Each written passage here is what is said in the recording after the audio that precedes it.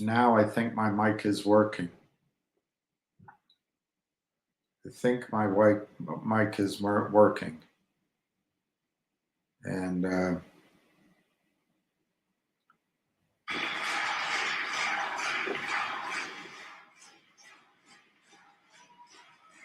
great, it's working. I don't, this cheering sounds like the Reichstag, but they're cheering for the vote. All right. Adams. Crapo. All right, so 4 minutes for the hamster. What I was trying to say, though, is this is a tough game we're in. And all of the instincts I have for trading, which may not amount to much, don't matter when they can flood the market with failure to locate shares. And then they can say, well, we're just a good account. We'll come up with it later. This has to stop. An intern, if Gary Gensler assigned an intern to this, she could figure it out in 48 hours. It's not complicated. They're violating the rules. They're hiding it. But as I said on a call, there's nobody blinder than he who just won't see. And Gary Gensler won't see. There's too much money going in his pocket, too much money promised at the end of the rainbow. And the answer isn't. The answer is not, hey, if we address it, the banking system's going to go down. That's not the answer, because the system is going to go down by the sheer weight of the fraud in any event. The answer is, let's be honest and address this. And because the only way to make the markets recover is if people have trust in them. But anyway, I think it's I really think it's hopeless. I don't think we can beat them without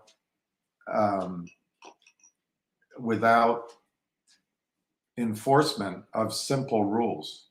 And I think you have to take the over-the-counter markets away from Gary Gensler and the SEC. That's what I think.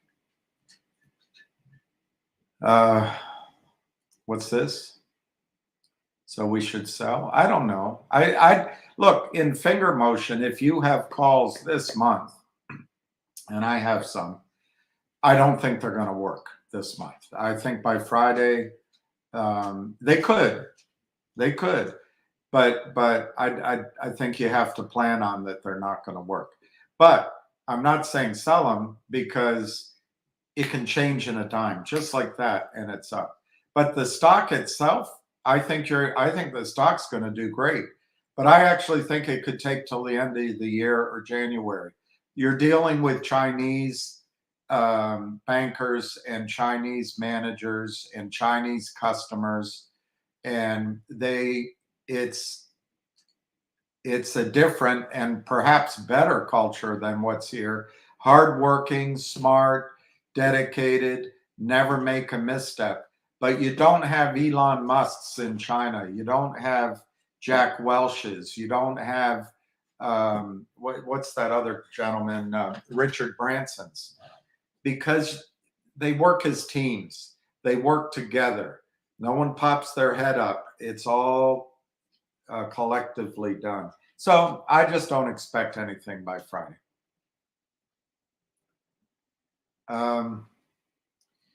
All right, let's see if we can get the guy.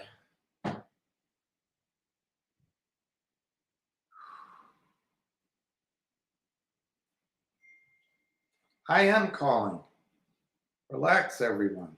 God, he's so persistent. All right. You're here, but I want to get you on the speaker. Let me see if I can do that. Let me merge everybody in while you're playing around, all right? Okay. All right, everyone. William's merging me in. Yeah, you should be there. Okay, everybody.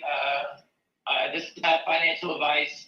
And for those of you who know anything about Manhattan, I'm by the UN, and it's a total shit show. So if you hear a lot of noise, it's coming from outside. I'm in the car still. I pulled over because I have to make a call, and this is the only place I can stop. All right, so everyone, just let you know, I got booted off of Twitter for a day, calling the SEC head of enforcement a scumbag, and they kicked me off for that. I tried to say I call everybody that, but they kicked me off. I'm back on, but I'm not around. Just so everybody understands, the borrow rate, the rate you're seeing is twice as big because the brokerage firms, if it's 174, it's 350. That means that the rate that if you want to borrow the shares, the brokerage charge twice as much, and then they give you a portion of it. So they're not doing it for free. It's impossible to borrow the stock. But they can't borrow any shares. There's no shares to borrow. That tells you that the borrowed short is zooming up because they're trying desperately to short and try to hold down the stock. I think they're selling stock marked as a long sale, and that's how they're surviving before the stock explodes. That's the only thing holding it down. I told you I had a friend buy 75,000 yesterday. He took it up to 7. As soon as he stopped, they dropped it right back down. It's the same pattern, but at the end of the day, they're running out of steam, and everyone on the street knows about it. All right, I'm going to see a few people today that wanted to be educated about security fraud and making short selling. And if you look at the zero hedge story that was written, they actually used every word I've said for 20 or 30 years. How long I've been doing this nonsense? 24 years. It's the biggest crime in U.S. history. It's not a crime. It's the biggest crime. The counterfeiting of the U.S. equity markets. It's everyone's got their fingers in this thing. That's how all these big shots that you see on TV make money. That's how all these brokerage firms cover up their messes. They're just, listen, trading is very difficult. Investing is very difficult. We all lose. If you can get to 60%, you're hero. All right? These guys are all lose. They take swings, companies go out of business, Goldman Sachs, all of them lose. They make it back by stealing your money. And I keep trying to tell you, you can't play the equity market unless you got a bunch of police officers watching your stock. And that's what you have in Finger Motion and GTII. No other stock. If you want to go chase a short squeeze stock, good luck. Because unless you band together and fight as one, you're not going to win. You may get a quick pop up. You'll get yourself more into it, and then it drops. All right? There's no game plan. There's no team of people working on them. There's no information. Yeah. If you want to play, you find the stock that you get all the information on. I think Finger Motion and GTII, we outlined, detailed, named the criminal. You name it, we've done it for 3 years, not 3 weeks. So people who are new to this think that we're just a bunch of clowns. We've been doing this for years. All right? GameStop people, they all jumped into the stock because they saw the movement by hedge funds squeezing a short seller. The short seller was Merlin Capital. And I'm starting to believe that Merlin Capital must have been a real bad guy because everyone targeted him. You know, that was an That makes sense. That makes sense. To put him out of business. I don't know the character, but maybe he fucked a bunch of people back in the daytime, back in the past, and they said, you know what, this guy's short, let's run him over, and they got their buddies, and they did it. And they blamed the Reddit crowd for squeezing it, which is total nonsense. All right, so again, we have a strong group, institutions to come in here. We know the characters. And for people who keep telling me we have a big short seller, a smart short seller, we have an idiot. And the reason I know that is just look at the 2 stupid stories they wrote. The paid bashing stories, whatever you want to call them, the fraudulent stories. The one by Capybara, who's been in business 2 or 3 weeks. And then the other story on Ben Zinger, where they attacked it with no author, making up numbers. Those are signs of the worst criminals I've ever seen in the game. All right, those are children that are playing this game. So that tells you that you have a weak, a piker short seller. This guy's on life support. No one's going to help him. No one's going to lend him money, and he's desperately trying to hold it below 7. And what does that tell me? Holding a stock below 7 It's not going to last, number one. And number two, they always try to give you a stock at a discount. I told you, if they thought they can win, they let it go higher. They can't. That's why they hold it down. All right? They're holding it down because they don't have the money to meet margin requirements. That's it. All right, William, go ahead. I'm in a car. We want to hear some more of your hits. Like you said, if they thought they could win, there's got to be other hits that I'm forgetting right now. Like we're not going away. We burned our boats. We I did a little. Was it March from the sun? I did a little this time. I think we go up the middle. Forget Inky Dinky, bottle of Inky. This time I think we'll give them all the Stinky. That's from the Marx Brothers. So But listen, these people are children that you're playing against. I don't know who gave these guys money and a machine to sell anything, but they're the worst criminals in creation. If they want to stop the short squeeze and finger motion, let it run to 15. People will flip it, sell it, and people will walk away from the momentum. Holding it below 7 just builds momentum. It's easy. They try to push it down, everyone can see it. And if there's no selling in the stock, like where is the stock right now? I have no idea right now. I don't know. Let me look. It's probably Hey everybody, listen six. to me. I'm guessing it's 666. Everybody, hold on a second. Ah, they went by you. And I said I thought it was 666. It's 667. Why do they keep holding it at this point? Listen, they're not doing it to send a message to us. They're sending a message that they can't stand it anymore. Don't let it go up. What's the volume, William? 450. I think it was 450. Let me look. 415. 415. All right. They're short 200 million shares. All right, someone just texted me. They're short 200 million shares between the real, naked, and everything going on here. It's traded 400,000 shares. So if you think they're covering, it's nonsense. You'll see stock returns. Okay, people post that the shorts there's 20,000 more shares to borrow. They are washing trades and returning the short so they can borrow it again. That's all they're doing. So they're just doing it. It's like kiting a check. It's the same nonsense. Well, They go on the bid as the guy who's short, the real short.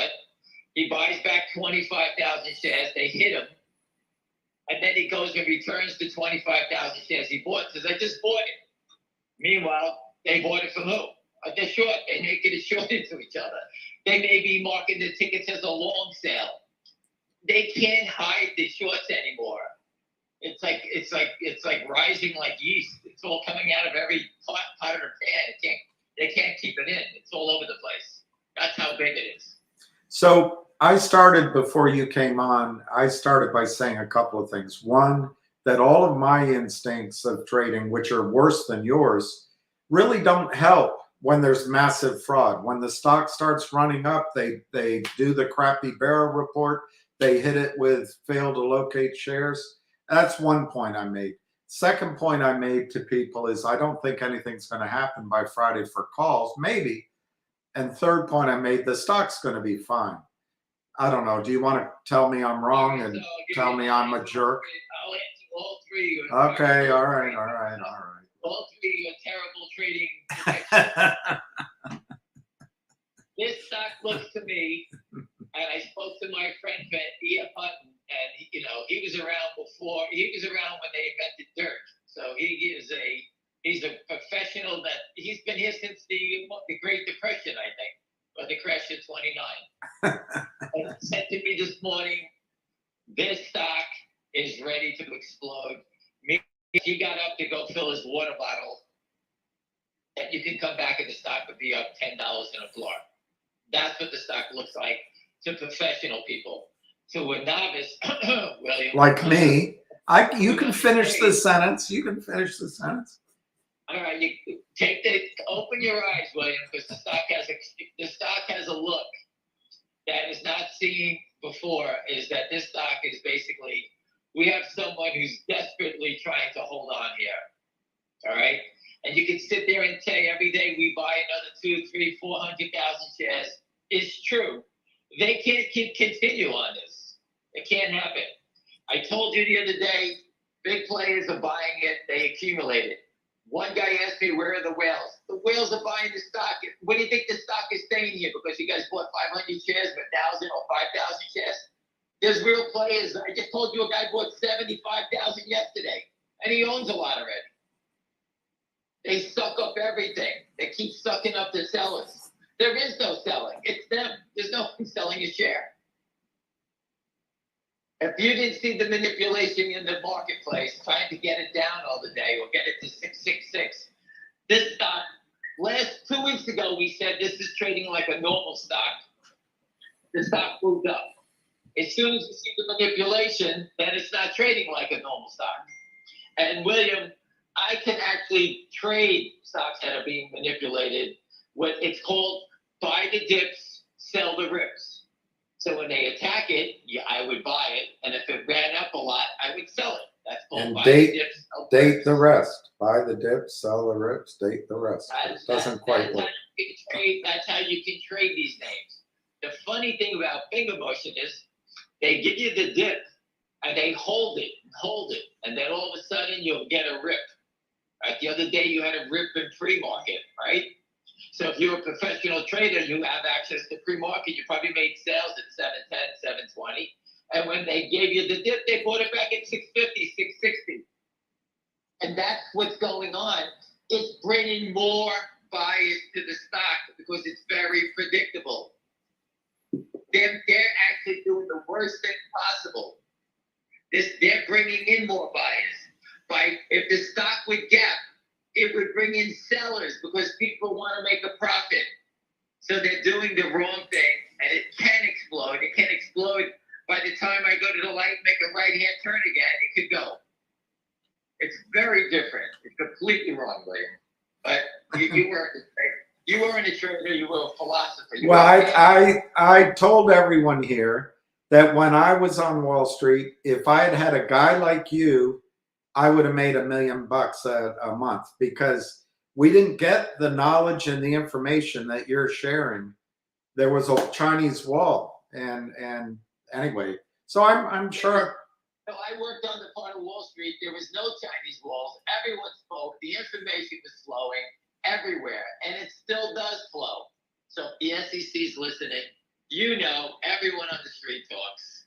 Someone is going to get caught and get bought in here. The Goldman Sachs guy has been telling people, his friends, to accumulate the stock. You can see the accumulation. When you get inside information, most people have no idea what they think is going to happen, except for the poor bastard who got caught by the SEC making $90,000 there. They caught that guy in a minute. He probably bought options in a stock. I posted it yesterday. If you go to SEC.gov, they caught a guy on trading on inside information. He made $90,000. And they grabbed him real quick. All right, so again, that's what the SEC is focused on. Not that someone's stealing $1 billion. That they don't care about. I'm sorry, I just had to take a slug of water. One guy,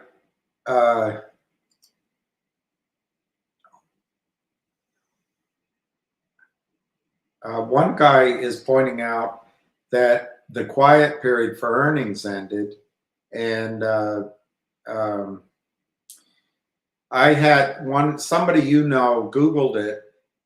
2 days they have to leave when they report earnings, which I don't know if it was Friday or if it was Monday. 2 days they can't trade.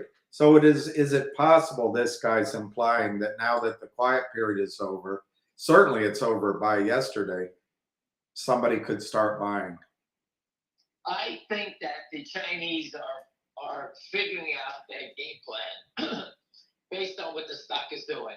Let's say that Univest had a plan to attack the stock, and they see the shorts keep leaning on it. They may say, "Hey, let's sit here and accumulate more before we move it up." because they're not here to go drive a stock to buy 50,000 shares and make it go to 10. Maybe they're here to buy 5 million shares in the range between 5 and 7 if the shorts want to sell it. And that's what I can see them doing, is basically putting their clients into it, getting it really ready to go, and then pop it when it's ready for them, not for you. Could that happen? I know they're not doing it for us, but could that happen this week? I just told you. I know. The stock, my friend from Lehman, from Irfan, excuse me, who was around from the first crash in 1929. We had the conversation this morning. He said the same thing. He goes, this stock feels like, well, you know what, he doesn't walk fast, so maybe the time he goes to fill his water bottle up is a month. I don't know by the time he gets back to his desk. But we both said the same thing. You can turn your head and this thing can rip $10. And you sit there and think, can that really happen? I told you it happened to me. I went down in an elevator, 42 floors. My stock went up 10 and down 10. I missed the whole trade to get a hot dog. I told you that. That's how fast it happens. Do you think the many multi-million rumored buy-in is still hanging out there for a margin call? I think everything where there's smoke, there's fire. Yeah. The stock is telling you something major is coming down here. The buyers are sucking up all the stock. The shorts are, look at the desperation by the shorts and the trash reports they put out. What is that? Do you need any more proof? No, I don't. But apparently Gary Gensler does. Forget Gary Gensler. The stock, this is playing out in the streets. We call this a street fight. These guys wanted to have a street fight with us. And guess what? Where we come from, we live with street fights. We're not afraid of them. Okay, we're not looking for the regulator to hold our hands to help us out. We took the fight. They wanted to fight. And we said, fuck you. We're fighters. Let's go. Rudy from Fort Myers says that on 9/29, the failure to delivers were 19.144 million in finger. I don't know what that means, but the point is there's a huge position of failure to deliver, failure to locate in the stock. That failure to deliver, they call it, the brokerage firm have a failure to receive. There's many different ways to express the fraudulent activity here. They've been doing this. We've been posting it. They do not buy any shares back. They could be hiding it in offshore accounts, like we said. You know, the FINRA has no control over it. These are professional, scumbags. But they met their match. That's the problem. I remember the TV show Kojak. He'd invite people to lunch, and the next scene they're standing at a hot dog stand. But Lou Guido says that was one expensive hot dog that you had. Lou, just so everybody know, Lou did a tremendous job doing an interview for the upcoming series. He went yesterday. I knew it. They're going to drop me, and they're going to have Lou in the movie. He called me up and he thanked me for giving him the opportunity to tell how he feels. He's a real estate broker, investor, and he went and took his time again. He went to DC with us. He flew down and he spent time there and he understood it and he gave his opinion about everything going. So he will be in the documentary, and I thank him for doing that. He's going to kick me off of my frontline spot in that movie, which is okay. Listen, the only thing I got a complaint about, but every couple of minutes he had a slice of pizza he kept eating. That the Italian in him came out. Well, I was sitting being interviewed every 30 seconds. My phone was ringing, but I couldn't answer. But anyway, it won't show up, I'm sure. What are the? Before you go on, let me just go over this for everybody. Please. Think about what's going on. You have the Senate banking blasting FINRA, not blasting. They're basically entrapping FINRA to speak and show the documents or the numbers on the MMTLP crime, right? You know that Senator Capo, am I saying it Crapo. Crapo. I don't want to say Crapo. Crapo. You know he knows everything that's going on. They worded that to basically tell FINRA, hey, listen, we know you're screwed. Come back with this information because we're not going away. I found it fascinating that he wrote that letter in these crazy times that they took the office, the Senate banking. He actually did what he's supposed to do and protect the American people.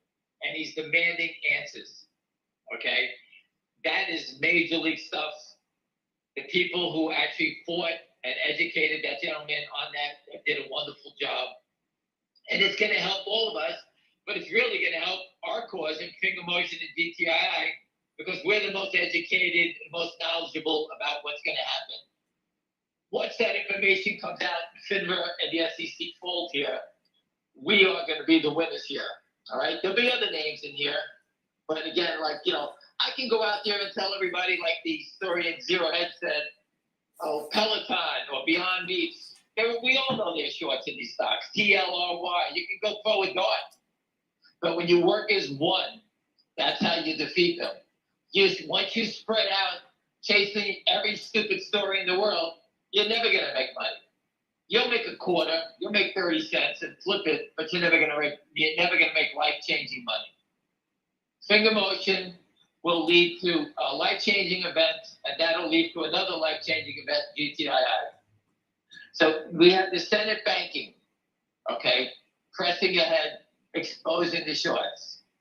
All right, you got a story in Zero Hedge showing you what we've been saying. We're right on the nose. Well, people say to me, well, you're right. I'm not looking to be right. I want these guys to get blown up and get us all money. I'm not looking for. I want it to happen tomorrow. Well, get in line.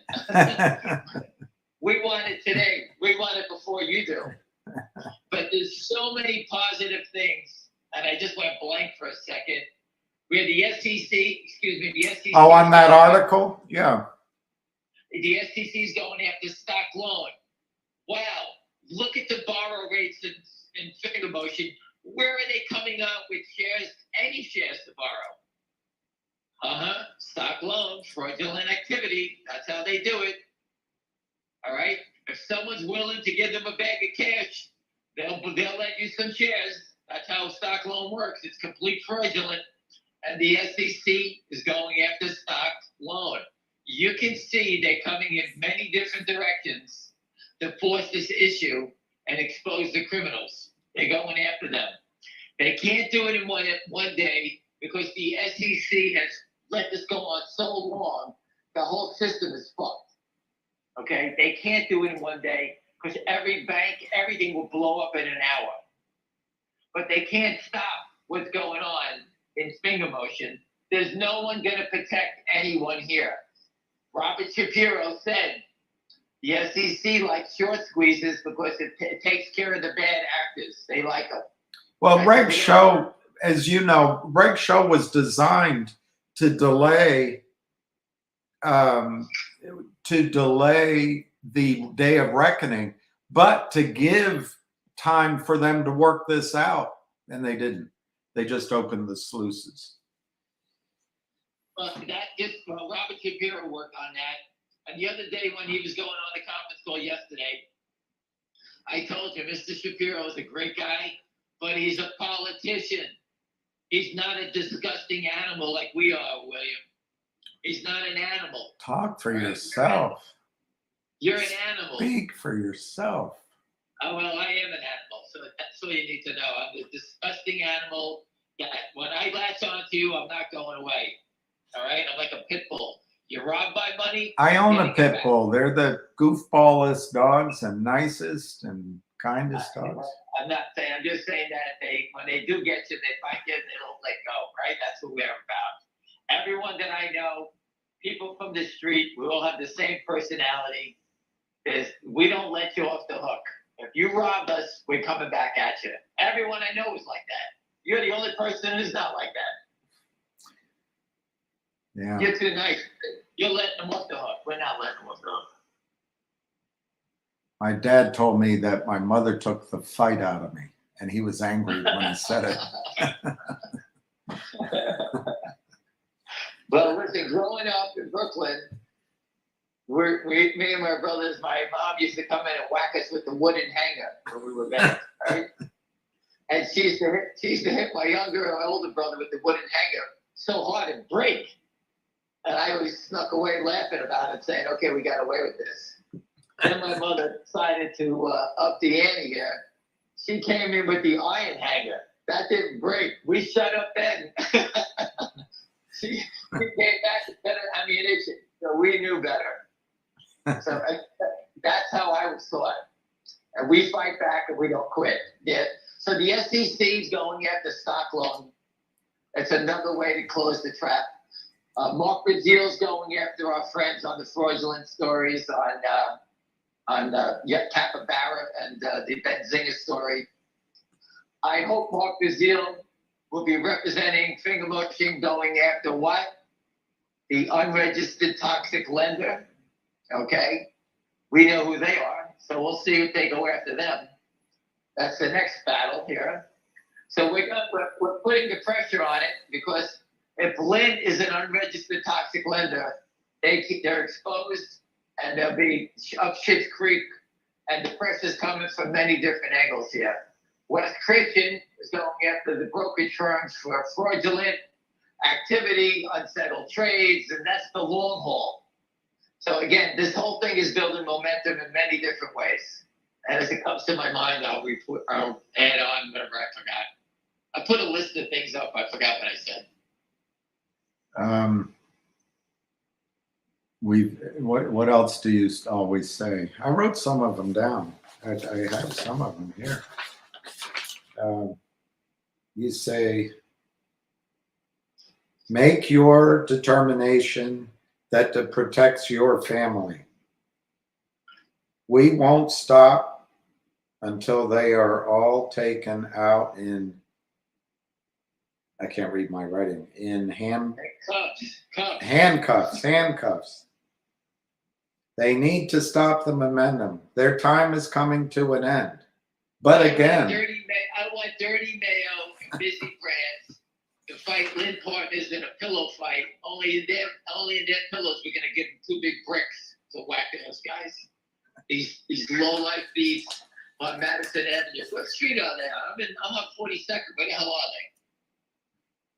they? Maybe I go out there and pee in their building.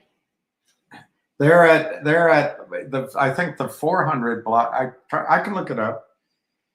Are you on Madison Avenue? I'm on 42nd Street. 42nd and 2nd.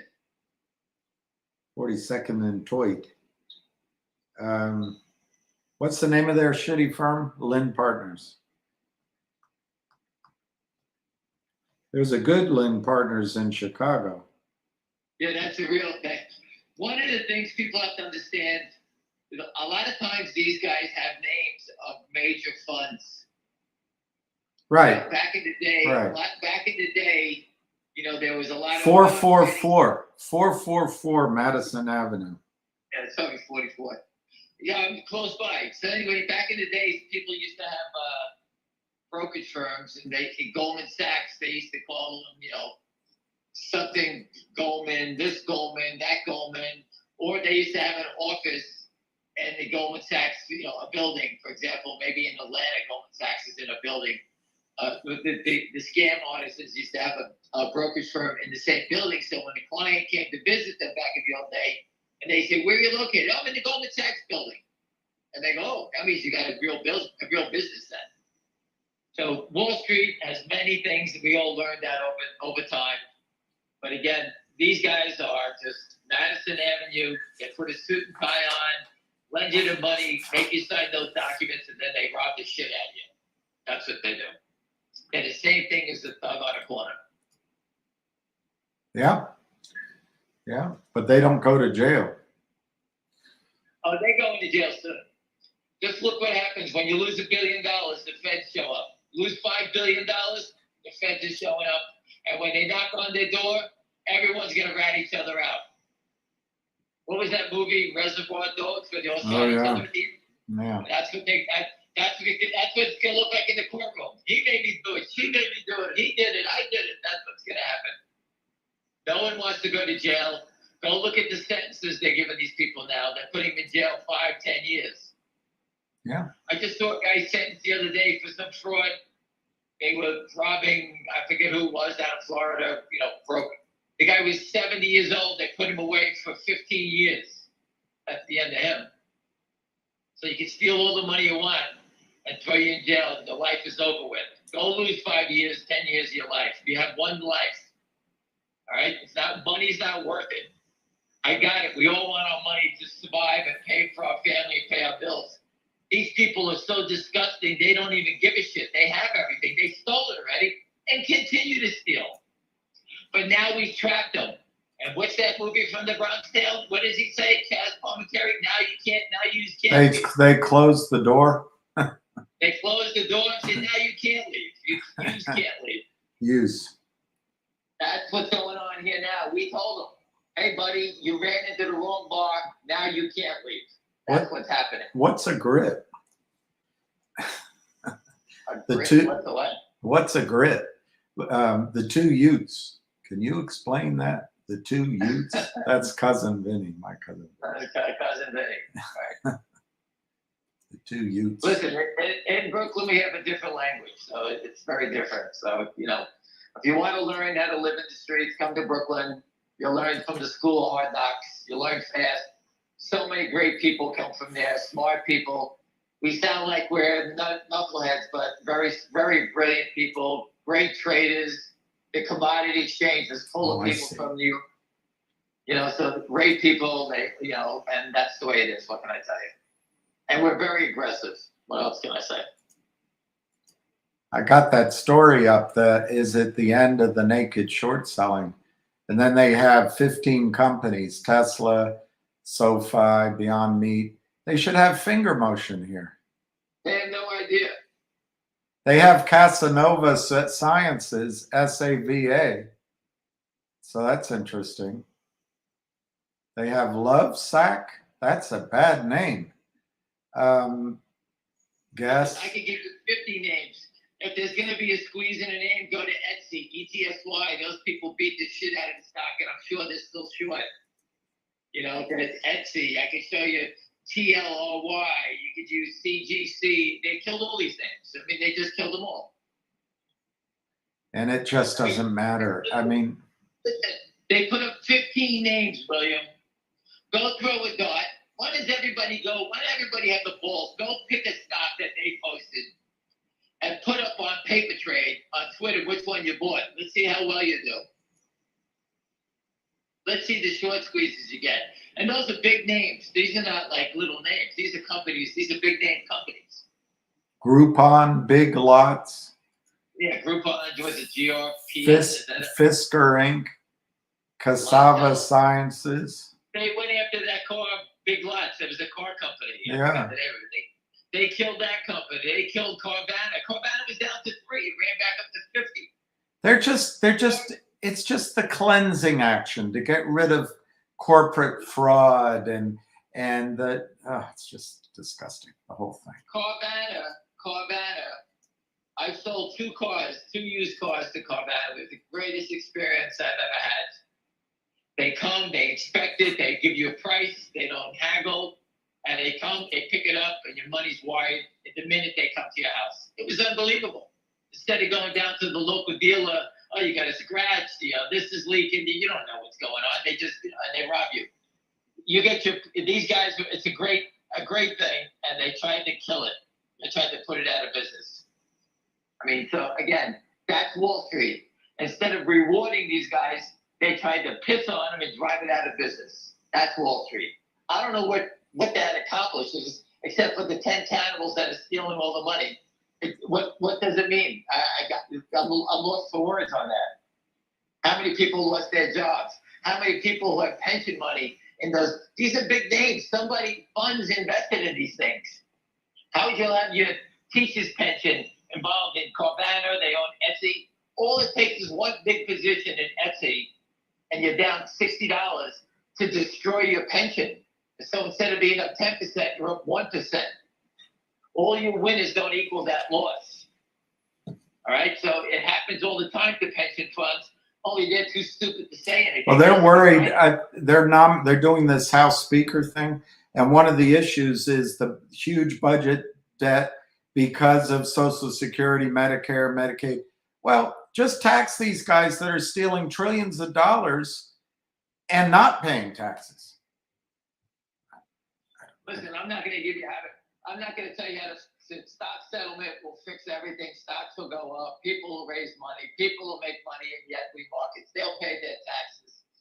Listen, if I make a lot of money, what do? I pay off the kids' student loans. I buy a new car. We travel. We do this.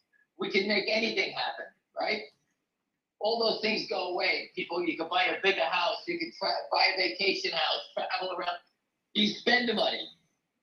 But if we're all going backwards all the time, you can never. The reason people invest is to make more money, to increase their lifestyle, make a better lifestyle. These guys are all criminals. They're just stealing. Yeah.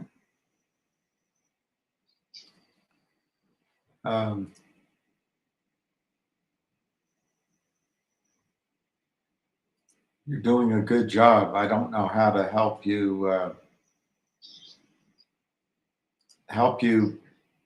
All you need to do for everybody, if you want to play, find your stock, whatever stock you're involved in. Accumulation always leads to higher prices. For example, I have a friend that's buying 50,000 finger. You know, he may have bought it. I told him to use a 667 top. And he said, why that number? I said, because there's some crazy reason they keep wanting to trade at 666. But that bid 667. Just stay there. And I'm sure he's doing it. He knows what to do. Maybe they hit him already. I don't know. But I said, just stay there. They're telling you they want it at 666, so it's 667, 1 penny above it. And that's, you know, and that's how you accumulate. Just think about it. That's what they're doing. Yeah. They're giving you the roadmap. They're telling you how you're going to kill them. So kill them the way they want us to kill them. That's it. So friends of mine that I know will keep accumulating it, and they keep sucking it up, and eventually they're going to stop. The borrow rate's going to go through the roof. You can see it was up to 170%. There's no shares to borrow. Who's selling shares if there's no shares to borrow? And there's no sellers. Where are they coming from? And you know what? This type of pattern, go back and look, happened in Taser back in the day. Andrea Electronics went from a couple bucks to 150 in a day. Then there's, you know, Herbalife. McCall Icahn fought the guys, the short sellers in that one, Persian Square. He roasted them. Weight Watchers, when what's that name? Oprah came into that stock. The stock went up 100 twice. All right? The same patterns. You can't borrow it.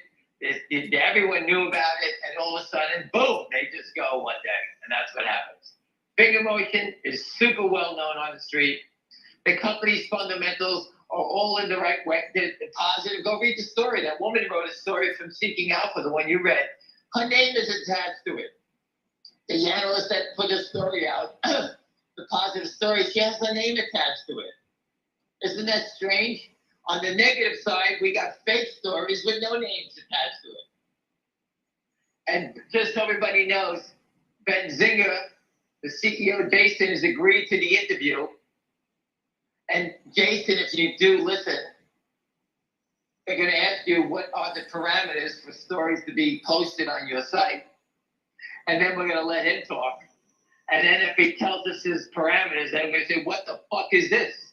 This guy wrote a story. We don't know who it is. Did they pay you to put this story up? If they paid you, how much did they pay you? And who was behind it? We want to see the email and the wire. Where did it come from if you were paid for that? So we'll trap in Jason there. I spoke to Mark the deal. We're waiting for Jason and his attorneys to get back to the attorney so they can discuss who is the originator of that story. So Jason from Benzinga, if he does not comply, then we'll just have to call up all the brokerage firms and have Benzinga kicked off their platforms because Jason is using distribution to all the brokerage firms, and if he's just distributing fraudulent information, he needs to be taken off those platforms, and that'll be the end of his business. So today, if anybody wants to, if you were angry at the fake story written on Benzinga, call your brokerage firm up and tell them that they should remove Benzinga because it's fraudulent information, completely fraudulent, nowhere even near what came out from the company. How about a retraction saying that that story was fake or misleading? They won't do it. Well, you know what? Payback is a bitch. Once the brokerage firms start getting complaints about the research, they remove you from their preferred vendor, and that'll be the end of it.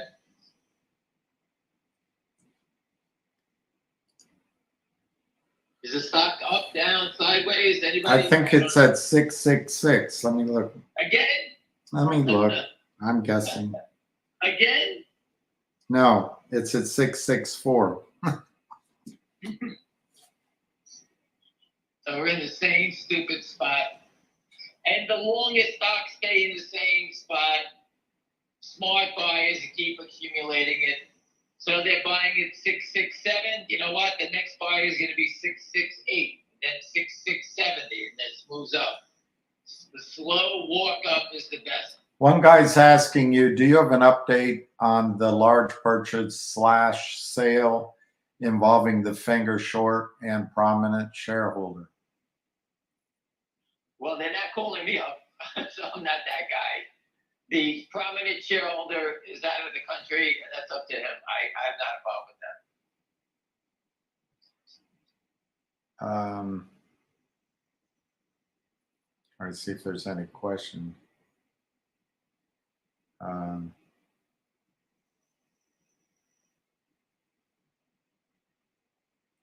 Yeah, coincidence.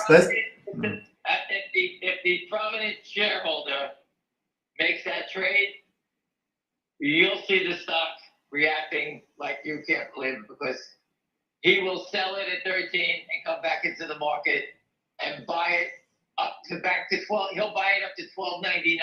How's that one? Because if he buys anything he buys below 12.99, he's making money on, right? Right. So he'll have an average price lower than 12.99. Right. He'll get stock at 666. They'll try everything to hold it down. Is it a coincidence that Lynn Partners is in the same building as Toronto Dominion Bank, 444 Madison Avenue? Someone's asking you. Nah. Listen, these guys are crooks. They don't hang around. I doubt that they have any relationships to the bank. This guy's saying they're exercising the in-the-money puts.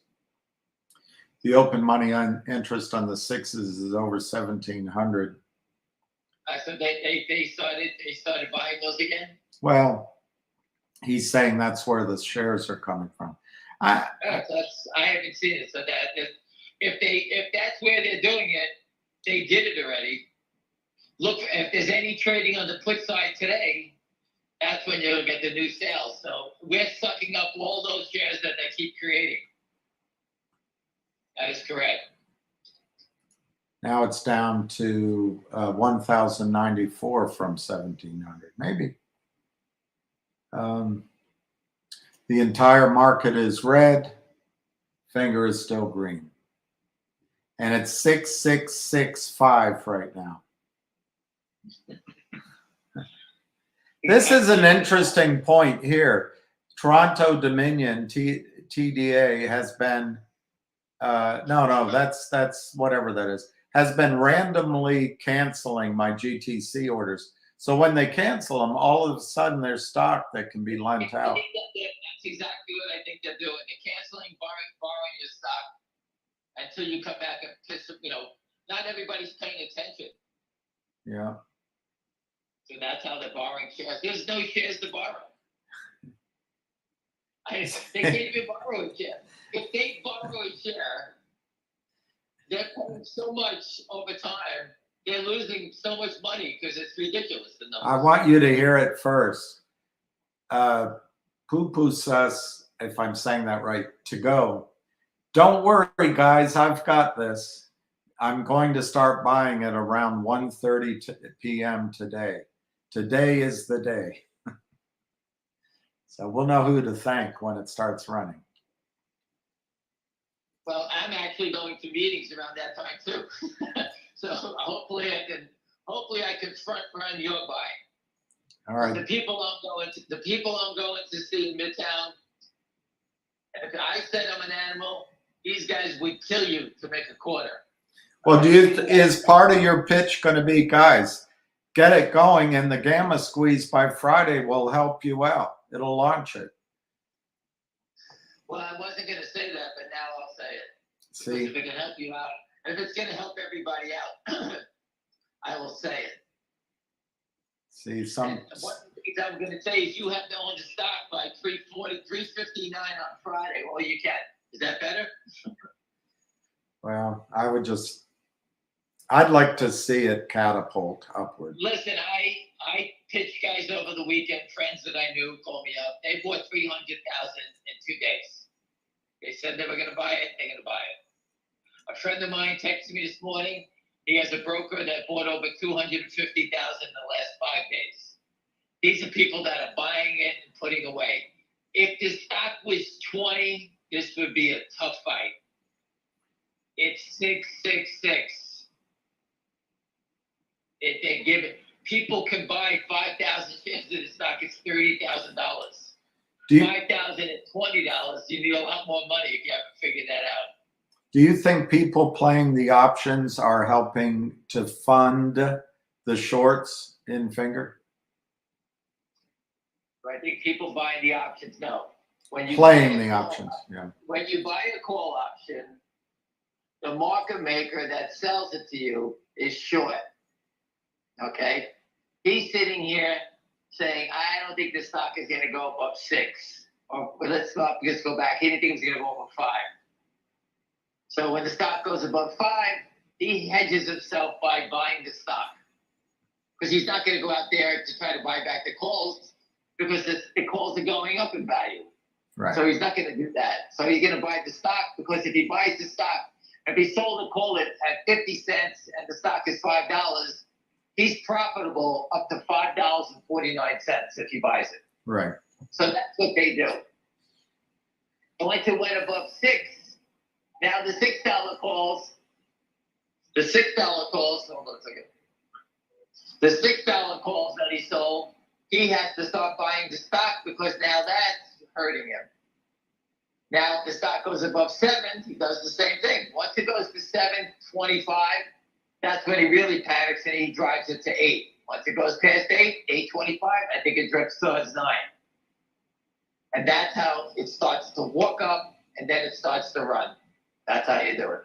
Because the shorts don't want that guy covering. He's not part of their team. He's just an option market maker. The guys that are buying the puts are tied to the shorts. The market maker is not shorting the stock, selling puts, buying puts, and shorting the stock. He's not taking that position. That's someone who needs to be short to hold it down. That's desperation. Well, it's 25 minutes till 1:30. We'll find out if this gentleman is going to save the day. Well, I hope he's not running in the same buildings I am. Let's see. Tell Ham I pitched Finger to a relative of mine. He's an FSU alumni who later took the Bucks to the Super Bowl. Said he knows Ham, and tell him FSU and Ham rule. He's buying in. I know exactly what we're talking about. Number 14. He said, I don't know who UGA is, University of Georgia, and Ham rule, UGA. Is UGA the roll criminal. That's the Bulldog. That's the Bulldogs. Bulldog. University of Georgia. Hold on a second, guys.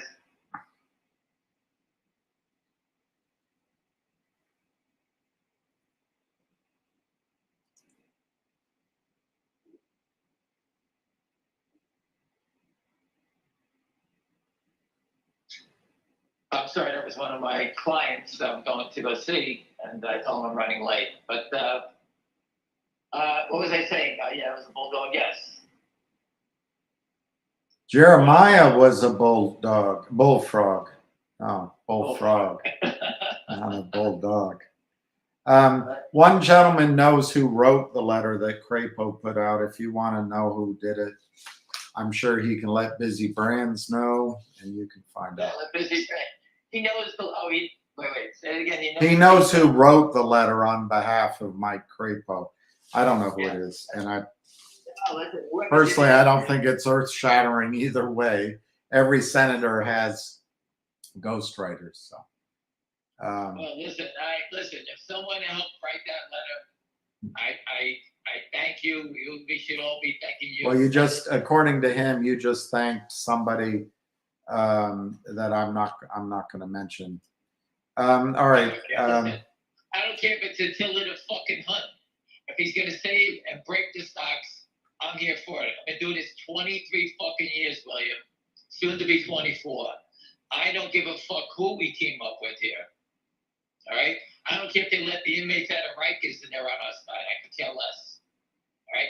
These guys are scumbags. Guys, I keep trying to tell you, there's many people here that are polite. And listen, I got it. But these are scumbag people. They are criminals. They're not your friends. People got to grow up about that. And this is what it's about. These are not my friends. These are criminals, and they ruin lives. I know many people. I told you, I know some guy blew his brains out over this stuff. All right? Everybody's going to know. And 2 years from now, you're going to hear stories. Oh, you got a heart attack. You got a divorce. The family, they can't put their kids in college because they lost all their money to this crime. You'll hear about it. You're going to say, man, that fucking Ham was right. It does destroy lives. It destroys companies. Companies have to lay people off. They can't develop their products. I've seen it all happen. You want to go hear the misery? Call up Northwest Bio. Go call those guys.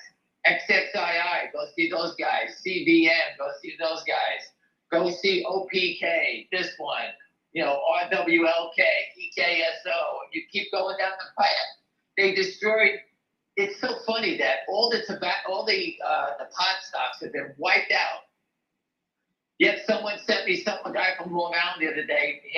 He sold $13 million worth of pot at I got a store that's approved now in Long Island. I don't know. I'm taking it. I never smoked pot in my life, but I'm taking the pot gummies. So, twice a month I go buy new ones. Right? People are buying these things because they're helping people out with their whatever. It helps their pain or helps them, whatever it may be. Who's destroyed all these companies? Do they want the pot to go back to people baking it in their yards and getting arrested for it, put these people in jail? And they're finding out there's benefits to it. But I'm just saying that's the destruction. TLRY is destroyed. After the big short squeeze, they destroyed it. I think it's $2, $1, whatever it is. Been in business for years. How much money was raised trying to help these guys out? They destroyed the whole thing. That's the destruction. Pick any industry, they destroy everything. Why they allow it? Because they can just steal as much money as possible. All these banks and all the people that are behind this stuff, all these hedge funds, all live in the high life. And everybody else, I only lost 50,000 in that one. I lost 20,000. I posted a movie the other day on Twitter that Lou gave it to me. And I can't remember what it was. But it was a bank heist. And they wanted to take pennies from everyone's accounts. So no one would know it's missing. It would equal billions of dollars. And I forgot the name. I posted it, and Lou told me it was a great movie. And that's how and that's how Naked Shorty really started. By these guys manipulating stocks, taking pennies and quarters. Well, they figured it out that pennies and quarters could lead to dollars, many dollars. And that's how the same crime started out. Steal small and it works big. That's what these guys have been doing.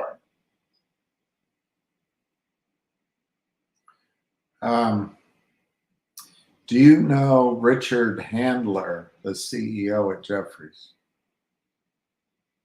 No, but my friend does. And is your name Hayam? Maybe that's your new name on Twitter, Hayam, H-I-A-M, Hayam. Well, I'll take it's better than Ham. Actually, he spelled it H-A-I-M. I don't know how to pronounce that, but Hayam. Hayam Ham. Listen, people, again, you don't want to be in the stock. You're nervous. The market's down. You could drift and tiptoe out. Real people are coming in. I told you that from the beginning in GTII. It starts out with small retail. Eventually, you'll get to hedge funds. The stock pops to 9. Finger motion now. Finger motion is gaining more traction because the company is taking off right now. Everything is going super positive for the company. And these guys that keep trying to hold it down. And to me, the selling point, if you had to sell it to anybody, is here's 2 fake stories and here's the company's report. You tell me what you think is going on here. And all I have to show them is the borrow rate and that you can't borrow a share. And then they can short numbers of this and you make your own decision at that point. And I believe that all those things, shake them up, is a life-changing event. And that's what I think is the most important thing here. And if you could find a life-changing event for me, give it to me. I'd love to hear it because I don't think anyone has one. Give me all the detail. Give me every gory detail for 3 years. We didn't chart this stuff we didn't get behind this stuff for a week. We've been here 3 years. Every detail has been dotted. What? Which borough are you from? Me? Yeah. I'm from Paris, France. Ah, as opposed to Paris, Kentucky? Paris, Kentucky. I don't know. Is there a Paris in Kentucky? I'm from Brooklyn. I grew up on 60th Street. Actually, right down the block. I'll give you, if you want to hear a I want to hear a crazy detail. My uncle was a bookmaker. He did his bookmaking at the Rex Tavern, which is on 11th Avenue and 60th Street. And a very famous person's parents owned the thing. The person is famous, but their parents owned it. And I believe it was Maria Bartolomo's parents owned the Rex Tavern, the restaurant and the bar. So you knew Money Honey. I didn't know it. Yeah, I was sitting at the bar when I was 8 years old. My uncle eating while he was taking numbers at the bar. You fell in love with Money Honey. I couldn't know, I was in love with Money Honey, the money, not the honey at that time. So that's where I grew up. Everybody was in the street every day. One guy's father was a bookmaker. Wow. Right. That's the families. That's what we did. Now the bookmakers are the stock loan people. Look at their spreads there. You know how much money they're making? They're worse than the bookmakers at the casinos now. Stock loan. What did Pat Burns say, William? He said that Goldman Sachs was a stock loan desk with the name of an investment bank on the door. And how much money did they make?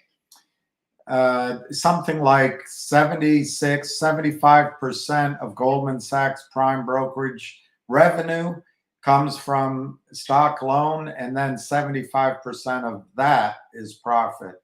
And he said it's highly profitable because it's run by guys named Vinny and Joey.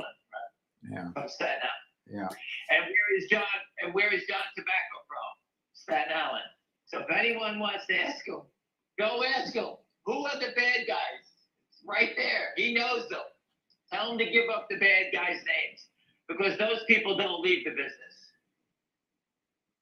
If they're making that much money, they're not leaving. It's unregulated. No one's paying attention to it.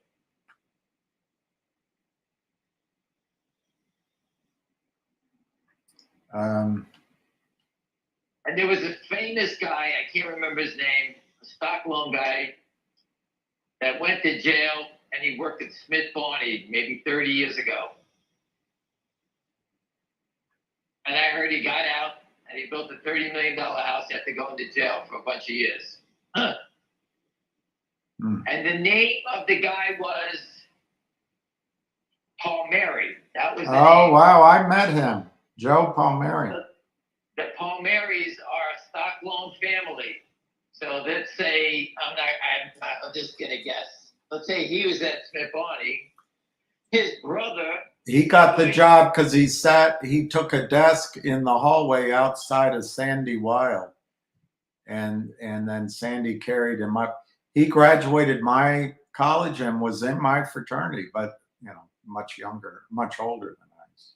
And again, that's how, so let's say he was at Smith Barney, his cousin's at Deutsche Bank, his brother was at Morgan Stanley. Sounds like a family business, right? Stock loan. It's right there, unregulated. Hey, you need to borrow some shares? Hey, we need you to pay for every share. We need you to pay this much money a day. The stock is $3. It's going to cost you 40 cents a day. Okay. We'll take it. Give us the 40 cents. And they go, well, listen, now you have to give us $1. That's how they do it. They raise it up. And they sit there because they got to try to knock it down. They'll pay the $1.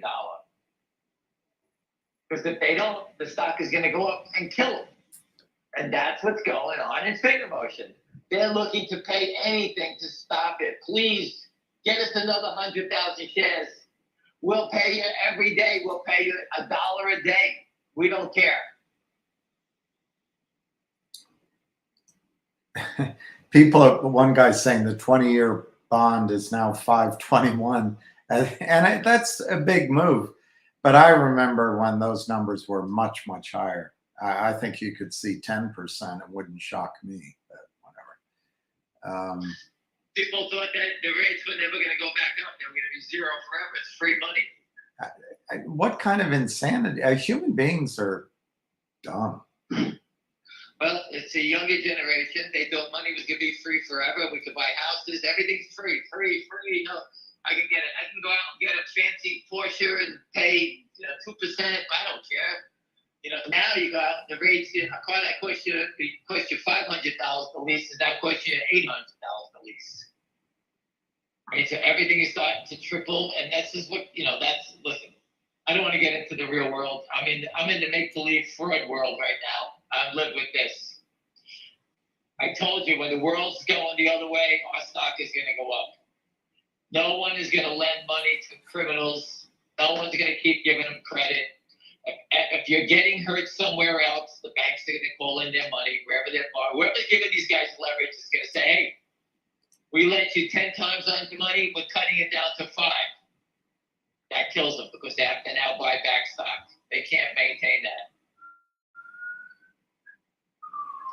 I have to tell you, New York City's got cops running around, and it looks like they're using their own cars. I mean, this guy just go by in some sort of Honda with the police lights in it, flashing on it, undercover guys, I guess. But that's like the 4th one that's come past me. One guy's telling you that he believes you're just keeping everybody in the play every day, and nothing happens. There's no big buyers. There's no whales. There's no Univest. He wants you to know that. Okay. So what are you sitting on the call for? You want me to sing you a song? You want to go on a date with me? What are we hanging out for? What do you want? Well, Are you that stupid that you're gonna waste your day listening to us? But I guess so. Okay. What do you want to know? well, Where maybe. is the guy? He's sitting around waiting for what? You want to talk to us? I don't get it. Listen, if you don't believe it, listen, I think that the Texas Rangers are going to win the World Series. But you could say, I don't believe that. I think that the Phillies are going to win. Well, that's the same thing that we're talking about. I say there's this, you say that. Okay? You say tomato. Everyone has an opinion, right? Like everyone has an opinion, like an asshole. Everyone has one, right? So you're our asshole now. There you go. We thank you for telling us that you believe there's nothing here. That's what the world. So go out, write a fake story, tell the world that we're making stuff up. There's no Univest. They signed the fucking paper. You dummy. What do I know about Univest? They signed the paper. They did a filing for it. They filed the paper with the U.S. government. But you know better. You're saying they're not here. Okay. Univest put out a fake filing. Finger motions looking around saying, who's Univest? Who filed this paperwork with us? And there's no fake stories, but we see them right here. There's no one shorting the stock. We see the borrow rate going up. Lynn Partners is notorious as an unregistered toxic lender. We all know that too. But this gentleman knows it all. You say tomato, I say tomato. Right. Hey, William, when we get off this call, go outside, go for a walk, go try to catch a pigeon if you can. Let me know if you get one. Catch a But pigeon. Take a break from doing this stuff all day long. Somebody just found you from Ace. That's good. Ace is the place for the helpful stock advice man. Someone just sent me a thing. Someone employee arrested, charged in stealing $300,000. I know. I got the same one, but I can't open it up. Can you open it up? I just see the headline. He robbed $300,000, whatever. From he got inspired by the movie Office Space. I don't know that movie, but listen, ours is better. It's counterfeiting. It's easy. The word counterfeiting in every language means fraud. All right, we all know they use the word naked short to try to fool everybody. The word is counterfeiting. Please, if you're posting on Twitter or StockTwits or any stock you're involved in, let the CEO know or anybody around stock your company's shares are being counterfeited. That's the word. That brings in the Secret Service. They should be all over this thing. If you counterfeit a $20 bill, they'll take you away. Counterfeit. Just think about the fraud. 200 million shares. All right, let's round it up. 200 million shares. Times $7, William. How much money is that? I can't do math. 1.4 billion. 14, just multiply it. $1.4 billion crime this is right now. $1.4 billion. These guys are trying to steal. And the Secret Service, the FBI, no one seems to care about this. Just multiply the price times how many they did it. That's what they're trying to steal here. And think about all these other companies that you were in, all these investors on this call. Pick a stock, whatever one you're in. If they sell 200 million shares of a stock, imagine the stocks like Shopify, Etsy at $100. How many shares of those they've sold? And they dropped $40. Think of the money that they've been looting. And pension funds own those names. Pension funds own Tesla. Pension funds own Overstock. All these names. And they don't care. How does Jefferies, Goldman Sachs, these stocks remain up all the time? They're just looters. They just keep stealing. Jefferies is a shitty brokerage firm. What are they doing better? Are they doing stock trades better? What are they doing? They're making money from stock loan like everybody else in prime broker services. What are they doing? Major deals? They cut out Morgan Stanley, JP Morgan, and Goldman Sachs. They're doing the major deals. Jefferies and Company? I doubt it.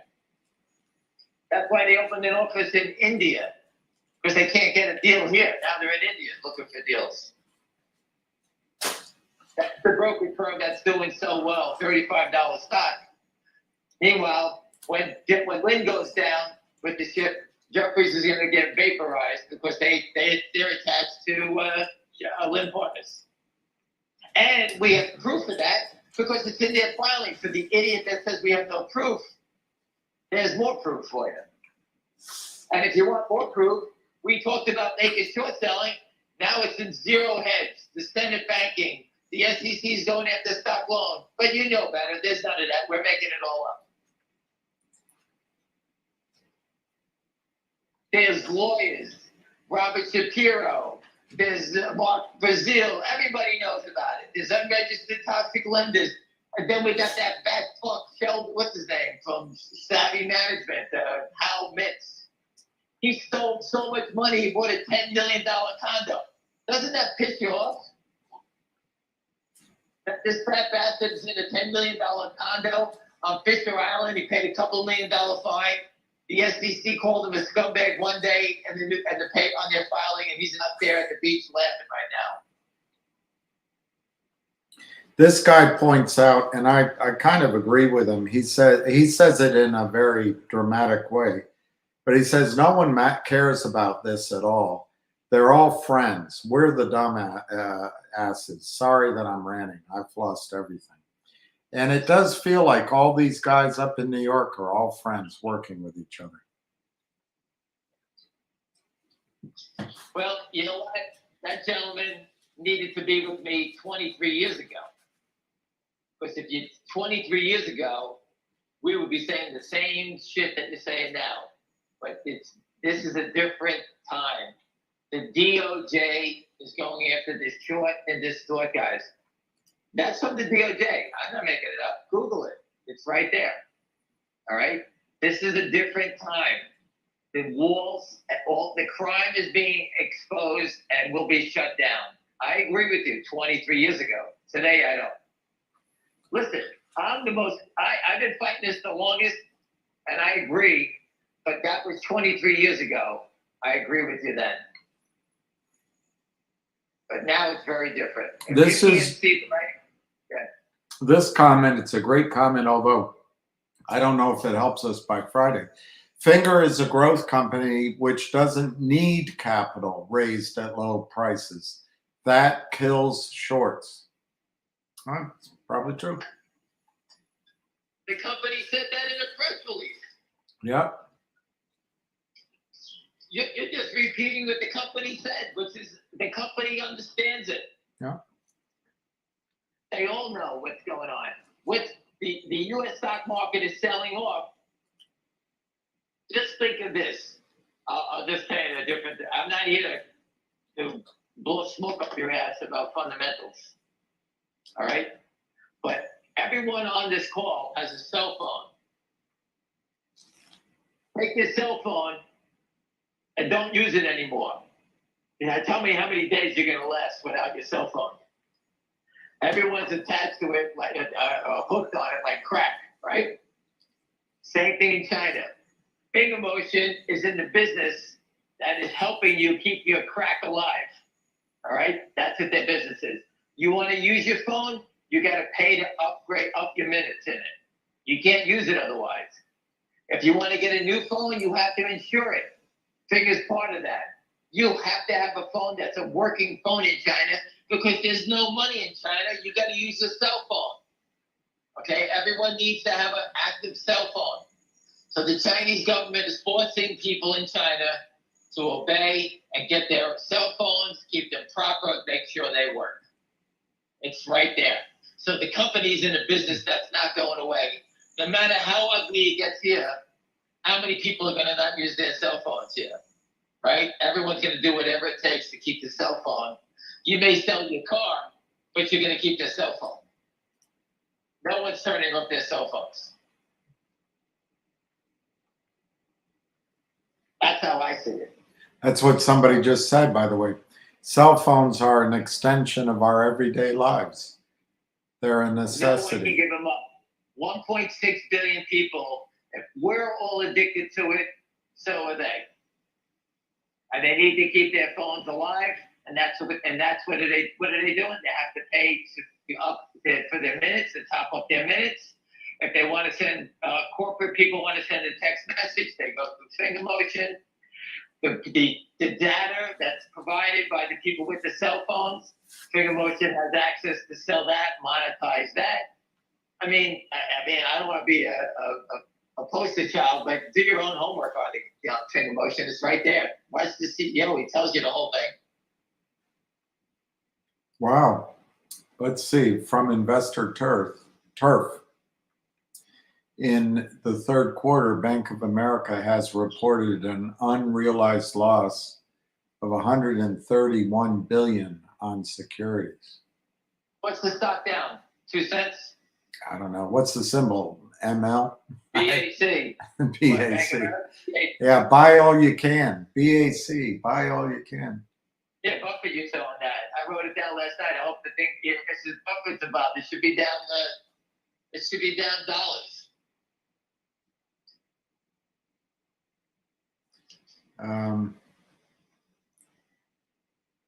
It's 1:30. Where's the buyer? I haven't left. Very funny. I'm still parked in my car. I pulled over before I pull in full lot. I can't go. I'm stuck. Somebody's asking you how your date, the foursome last night, your wife and 2 new friends and you, your dinner date. I'll pass on those comments. I've been instructed to shut my mouth. Oh, really? Will that work next time you send home a picture of you with 2 ladies? All I do is, listen, everyone, I do 2 things. I play pickleball and I do this. So my life I've been in a box a long time. I need to get out and go back to what I used to do. If I did that, then I would have photos. So is Univest the new 1-800-lawyer? Is Univest the new 1-800 lawyer? In other words, it's all smoke and mirrors. It's not going to happen.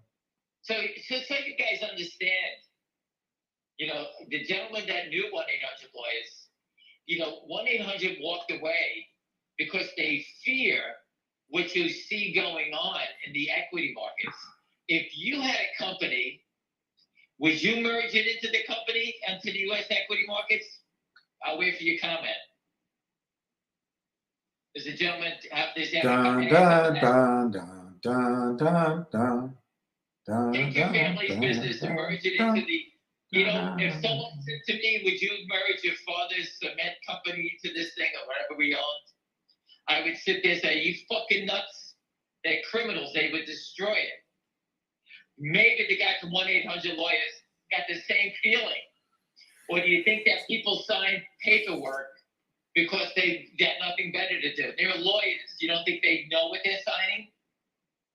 Listen, the U.S. equity markets, and that should be part of a major lawsuit because the businesses that walked away cost the company all types of money from the manipulation pushing the stock down. Because guess what the companies use as currency? Stock. If your stock goes down from $5 to $1, you got to use 5 times more the amount of stock to buy a company, correct? Am I right, William? I guess I didn't follow very closely. I'm waiting for the gentleman that wants to know why 1-800 walked away. I'm asking him an easy question. Your family has a tremendous business. Do you want to merge it into a public company and be a public company in this environment that you see what's going on? If it was me, I'd tell you to go fuck yourself. But you may know better. Go ahead. Let's hear your answer. The ladies in the cab just heard me screaming and looking at me like I'm a fucking nut. Now they got good judgment. Finger's been on the Reg Show threshold list for several days. Does that mean anything? AMC's been on there for 1,000 days. We don't know what it means. The difference between Finger Motion and AMC, Finger Motion's got 24 million shares. AMC is a company that's losing money. That's a big float. All right, very different company, right? Finger Motion has no debt. It's a small company that's growing. So these guys, Lynn Partners trapped himself in the worst company they could attack. Jim Jordan lost his vote. So What idiot would vote against that guy? So I guess, well, Well, they make that lady to leave, whatever her name is. be the charge of the Speaker of the House. I always like listening to her speak. I don't get me into politics. I don't want to go down that path. Yeah. The Capitol Grill, Steve Bannon saying lobbyists were walking around the Capitol Grill last night, cutting deals with GOP reps to vote against Jim Jordan. I think you and I ate there at that Capitol Grill. Oh, yeah, I did. Yeah, that's that by you. Yeah. What do you mean cutting deals? The only deal I would cut if I was a lobbyist is give a guy a bag of cash. What else was he going to say? Is that how they do it? Yeah, that's how they do it. So I don't know what else to talk about here. The stock doesn't look that strong at the moment, but it doesn't mean it's not going to work. It's just, today. Listen, everybody. One guy asked, is it going to go down? I don't think so, but of course. And then Lou pointed. They point out the 30-year mortgage rate just hit 8%, Lou and Rudy. But the thing is that what they report is a lot lower than what people are going to have to pay. I bet people have to pay 9 and 10% on their mortgages now. I think I remember as high as 17%. I can't remember. My first place I bought, I've never had luck with real estate in the long run, but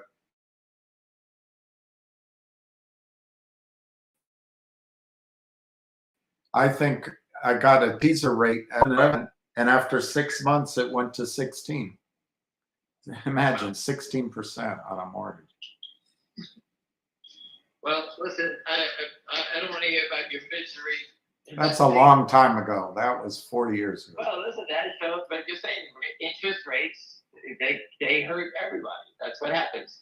Interest rates hurt short sellers. They're borrowing money. These guys have no money. They're borrowing money to stay alive. I'm telling you, 3 months more of this, and the most these guys can make is break even. If the stock went to zero, they would break even because everything that they've been trying to make out of this stock, all the expenses will eat their profits. They're in it for one thing only right now. Stay out of jail. That's it. And that's not going to happen. They're going to jail. I told you, when it breaks, once you lose $1 billion, everyone gets arrested. All right, just go look at the girl from that Sam Bankman, whatever his name is. His girlfriend, she ratted him out in 2 minutes in the trial. He made me do it. It's like me telling William, let's get on a call, William, and tell everyone, go buy this stock because we got a bunch of false information. But wait a second, William. William would say to me, wait, you got the SEC, you said that, you said this, you said that, we got fake press releases, you got this, you got the attacks, we got the data. We have all the proof behind everything we've said. We put the truck in front of the SEC, demanding somebody do something. How many times do you see the criminals calling the police for help? Right? Hey, we're going to go rob a bank tonight. Could you meet me there? What do you think? This is like, give it a break already. Listen, if I got it, people always try to take the opposite side. If you want to be aggressive, A, call the SEC up and file a complaint, and B, call up Lynn Partners and see what they're doing. And you just ask them, say, listen, Lynn, can I come in and see your phone records, your wire bank transfer information? I'd like to see if you have anything to do with naked short selling fraud. Can I see all the companies you invested in? How come all the companies they invested in are almost zero, and yet they're profitable? Does anyone figure that one out yet? Yeah. Pretty easy, right? How many times did I call Lynn Partners a scumbag? Right? I didn't keep track. They didn't keep track, right? They don't sue because they know we're going to lead to discovery. Wes Christian's sitting here drooling, waiting for them to sue somebody. We're going to go through all their files. They have to show all their documentation on every stock they ever invested in. We're going to go through all their bank records. So discovery, that's what they're afraid of, discovery. Otherwise, they all be yelling and going crazy. They got the best lawyers.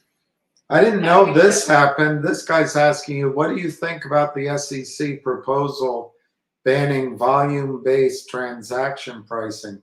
If that's about the VWAP formulas, and I love it, but I don't. That's just that's a non-event.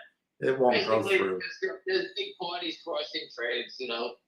Listen, if I had an institution, I work on a block desk. Someone got 500,000 for sale. I tried to find someone to buy it, and I got paid on both sides, and we crossed the trade. That was a legal trade. What you're seeing here, the whole thing is the SEC keeps trying to change the subject. The subject is stock settlement. Naked short selling leads to unsettled trades. I don't care about price discovery, getting you a better. They keep trying to tell you that we're trying to help you get so that you don't pay much. We want to make sure you get the right price when you pay buy a stock. And they call it price discovery. I'm looking at it saying, not price discovery, what do they call it? Blank. They get to the best price. I forget what they call them. They're trying to protect you so you're not overpaying, and that's why liquidity is important. That's what they're trying to say. And I'm looking at it saying, I'd rather pay 10 cents a share when I buy the stock and eliminate all this liquidity nonsense. If I'm the first person who figured out that this company found gold and I pay $6 for it, the next person that buys it should be paying $6.20 for it, and the third person should be paying $6.40. And that's how Wall Street should work. How can I pay $6.50 for it after 3 years and the stock is lower? Why? Because someone's holding it down. The company's fundamentals are better. Think about that. Anyways, 1:42. I'm 15 minutes behind where I'm supposed to go. Everyone have a great day, and hang in there. Again, data, proof. Don't understand it. Do your legwork. It's right in front of you. It's all there. Senate banking letters. The SEC and FINRA are trapped. They have to answer that. How are they going to tell the world there's 600 million shares of the stock naked shorted? They can't say anything. They're going to die. They're going to be exposed. And that'll lead to all the other stocks when they tell that number. All right? It's all right there. Do your homework. If you're in the stock or you want to buy the stock or you're negative about the stock, please go over the data and tell us what's wrong with it. Tell us what's wrong about these fake press releases that say, well, everyone has a right to put out a story like that. Okay, I agree with that. You're allowed to say that. But that means we can say whatever we want, right? Right? So you're sitting there, there's no big buyer? I'm saying, fuck you. There is a big buyer. Now what do you want to say? Where do you want to go now? That's my opinion. Your opinion, there is no big buyer. Univest, they don't exist. Univest, it does exist. They have an office in New York. Okay, so I answered that question. What's the next question? Why aren't they buying it? The fuck do I know why they're not buying it? Maybe they have bought it. Should they call you up and tell you they bought it? If you do want to know, call Univest up or go to their office and say, hey, I'm John Doe. Where the fuck are your buy orders? Let me see it. Maybe they show it to you. Maybe they take you and fucking throw you out of a window. I don't know. Do your homework. Don't listen to us. All right? That's our opinions. We post it. Everyone's been showing you the information. I applaud everybody who's been working hard. I told you yesterday, Robert Shapiro is a politician. Wes Christian is a guy that tells the story the proper way. Robert Shapiro is a politician. I told you that. He knows the laws. My answer to him, if I had the chance to ask him a question, is while you were doing Greg's show and you knew it left loopholes in it, why did you continue to let it go on? Why didn't you say something? Why didn't the SEC commission say something? Who was doing it? Anyway, my clients call me. I got to run. Have a great day. Thank you, Ham. Bye. All right. I'm going to address this because people want drama here. They want to make it all about Drew. Drew is great. I'm going to say it. Drew is great. Drew does more work than anybody else. Without Drew, we wouldn't be where we are. Okay? Apparently, Drew wrote this letter, which I find hard to believe, but not that he wrote it. I don't find it hard to believe that he wrote it. I just find it hard to believe that a senator wouldn't have someone on his staff work on it. It's not by the way, a perfect letter. There's some in the middle there. There's some confusion, but if Drew wrote this letter, he's to be congratulated, and I think uh, we all owe him a hosanna in the highest. But we do owe him thanks for the hard work and getting this. Now the letter is missing. The letter is missing a subpoena and a deadline. So in a lot of ways, it's all bark, no bite. And I learned that from not legal advice. And I'm using my own words, not his. So some of these gifts that we get from hardworking people, you wonder, wait a minute, if it's so good, why didn't the letter say you have until 4 p.m. November 1st to provide this data? It doesn't.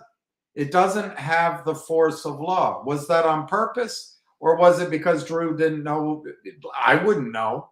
I'm not picking on him. Maybe he didn't know what to do. Or was it on purpose? It looks good, but it doesn't really do anything. I don't know. I don't know. But I'm very thankful if Drew wrote this, that he did write it. That is great work. I think other people, I think other people also helped getting Crapo to ask questions. But I think, so I think 2 or 3 things. One, I think people should be thankful Drew wrote this letter. Secondly, I think on these calls, asking Ham to apologize to Drew, this isn't the place for that. They're both men. They can duke it out or not duke it out. Ham is no different than Drew. They're very similar. They're going to charge forward.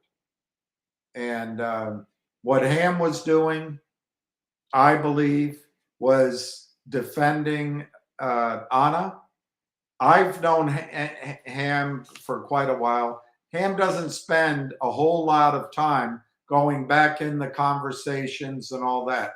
He does not want to get caught in the drama, but he's gonna defend. Then he'll ask questions, and I bet Drew's the same way. I bet if someone attacked a friend of Drew's, he would attack. He would fight back, and then after it settles down, let's get some space out of here. I don't know. I don't want to be in the middle of it. I don't want it here. This space is not about Drew. It's not about me, actually, frankly. It's about all of you guys. And I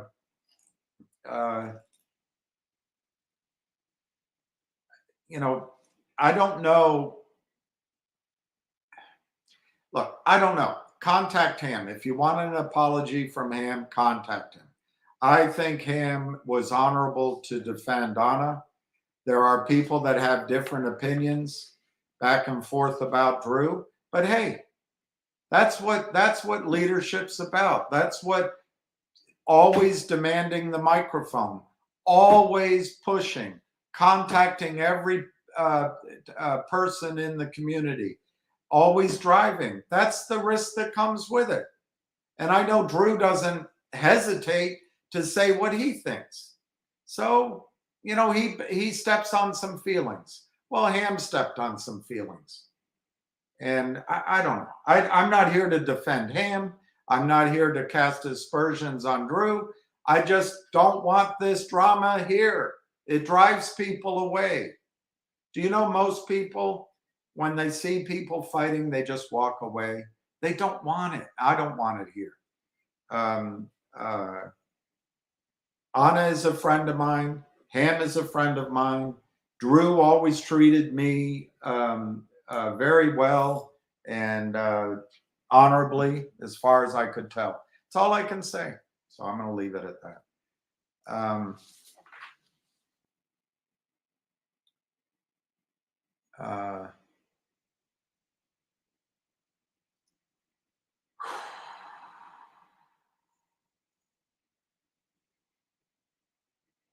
I don't want this to go. Let's just lay off of Drew and let's,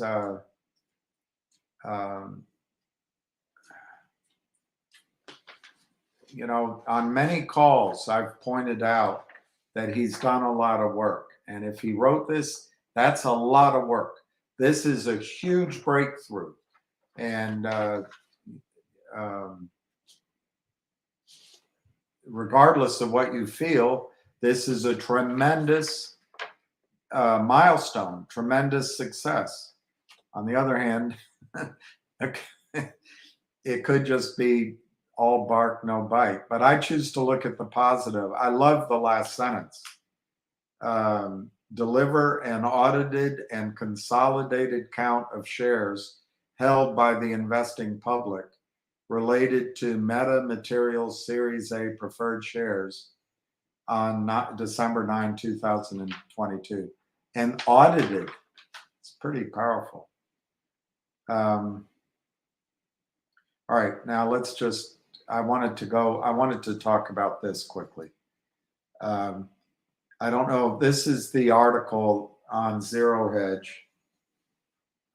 And I don't have my glasses, but I think I can read it.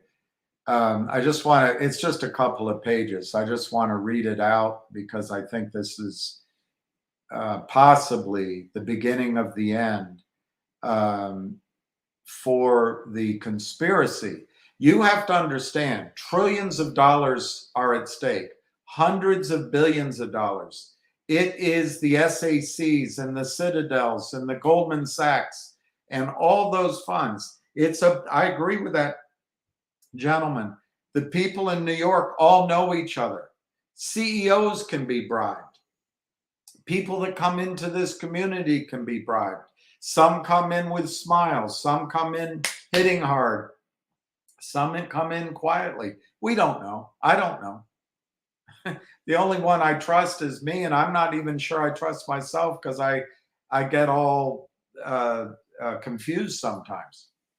But we're trying to come together and accomplish something like a herd of cats, and it doesn't work perfectly, but we'll get there. We'll get there. And anyway, this article by Zero Hedge, and it's written by Jim Stafford of Oil Price, is, I think, it's going to be read by a lot of CEOs, and I think it begins to topple this illusion because the power is, hey, you're crazy, you're driving the prices down, you're a bunch of losers.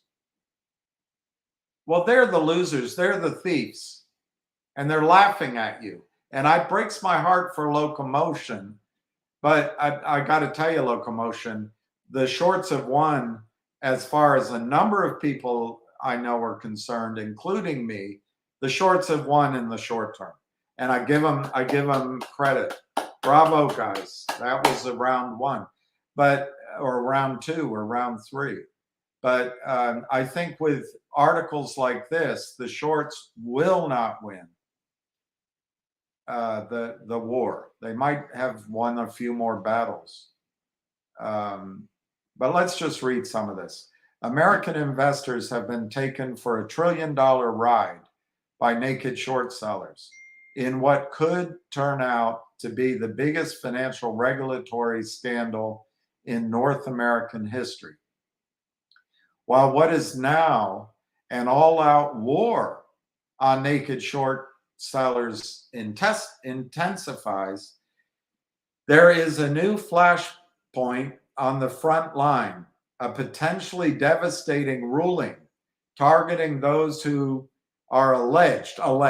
See, everyone's got to be careful. They're doing it. Alleged to make illegal naked short selling possible. The facilitators, bankers and brokers. And that goes to why GTII issued that dividend. That's an example, by the way, a year ago. GTII, in my judgment, was in the middle of the squeeze. Were those guys paid for to bail out the street, to get you to go to COSM? And even I bought some I think I either lost a grand or made a grand, but I got out. But there's so much money sloshing around. They all know each other and they have each other's back. But what they count on is the broker dealers, either through reckless disregard, laziness, or complicity. They allow it to happen. Your broker is supposed to be selling you settled shares, located shares, and you pay cash. They're supposed to deliver real shares. They're not doing it. Now, they have arbitration clauses, which is why a lot of lawyers shy away. And you need to be thankful, in my opinion, for guys like Richard Hoffman, and there's a Howard, and there's Rosa, and Mark Bazile, and Wes Christian, who gets paid, of course. But these guys, Wes Christian was terrific last night on that space call, I thought. These guys understand it. And the problem is, I like this, the facilitators, bankers and brokers. And once they get on the line, they're going to stop doing it. On September 29, Federal District Court Judge Loma Schofield of the Southern District of New York issued a ruling which has the potential to significantly disrupt Wall Street compliance and is a major first step towards protecting retail investors from fraud. In Harrington Global Opportunity Fund Limited, and that's what you need, more opportunity funds. The Harrington Global Opportunity Trust Bust Fund Limited versus CIBC World Markets Inc. et al., Judge Schofield found that broker-dealers may be primarily liable for manipulative trading initiated, it's hard for me to read, by their customers because they serve as gatekeepers of trading on securities exchanges. These broker-dealers have a, quote, continuing responsibility to ensure that their customers' order flow is in compliance with all applicable rules, regulations, and laws, and detect and prevent manipulative or fraudulent trading under the supervision and control of the firm, the judge ruled. I sat behind Gary Gensler. Look over here, look over there. Don't look at the truth. Just let me dissuade you. And Gary Gensler actually told Congress, we'll do what the courts tell us to do. This is the man that says he's the cop on the beat. He's the man given the right. Do you think J. Edgar Hoover would say to Congress, the FBI will do what the courts tell us to do? Don't you think J. Edgar Hoover would go out and just take charge? Man, you've got a mouse, not a man in charge of the SEC. But replacing him is not going to fix it. So anyway, now the judge might let the SEC, you got to go do this. The defendants in the case, that's CIBC, I guess, had motioned to dismiss Harrington's claims of market manipulation and spoofing, which is when traders place market orders and then cancel them before the order is fulfilled, manipulating prices in the meantime. Judge Schofield denied the motion after hearing arguments that broker-dealers are not responsible for their customers' trading. Bravo. And by the way, I applaud Harrington Global Opportunity Fund. It's just when I worked on Wall Street, every single fund came out with that kind of a name.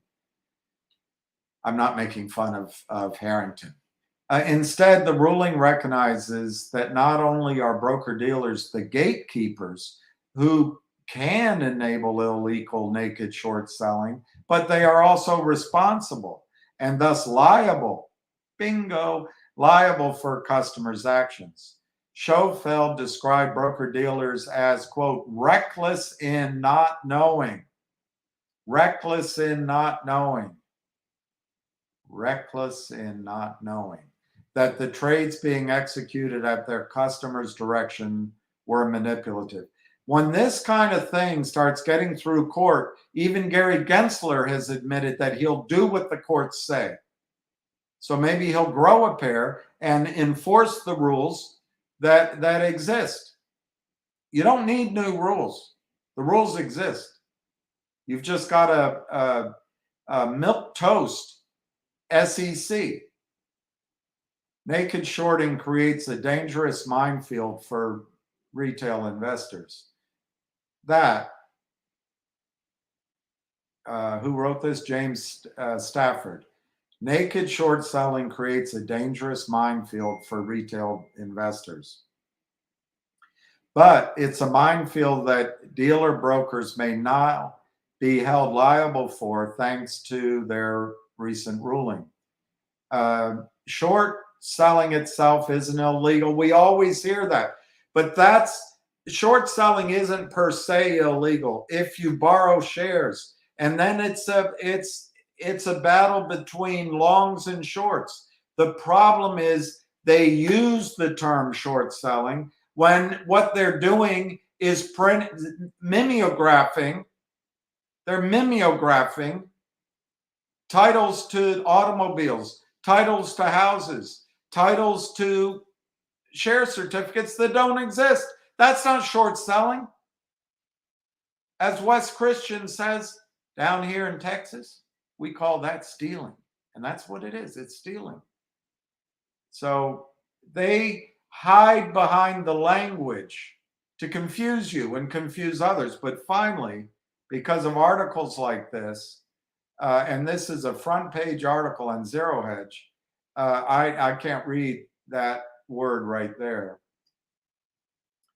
And so I'm lost in this sentence. Any broker who enters into okay, so this is all about a legal short. They have the broker needs to know that it will make settlement, as opposed to a long sale. A short sale means, I can't read it, either covered or naked. Okay, if it's covered, then there is no issue. The short seller has already borrowed or arranged to borrow shares when the short is made. That's legal. When things get naked, the regulatory environment becomes riddled with compliance holes. I don't agree with that. I mean, I agree with this article. I don't think it's riddled with compliance holes. I think it's intentionally a criminal scheme is coordinated between big money, shills, market makers, crappy barrel reports. It's racketeering, and the money is so huge that they all work in concert. And I think it is funded by the biggest pools of money out there on Wall Street. I think it could be funded by Citadel, by SAC, Melvin Capital, others. It could be funded even by people at places like Goldman Sachs Prime Brokerage.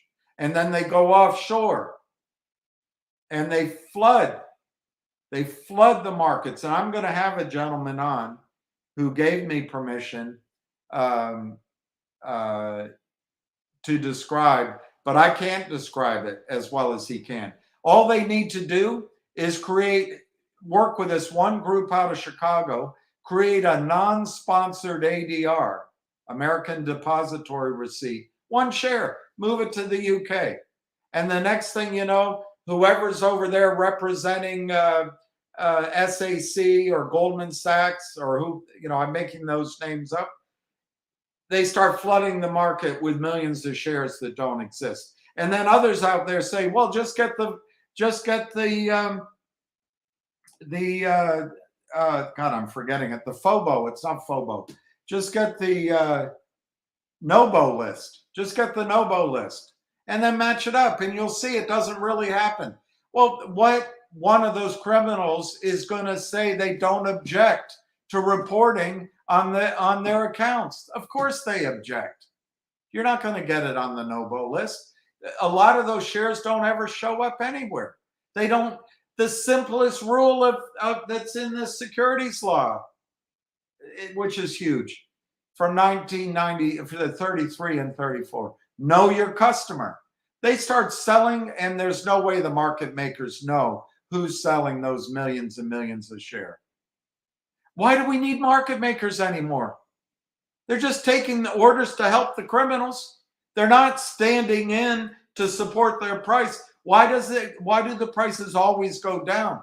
How is it that thousands of CEOs with their teams and their dedicated staff and their ideas and their invention, how come all of those companies have a stupid idea, commit fraud, are taking advantage of retail?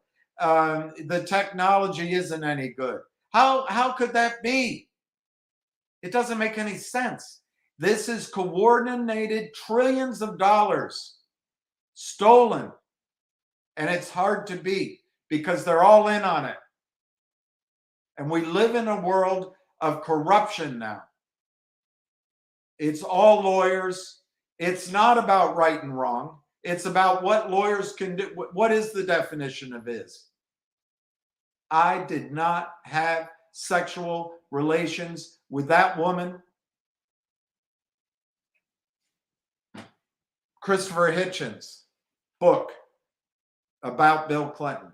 No one left to lie to. But hey, you can lie as long as a lawyer can defend you.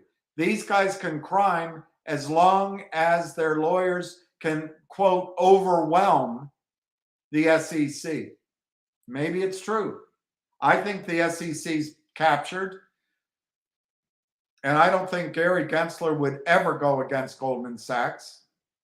So my solution, I have a solution.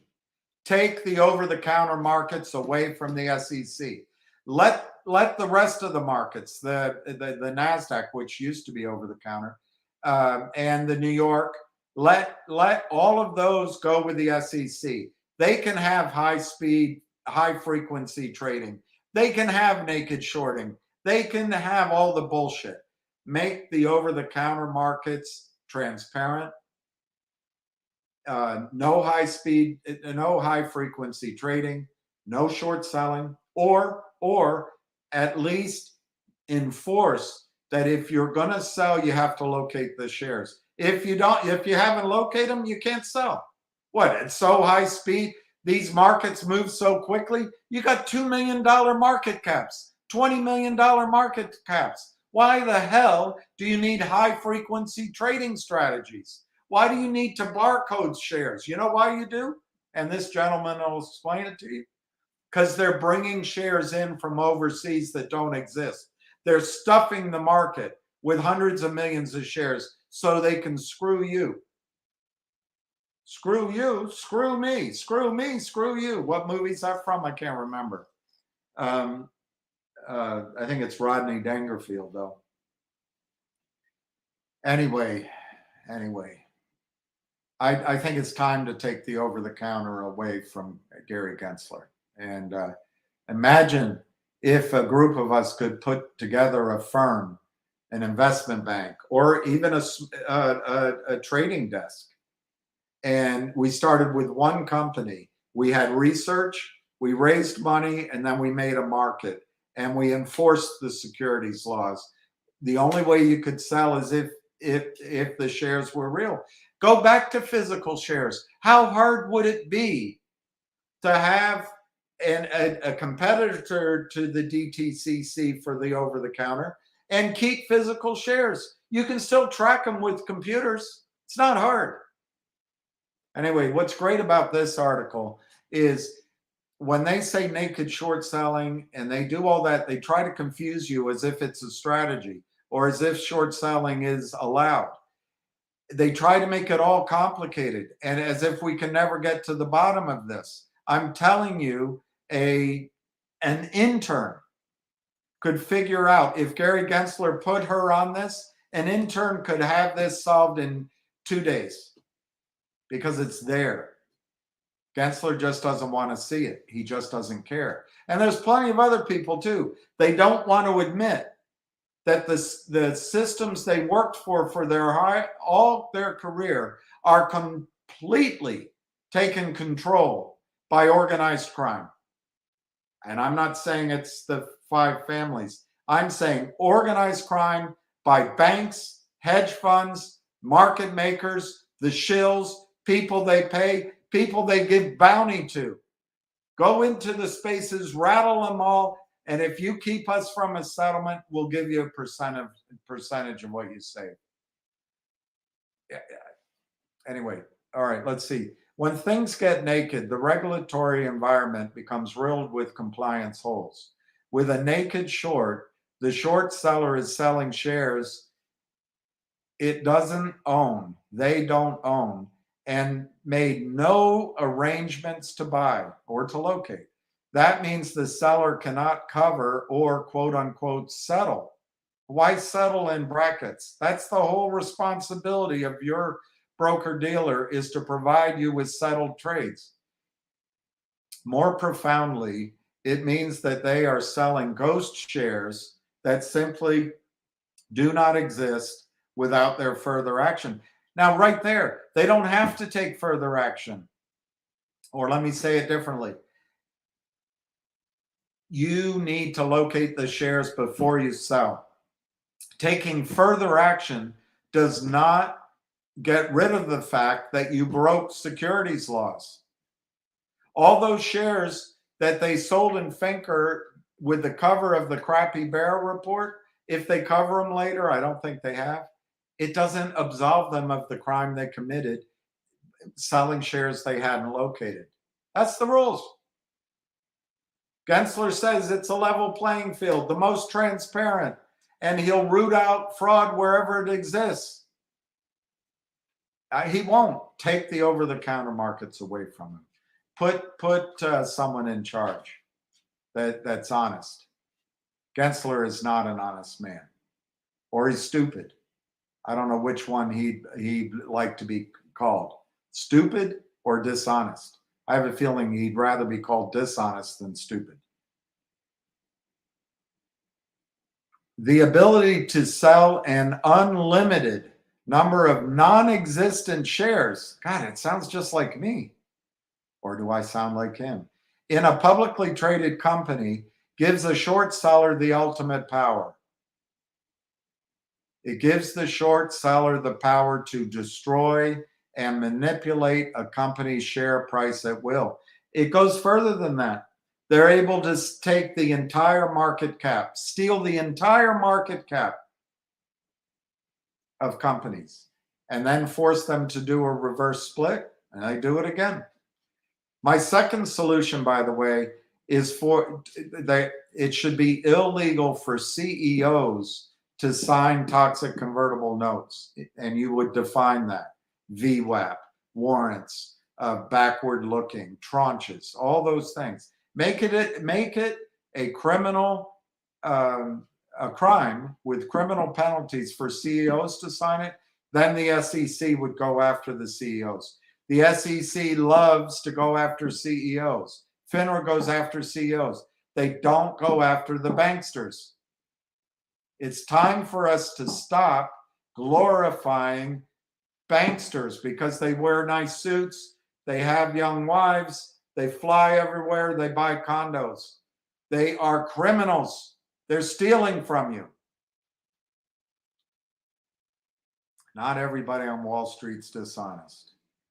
This illicit practice artificially dilutes share prices, and then companies this illicit practice artificially dilutes share prices, period. Then companies find themselves in a position where they have to scramble for capital. I'll get this Brian Barkley report. That scramble then leads to shareholder dilution. You don't know the denominator, in more capital raises, in the best cases, and bankruptcy. Oh, God, what a sentence.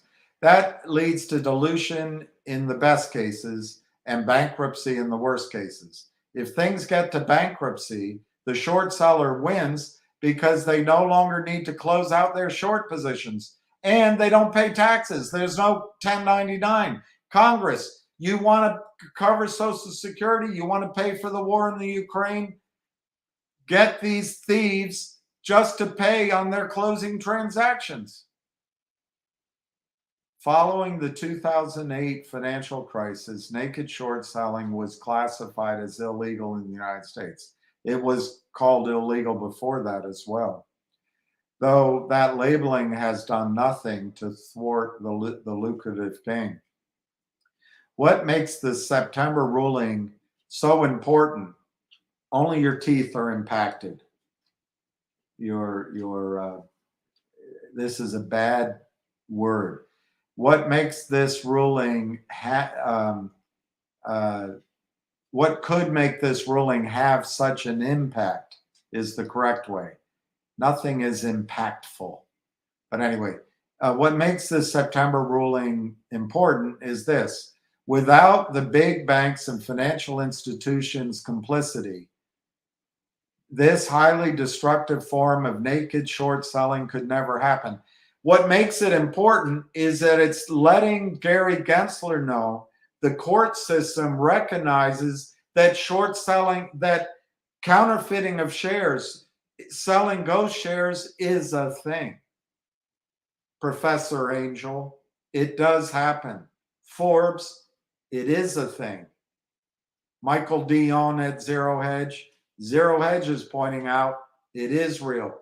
The reason people want 2 days trading in MMTLP on behalf of the hedge funds is because after those 2 days are over, there's no share count. That's why they're pushing for 2 days trading in MMTLP. MMTLP isn't anything. There's no assets, there's no management, there's nothing there. You open it up for 2 days trading and the shorts covered, they might cover at a penny or not at all. After the 2 days are over, Congress says, hey, we gave you what you wanted. You didn't sell. You don't come crying to us. And what do the short sellers avoid in that situation? They don't ever have to tell you that there's 500 million to 1 billion shares which were created out of thin air. And here, this court is saying it happens. As congressmen and women and senators and journalists start recognizing this happens, they're going to start thinking, wait a minute, it happens in every stock. These people aren't paying taxes. Is our financial system an inverted pyramid scheme where there's just a few real assets supporting all this fraud? Is our financial system the best in the world? Is the American economic engine still strong? Are our retirement funds safe?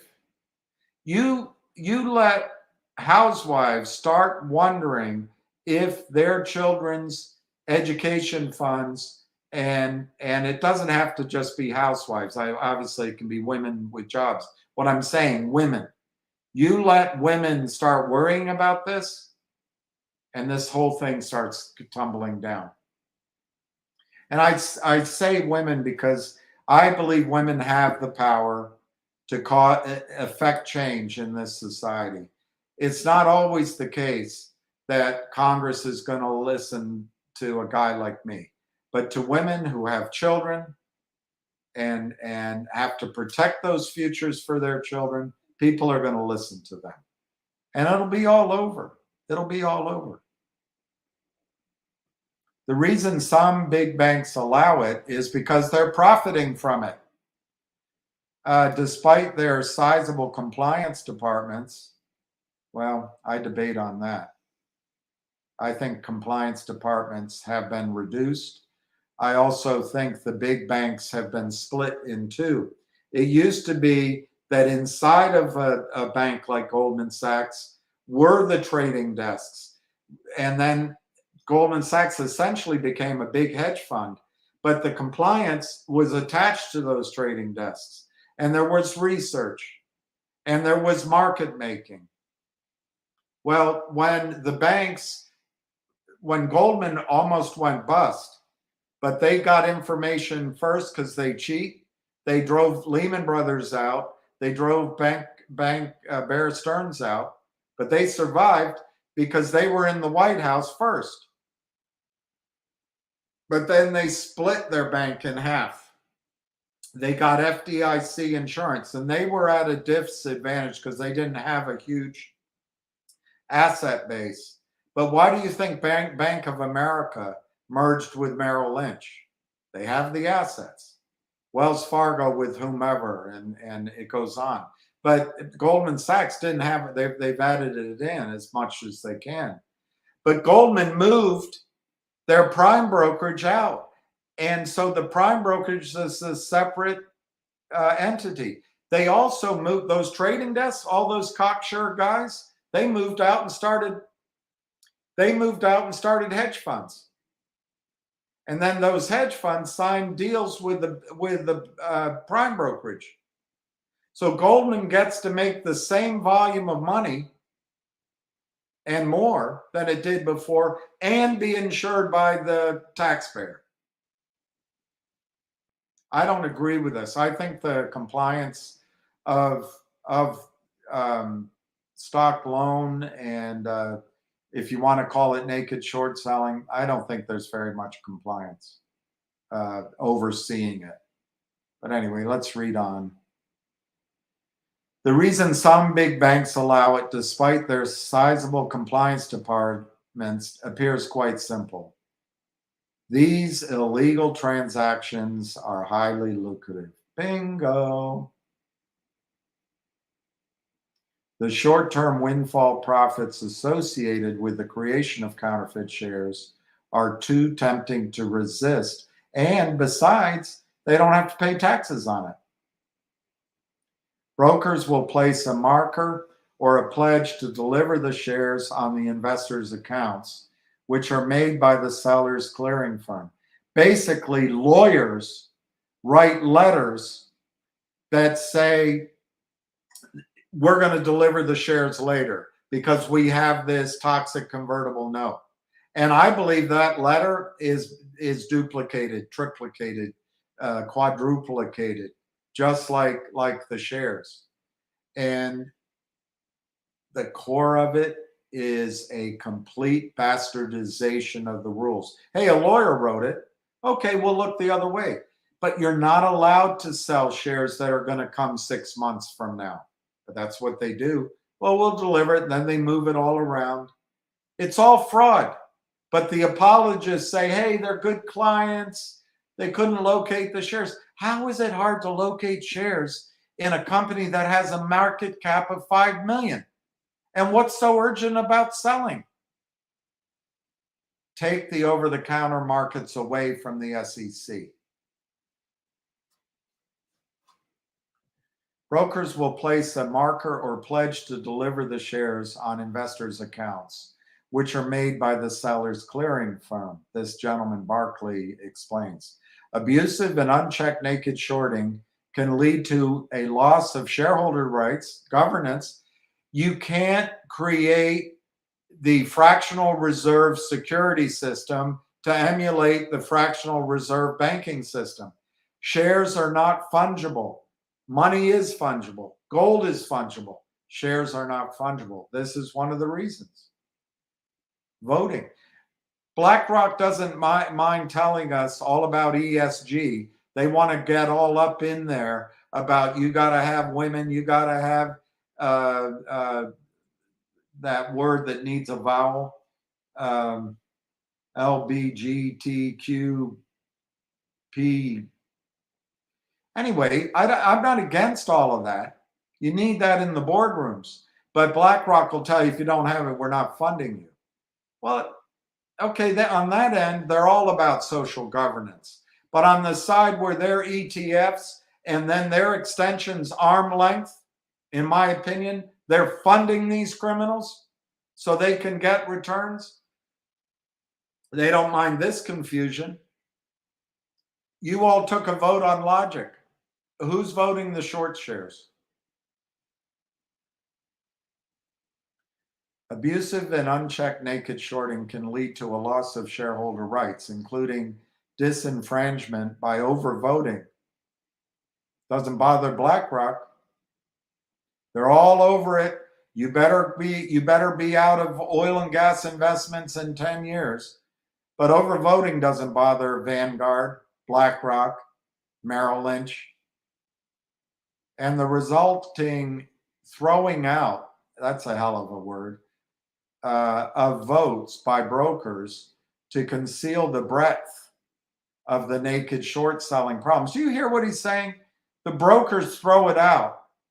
That is complicity in securities fraud. Your system is full of fraud. Your hovercraft, she is full of eels, which could also lead to fraudulent vote, could lead to fraudulent vote counts orchestrated by broker dealers instead of shareholders. Could. It often goes well beyond ghost shares, phantom shares, non-existent shares. The most nefarious of short sellers target companies with negative reports. In other words, like the crappy Bear report, sometimes with the legitimate information, always with falsehoods or half-truths to drive down, I use that word always, to drive down share prices with maximum impact, thus ensuring that the companies lose their ability to obtain financing. There's a deal struck between a CEO of an acquiring firm and a CEO of the acquired. As soon as it's announced, the shorts go to work. They drive the prices down. It kills the agreement. And then the company needs to raise money, and it's self-fulfilling. And Gary Gensler should be ashamed. When he looks in the mirror, he should see a picture of Judas. Once that process is completed, naked shorters then begin to offer those same companies alternative financing. They love it. They're smiling faces, predatory debt, which the company has no option but to accept. This guy gets it. I can't believe it. Here it is in black and white. When broker dealers are complicit in this, the system is broken. More than that, the system is corrupt. And a lot of the people you're listening to on Spaces or on YouTube, maybe it's me. I mean, there's no way you can know whether it's me or not. But the system runs so deep, the money, the corruption is so deep. And complicity takes many forms, including willful booking of client shares as long, willful booking of counterfeit shares as existing in your account when they should actually say short or undelivered.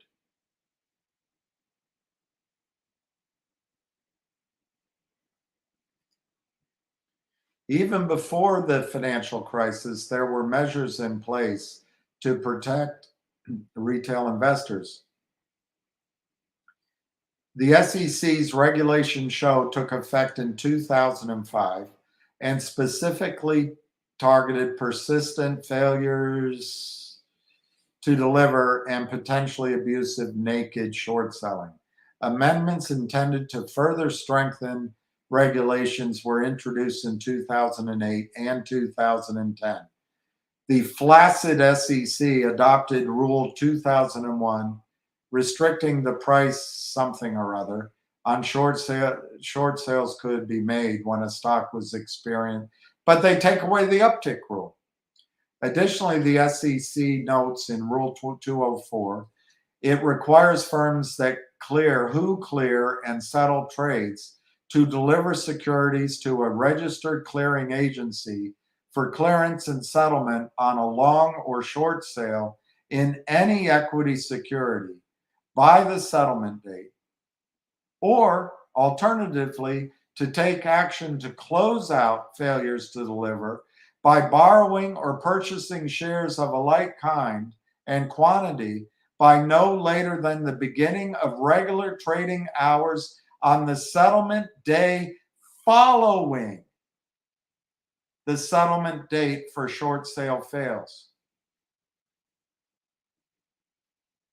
By the way, this does not mean, I'm not a lawyer, but this language does not mean that you can locate shares after you sell a stock long wrong, or you sell it marked short and you haven't located it. You're not allowed to do that. So when they say you have to take action to close out failures to deliver by borrowing, that has to be a prearranged borrowing. Otherwise, you've broken the law. Or purchasing securities. The purchasing is a buy-in of a like kind or quantity. If you did it in your account would be restricted, because to buy afterward or sell afterward is a violation of settlement. And I'm sure it's enforced here. Okay, so let's read it again since I confused you. Rule 2204 requires that firms who clear and settle trades, it requires the firm to deliver securities to a registered clearing agency for clearance and settlement on a long or a short sale in any equity security by the settlement date, period. Or the firm has to take action to close out failures to deliver by borrowing, and that has to be a prearranged borrowing, or purchasing the securities of a like kind and quantity by no later than the beginning of regular trading hours on settlement following the settlement day. It's the next day. Following the settlement date for short sale fails, or no later than at the beginning of trading hours on the third settlement day following the settlement date for long sale fails. And fails attributed to bona fide market making, closeout date. There is no bona fide market making anymore. Anyway, that last part of that sentence, it means they have 3 days for that. If a firm who clears and settles trades has a failure to deliver, which is not closed out by the beginning of regular trading hours on the applicable closeout date, the firm has violated Rule 204, and the firm and any broker-dealer from which it receives trades for clearance and settlement is subject to the pre-borrow requirement for that security. That doesn't sound like an onerous penalty. However, as Barclay points out, the SEC does not publish FTDs. The SEC, which states that we have the most transparent markets in the world, Gary Gensler says, the deepest capital formation markets in the world, the markets with the most integrity, and he states that he's the cop on the beat. Gary Gensler does not publish failures to deliver of U.S. issued securities traded and settled abroad, including Canada. This means a significant number of FTDs are never accounted for, essentially creating a naked free-for-all. Okay, to those people that say, hey, just get the NOBO list. It's there. Just match up the DTC with the company's NOBO list. Here, let me just read this. This means a significant number of failure to deliver are never accounted for, essentially creating a naked free-for-all. The SEC does not publish Oh, you don't know that. You can't prove that. You can't prove that's happening. Well, the SEC doesn't publish it. The most transparent markets in the world, designed to protect investors. Gary Gensler, we will root out fraud wherever it exists, unless it helps Goldman Sachs.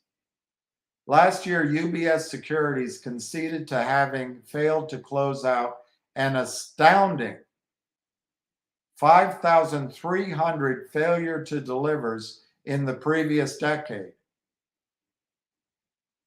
Okay, that's what they say. They don't say that's all they did. And 5,300 fails to deliver, that's not shares. Each one of those trades could be tens of millions of shares. UBS, Switzerland. Yet they still kept executing new short sales in the tens of thousands. And guess what? They never say which stocks they destroyed. They never say which companies they ruined. They never let you know, so you don't know that you were robbed in the open with the help of the SEC, with the complicity and the help of Gary Gensler. This is naked shorting and the failure to deliver abuse on a significant, it's the grandest of scales, grandest. I showed you the other day, 27 trillion in 1 year on one bourse in Europe. 27 trillion. The United States is in debt for 33 trillion. It's not significant. It's effing huge. Likely involving many billion. Likely? That's like $1 million. It's not billions. It's hundreds of billions. It's trillions.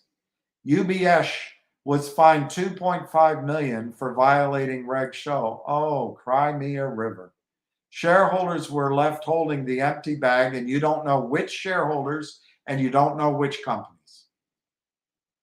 And likely, they did. They lost billions of dollars and probably hundreds of billions. And on a per share basis, that is probably 0.0001 cent per share.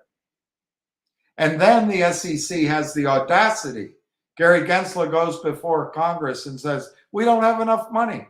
Well, you just fined UBS $2.5 million. Why didn't you find them $250 million? Why didn't you find them $2.5 billion?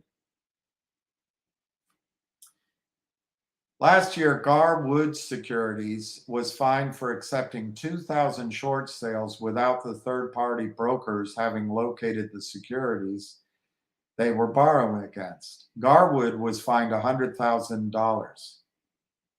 $100,000? Many of you lost more money in finger than that. More recently, California-based Wedbush was fined $6 million by the CTFC, Commodities Futures Trading Commission. Remember the Graham-Leach-Bliley Act?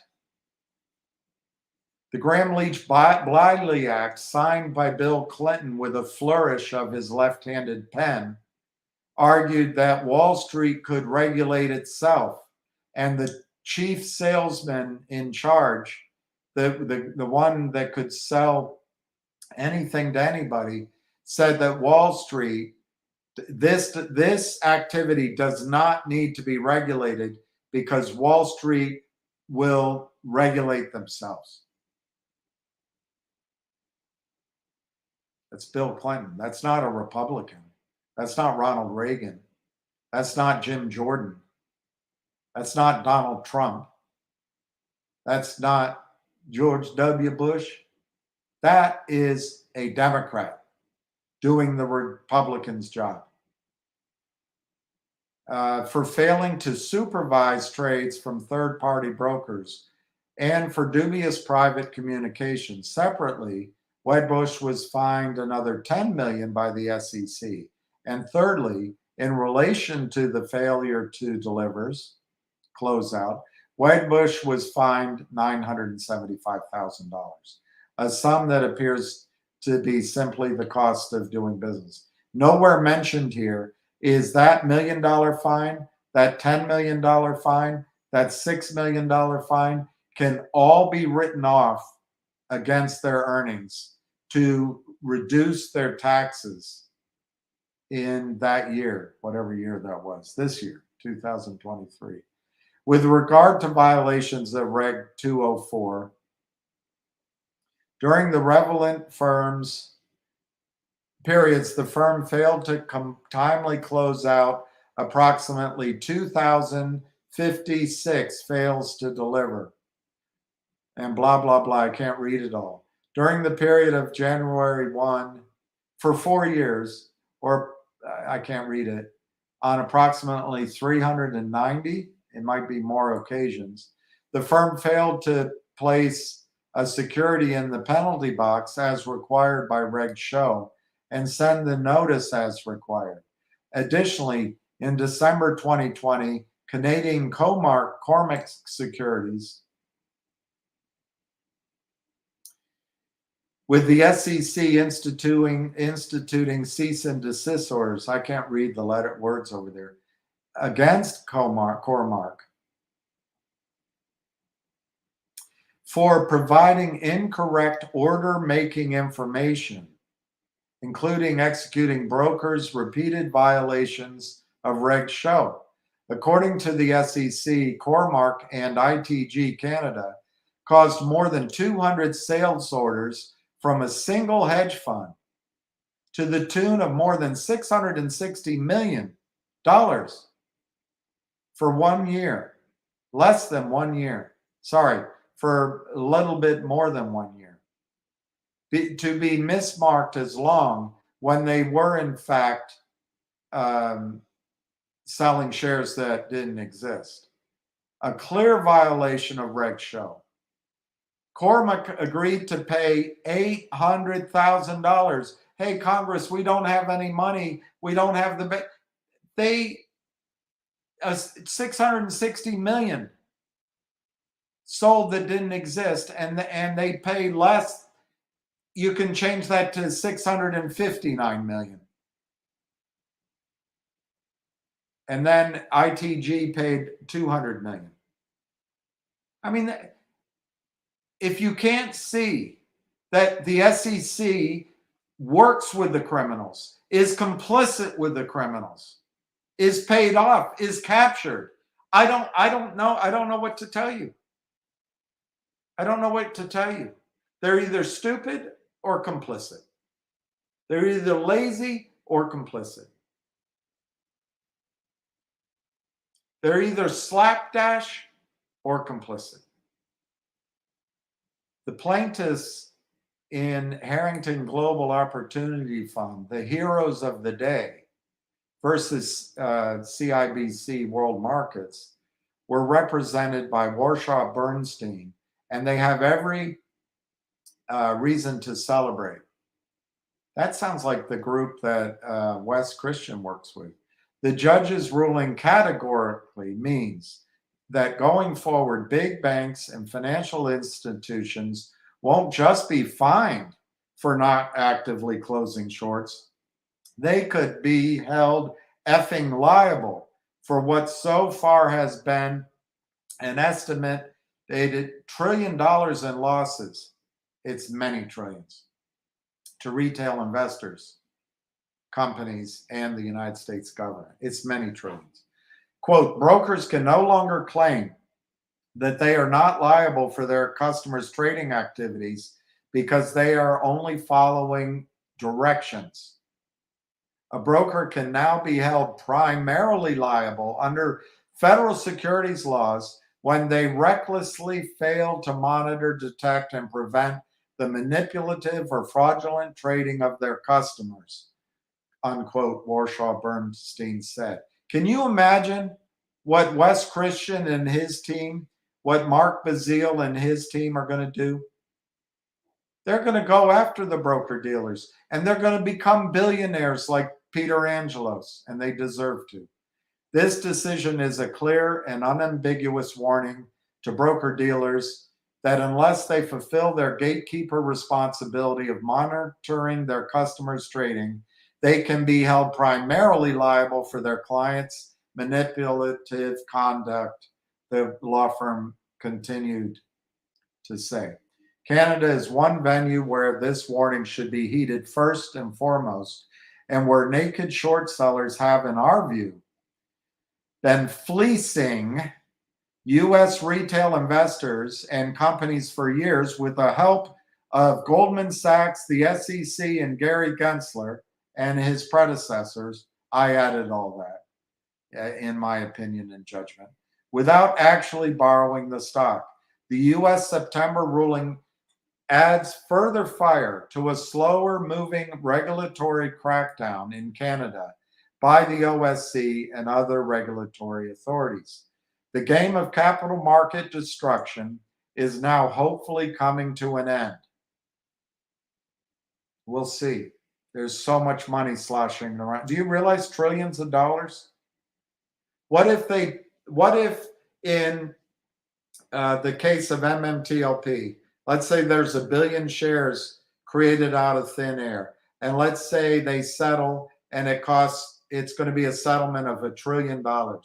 What if people working with the shorts can get you to agree, let's just go to the other extreme, to have 2 days of trading and you get nothing out of it, saving $1 trillion? What if there's a bounty paid out? 1% of $1 trillion is a manure load of money. That's just an example. It happens. What if in the COSM, that CEO, and I don't know, this is just a speculation, and it's in my judgment, it could happen. But what if that CEO was paid off to do that? It's so big. Anything's possible. So I hope the capital market destruction comes to an end. Bring back the uptick rule. Bring back the know your customer rule. Identify who's providing the money when there's a financing, because certainly they must own over 5%. Enforce settlement. Refer some of this to the DOJ. Arrest one and put him in jail. And it's all over. I think you should take the over-the-counter markets away from the SEC. Go after the broker dealers. Get rid of market makers, or make market makers have to have skin in the game and actually market make. They don't do it anymore. I'm sure I'm leaving some things out. I think you should outlaw the toxic convertible notes of any kind. Make it illegal for CEOs to sign it.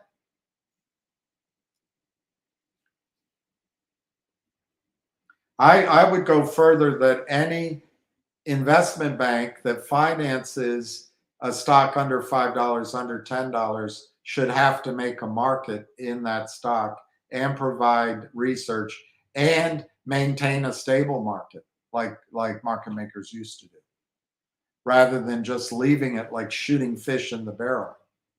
Tell Merrill Lynch they can't say stocks under $5 can't be traded. Tell Merrill Lynch that their brokers need to start accepting shares under $5. Tell Merrill Lynch you have to have a modicum of research and market making, buying and selling.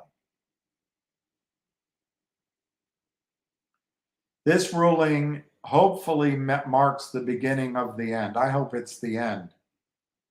I hope it's the end. There is still a long way to go, and this really should be front page news. But the banks and the brokers have a big marketing budget, so I imagine there will be very little coverage of this important news for investors. I'm going to skip the reading of each stock. There's Tesla, there's SoFi Technologies, there's Beyond Meat, there's Big Lots, there's Groupon, there's Fisker, there's Cassava Sciences, AI Inc. Guess the Lovesac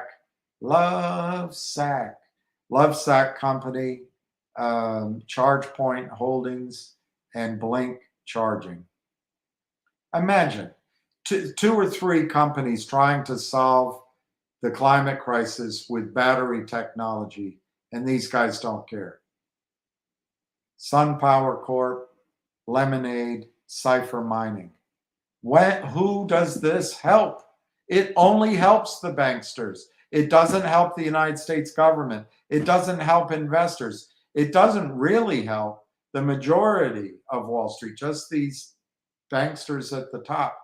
And it doesn't help cities, states, and even the federal government with taxes on income, jobs. I don't understand who would support this. All right, I'm going to shut up now.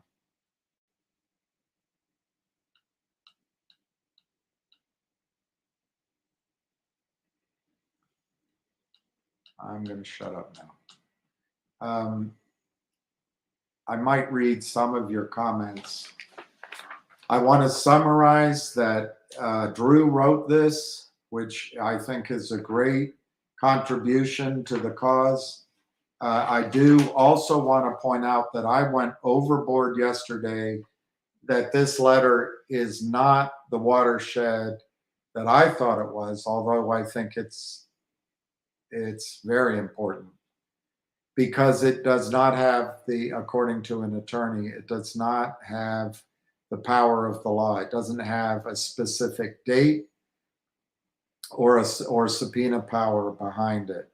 But it's better than not only is it better than nothing, it's enormously better than nothing. So I think people should be thankful to Drew and his efforts.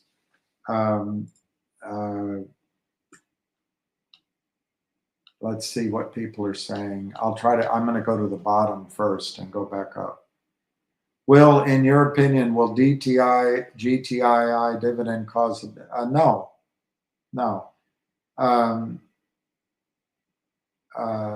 But let me answer that more fully. The way I'm taking your question is, will it definitely cause it? And I have to say, no, I don't know. But the intent, look, Aaron, Fox Hunter, a year ago, GTII Fidelity was paying 1,000% to borrow shares. Wells Fargo took away the buy button. The stock was going up, and other companies, Wall Street companies, were slow walking the stock. The stock went from $1 to $9, and it was in there above the 275. GTII issued a warrant as a special dividend. 3 guys came out of the blue. Trumpets blaring. Get out of GTII. GTII won't return my phone calls. There's something wrong. Get out. Sell. Okay. I'm not diamond hands. You can listen to whoever you want to.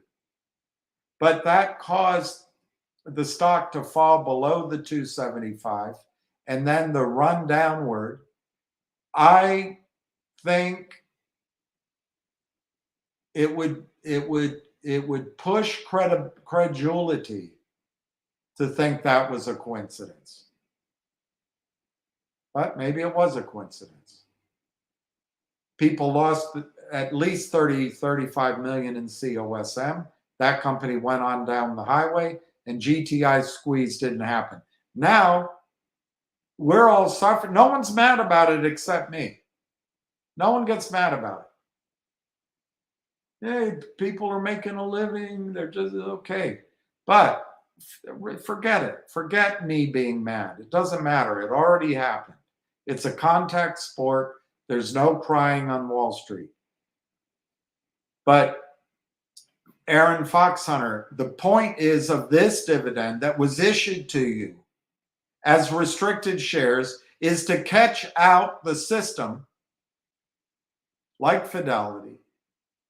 Their back office clearly saw that there was a huge position of failed to delivers in their system.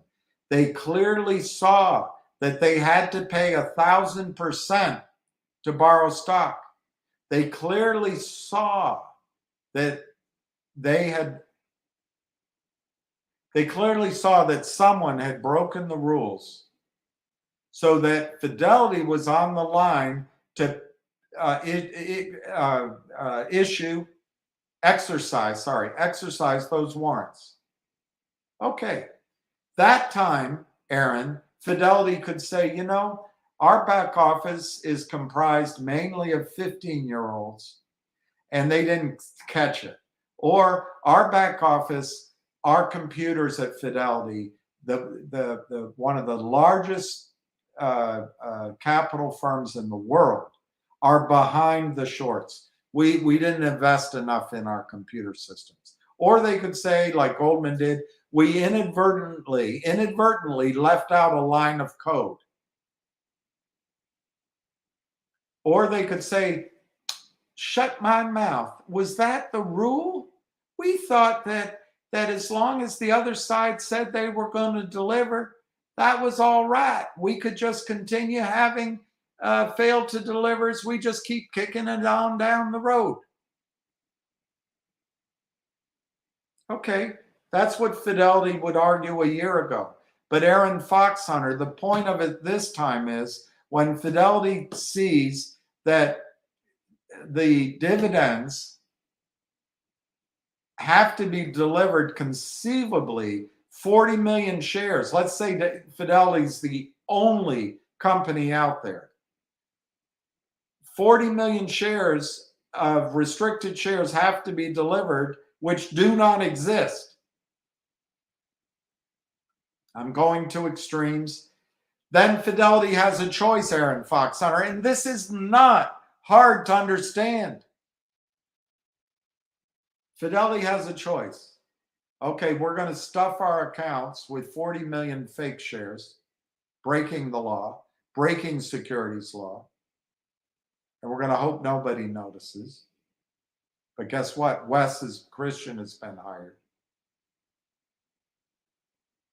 Or Fidelity's going to say, you know what? We used our one get out of jail free pass a year ago.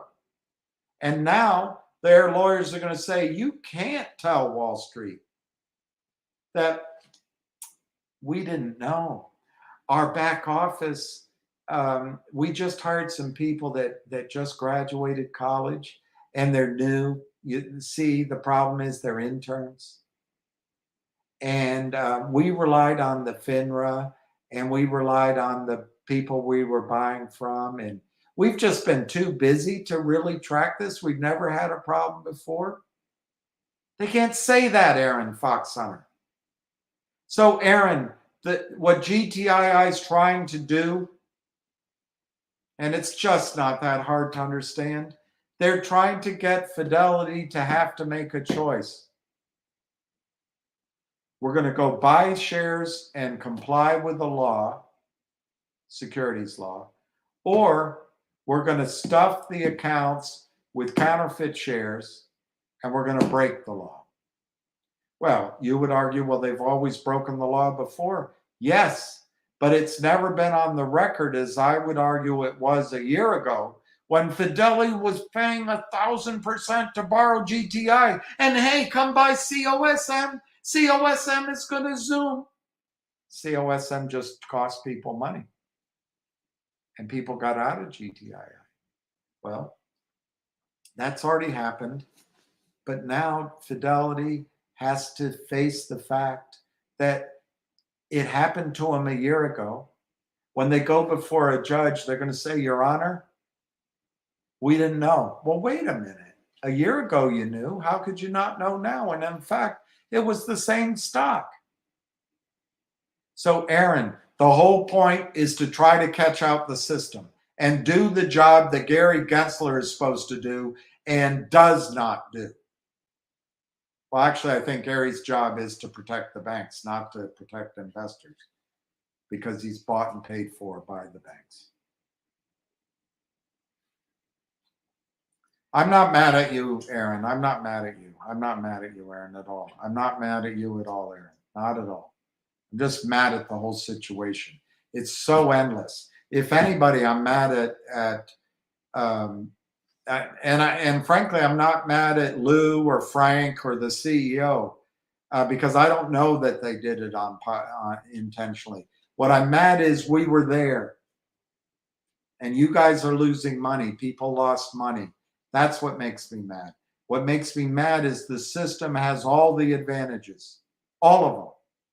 And then they turn on you and say, you're the fool. They're the cheaters. They're the liars. And it wouldn't be hard if Gary Gensler just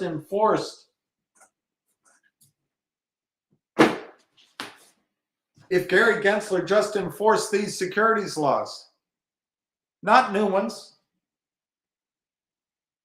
just these. Just these. Why does he have 4,500 people at the SEC? They're all lawyers. Just enforce these rules and it would stop. But if you don't see that Goldman Sachs makes a shitload of money from this, and Gary Gensler comes from Goldman Sachs, and Gary Gensler made a fortune at Goldman Sachs, and Gary Gensler wants to make a new fortune after he retires. I don't know. I don't know what to say about it. But no, Aaron, I'm not mad at you at all. I'm not mad at you at all.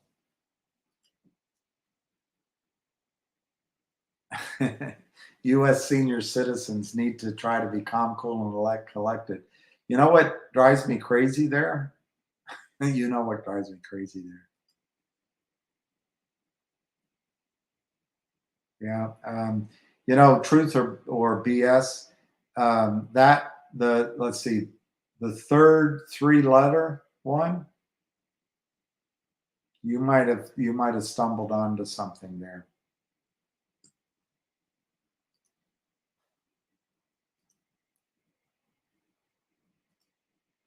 I'll try to go through these. I'm sorry. I agree with, who was that? Lou Grasso.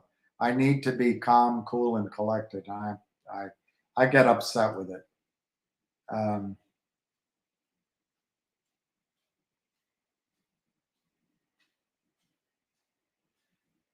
Nikki, there can be no denying that he's put in, as you put it, a tremendous amount of time and energy to help MMTLP shareholders.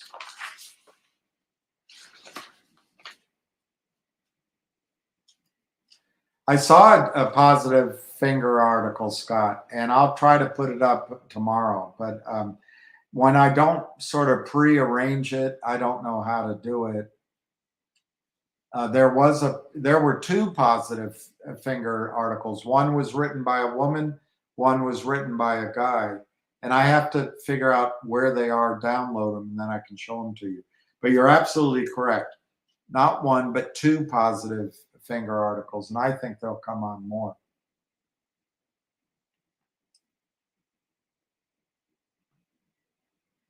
All right, I'm gonna try to go through this.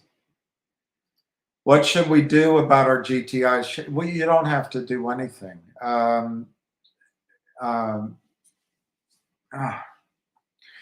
GTII shares are common stock.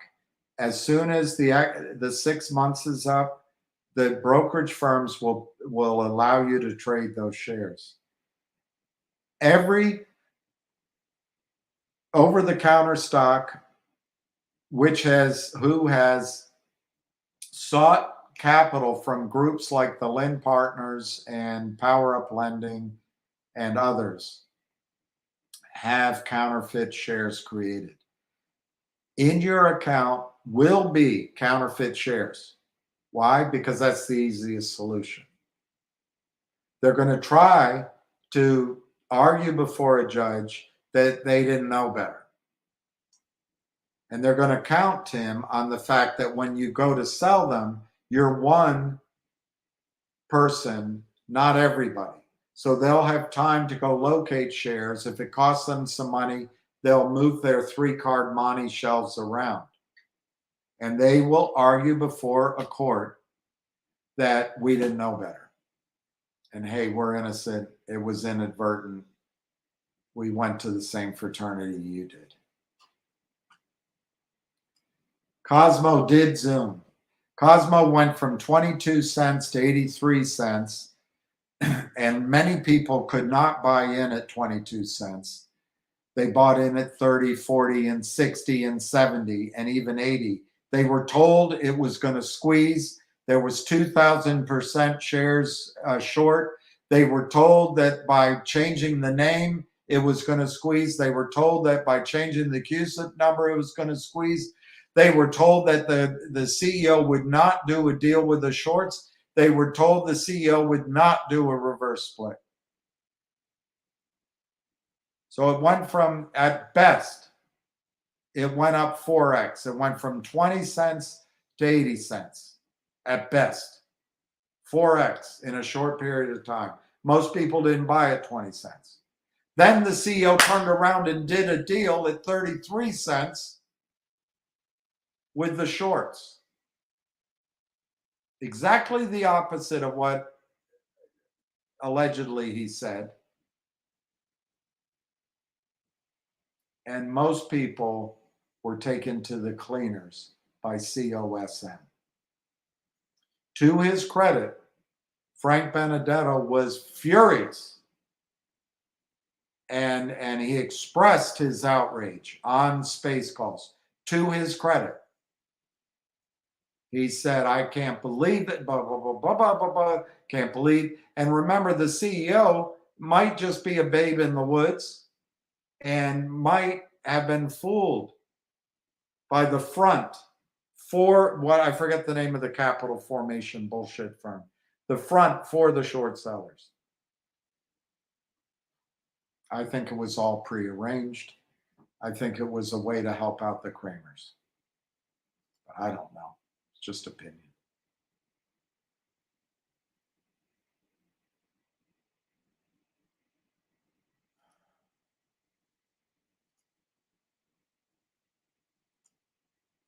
Can we get Drew on my show?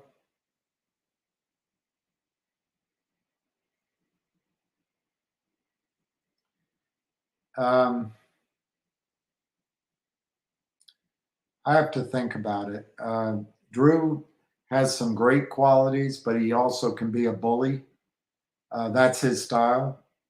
Bully's probably too strong a word, but he can be very forceful and very hard charging. And I just don't know if I want to bring all that back and forth. If Drew comes on, it'll be an hour of that.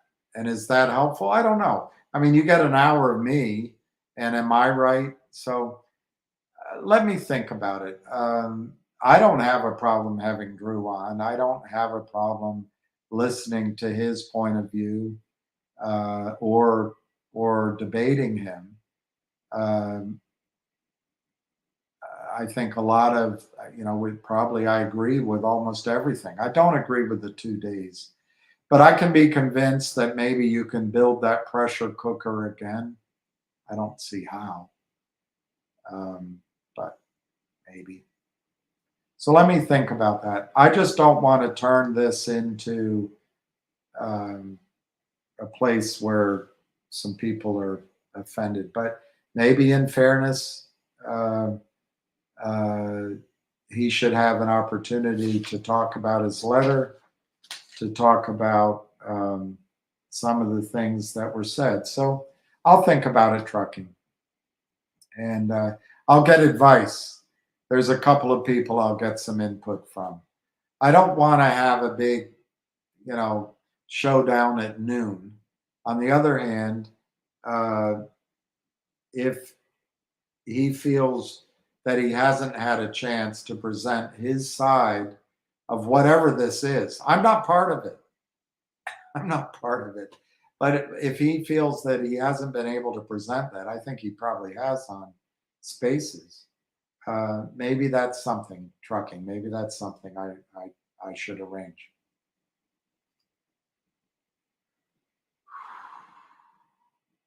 Drew is an MMTLP investor. I've heard he's not, but maybe he is, who can write a letter and speak well to congressmen and help everyone else. Um, I, if he gets paid for it, a lot of people doing a lot of work for free. But um, Dave R., I think anybody can do this. I'm not detracting from Drew. Any of you can pick up the phone and call Congress. Any of you can write a letter, even if you misspell things. Any of you can do it. Handwritten is better, typed is great, email is okay, phone call is okay, but just overwhelm the Congress with your calls.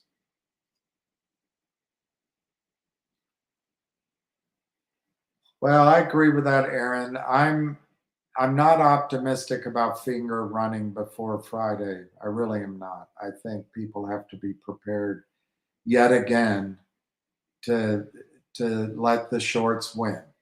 But I think finger is close, the stock close to great things. And I think the stock could double from here or triple just as a norm. In other words, go to 10 or 15, maybe 20, 25, 30. And I think you will have a chance to take a profit in finger. I don't think MMTLP is going to settle soon on the legal side. On the financial market side, possibly. But I think Congress is bought and paid for as well. That's why these letters matter. Only one senator, which apparently Drew got them to do.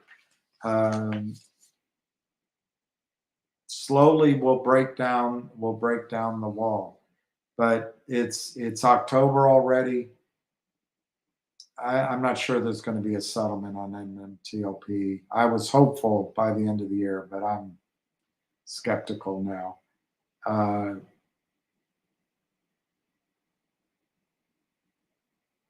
Of your three, I think finger goes first. If finger goes, so to speak, whatever that means, I think it'll help GTII.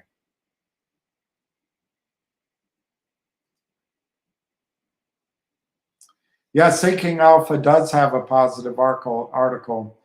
I just don't know how to download it.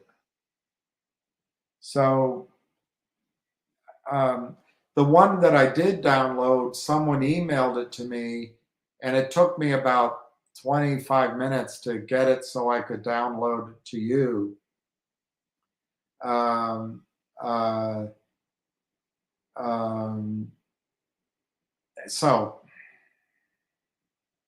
I'm sorry, I just don't know how to do it right now. So I'll try to get it either later tonight or tomorrow. But Scott, you're right. 2 positive articles on finger. I'm trying to. It's all fraud, social worthy. Jenny L., I'm glad she's here. I hope she's well. And Jenny, I encourage everyone this week, next week, just have Jenny in your thoughts.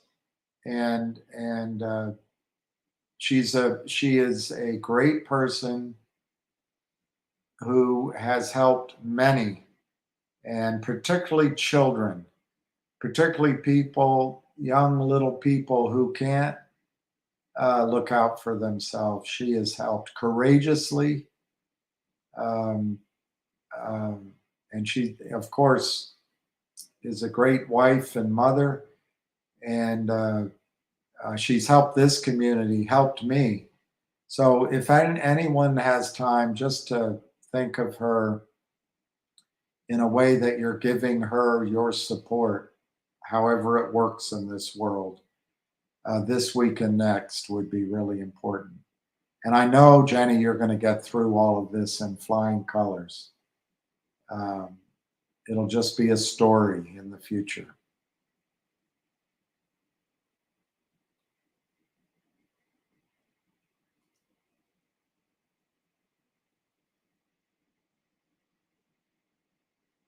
Well, social watch only. I think the intermediaries must be removed, but I really think that people, yes, we should be responsible for our own money investments. However, we expect, as Gary Gensler promises, a level playing field, deep and honest markets, capital formation, transparency, rules that are enforced, and they don't do it. They don't do it. So I think it's impossible to win when the so-called cop on the beat is the cop on the take.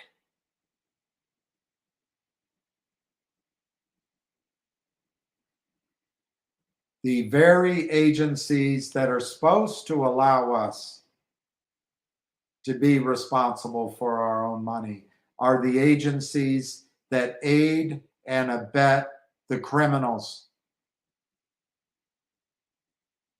Just because a criminal buys big condominiums and big land and has yachts and automobiles and dresses well and is very well spoken doesn't mean that their fortune hasn't been stolen.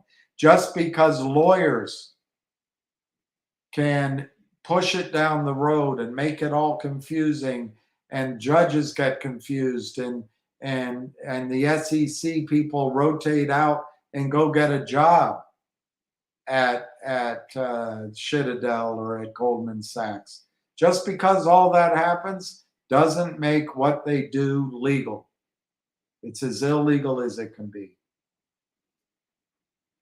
I know. I'd rather pay commission.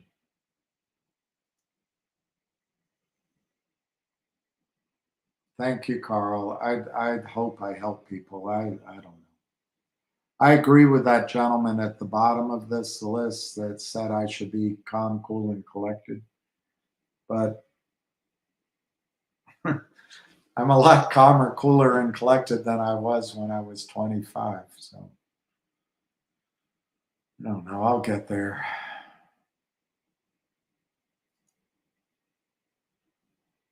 It's funny. Storm the Citadel. I love that, Steve. I love that. Storm the Citadel. I think the market makers totally are corrupt.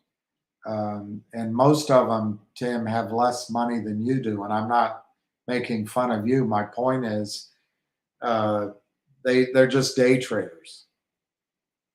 But they help this system. We should pull our money out of the market. I really, they call it come to Jesus moments, but whatever you want to call it, this morning, just walking around thinking about it, I just don't know how.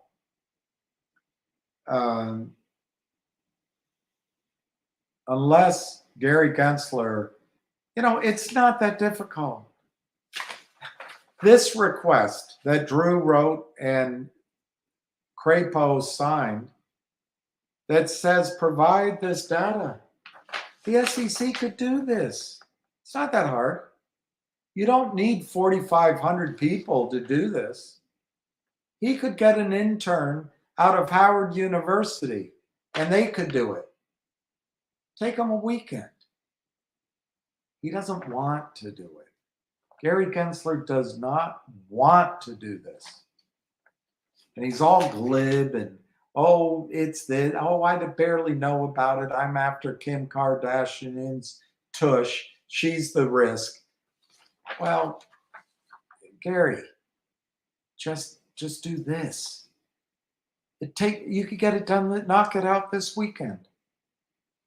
Go down to the business classes at Howard University, get 3 students, and get them to add up the blue sheets. You don't have the staff, and your brain can't do it. You couldn't do it on your weekend because your time is so valuable. You need to spend time with your daughters and your family, and your life is so important, Gary Gensler. Go get some interns. They'll work the long hours over the weekend. They'll sit in the office and they'll go through the blue sheets of 105 broker dealers and they'll give you the answer, Gary. And then you can send it to Mike Crapo and you can copy Drew. It's not that hard. It's not that hard.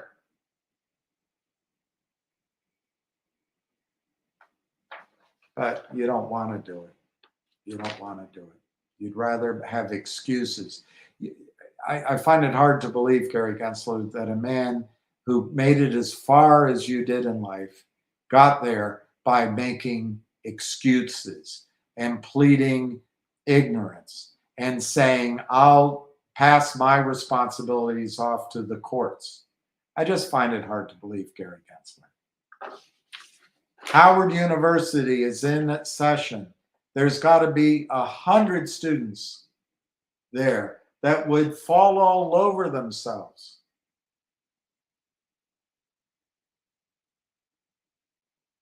to spend long hours adding up the blue sheets and providing and audited. Okay, they added up, then you're going to have to hire an auditor. An audited and consolidated account of shares held by the investing public of MMTLP on December 9th, 2002. Gary, interns could do this, and I know you're overwhelmed at the SEC. You don't know how to handle it. You'd rather be a professor or be high up at Goldman Sachs, but you run a bureaucracy and you're overwhelmed. Go up to Howard University. Go into the business class. Ask for 5, 6 students to help you do this very simple arithmetic over the weekend. They can take the blue sheets, add it up, put it on a consolidated spreadsheet, and then you could send the preliminary accounting to Mike Crapo, copy Drew, and then you could take it to an auditor. In fact, you could go to GW, go to Georgetown Business School and go to their accounting class and make it a project. 1 week, you get an internship at the SEC. 1 week, audit all this, and then put it through with a stamp of Georgetown University. So you'd have Howard University did the original work, stamp it, and Georgetown University audited it and send it to Mike Crapo. Wouldn't cost you any money at the SEC. I know your budget is overwhelmed, and I know your computers are behind, and I know your staff is working 24/7. Every time I go down there, there's nobody going in and out the front door. So go to, there's American University, there's GW University, Georgetown, Howard, Marymount. They're right here. If you want to go a little further, go to Maryland University, University of Maryland, go down to University of Virginia. Go to William and Mary. They could do this for you over the weekend. Give them a week. They'll use their computers. They can set up a spreadsheet. They can print out, they know how to use copying machines. They could copy the data that you have in your records and affix it to the back of the spreadsheet when it's sent over to another college or university to do the audit. Have one university do the count, another university do the audit. Doesn't come out of your budget, Mr. Gensler. And I'm sure that Senator Crapo would be very happy to receive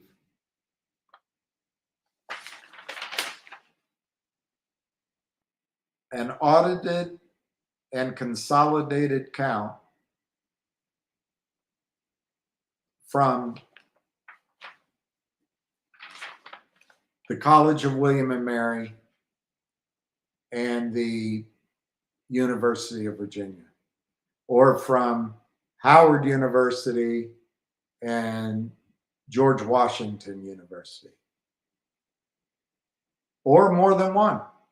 Get it done. Have 6 universities. 3 do the count separately, and 3 do the audit separately. It wouldn't be hard, Gary Gensler. This is not hard. What's hard is facing the fact that you're bought and paid for, and that you're there to protect Goldman Sachs. You're not there to protect the gentleman who just lost everything. And don't tell me, oh, he shouldn't have been trading. You're the one that tells people to get in the markets.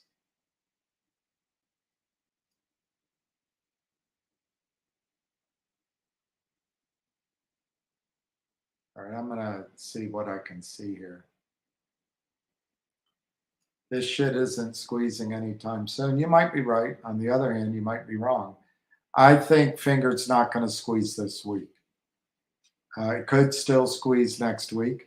But, Jeff, I also believe that this fraud, the enormity of what's against us, if Finger goes to 15, if it goes to 20, if it goes to 25, if it went to 30, 35, hallelujah. Make a trade, take a profit. It could go to hundreds. And as I used to say on my calls, it can go much higher than that in a spike. But these guys have it all down. They've paid off the cops. They've paid off the journalists. They've paid off the Congress. And I think by the size of their commissions, they've paid off the broker dealers. They've got market makers and shills that work with them to attack. And they've got lawyers that protect. The lawyers protect the big pockets of money. Gibson Dunn, which puts out letters against short selling, defends Kurt Kramer. And your honor, your offer, she doesn't know what to do. Your honor has no idea what to do.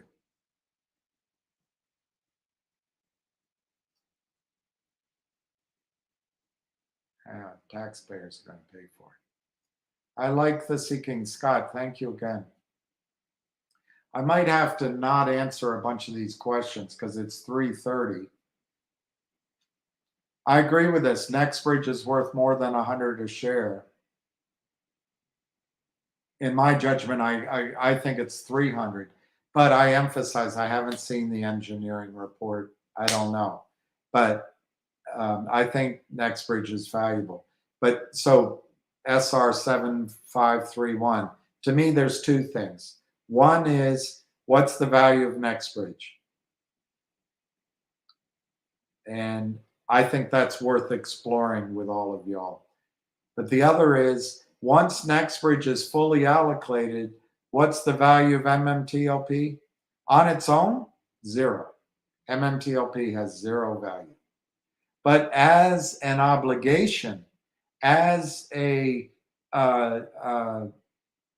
matter of legal recourse or financial recourse, I don't say, I'm not a lawyer. I don't know the terminology, but what your broker dealer, what the system, what Wall Street owes you, that number is at least as big as what Nextbridge is trading for. And they have to probably pay the legal bill, pain and suffering, all of that.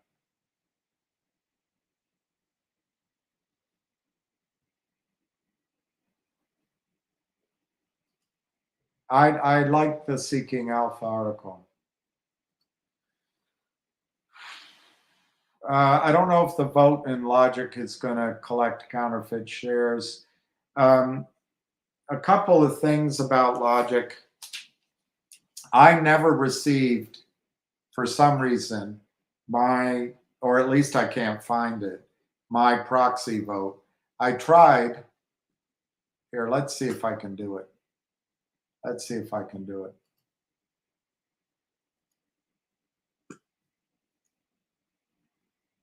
I don't know if you're going to hear me or not.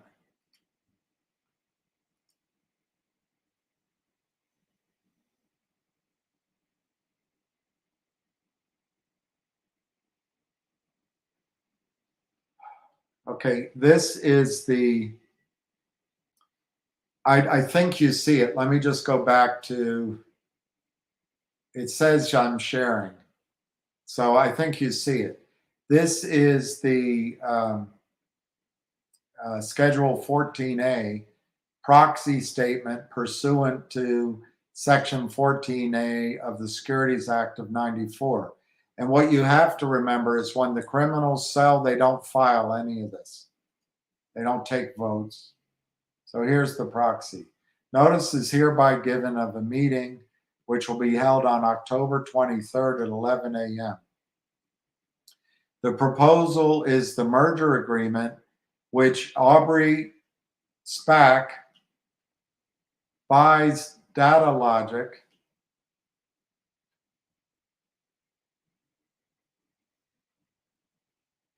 There's also this reverse split proposal.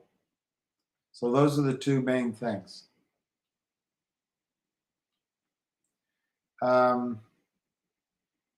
Here's the definitions. And the one I want to call to your attention, if it's here, is the parent company, and I don't see it.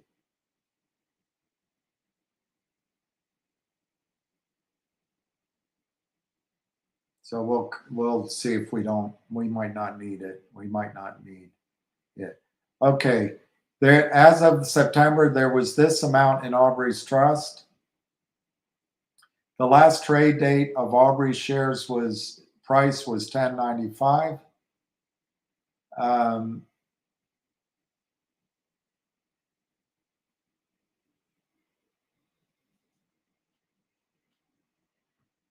Okay, let's just plow on.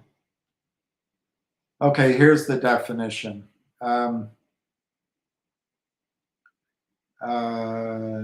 There's this earnout. This bothers me, this stuff, but hey, it's in whenever you hire an overpaid wanker, it's there.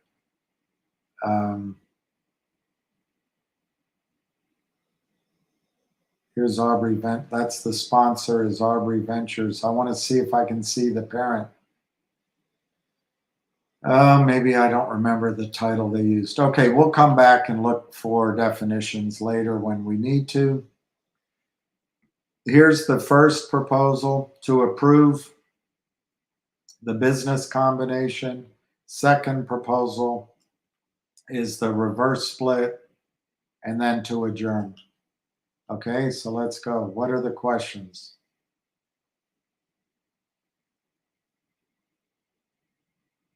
In the business combination, the sub will merge into DLQ and it becomes a wholly owned subsidiary of Aubrey SPAC. What is the consideration paid? The consideration paid is 11,400,000 shares. There it is. 33% is paid to DLQ's parents. All right, that's what I wanted to define for you. Let's see if it's here. There it is. DLQ parent means logic. That's all I wanted to tell you. You own logic. The DLQ parent means you. All I wanted to find. So we, as Logic shareholders, are receiving 11.4 million shares of Aubrey SPAC. Currently worth $10.62 a share on that date of voting.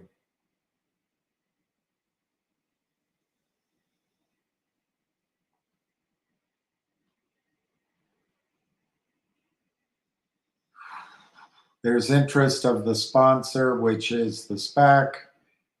I'm not going to go through all that. It is something, if you see this, to read. They do have many juicy payouts if the stock price goes up. Are they normal? I guess they are.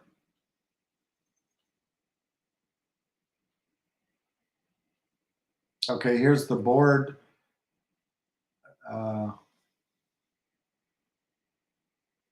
You've got to get your own tax advice. Okay, gosh. It's my first time reading this with you.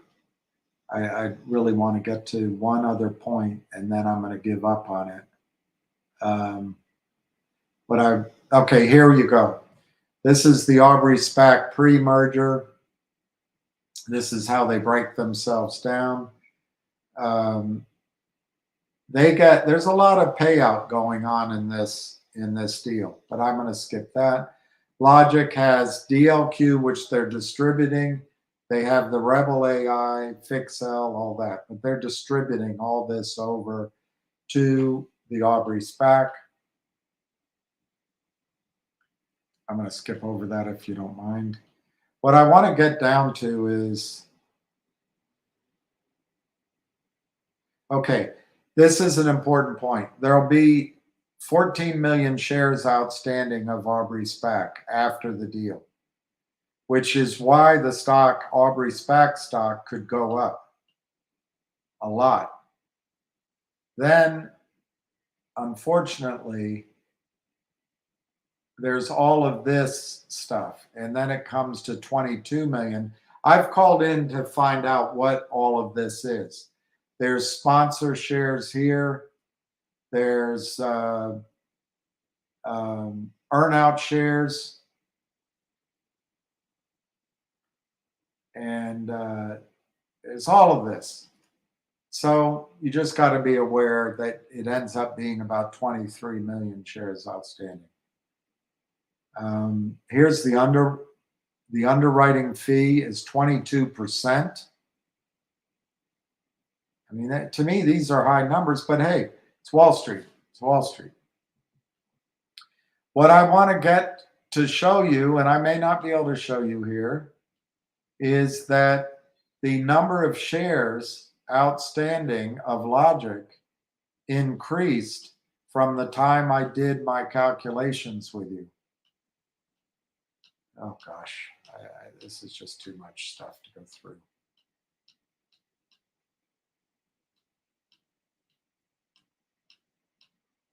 Okay, here. Oh, my dog is snoring.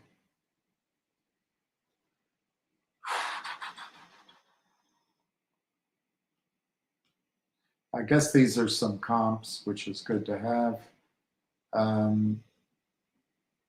right, I'm going to give up. All right, here, data logic. Maybe it's down here. All right.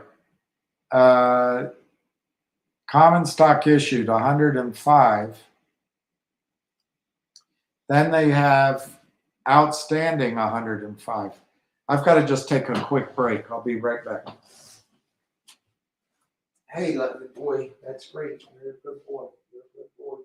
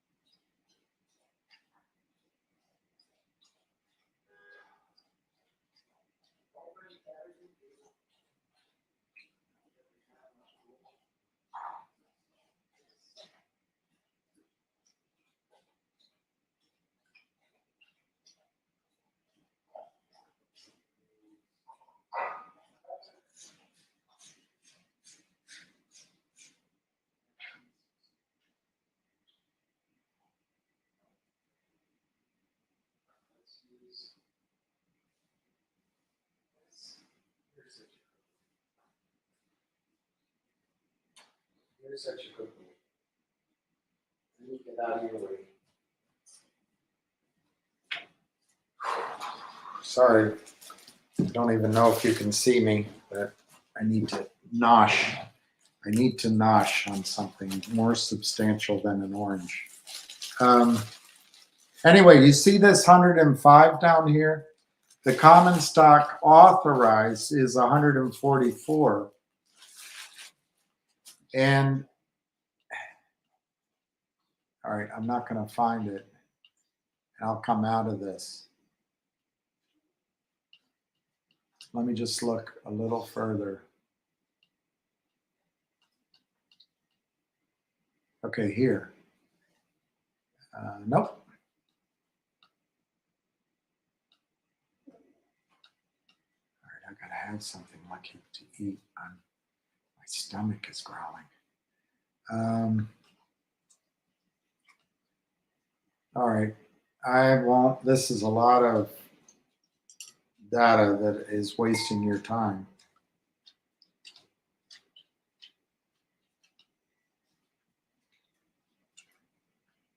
There's the common stock of Aubrey SPAC.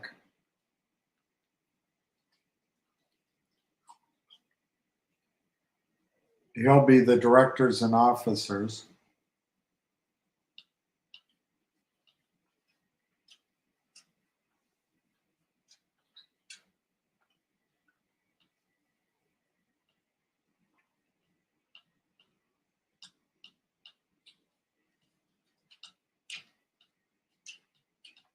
Man.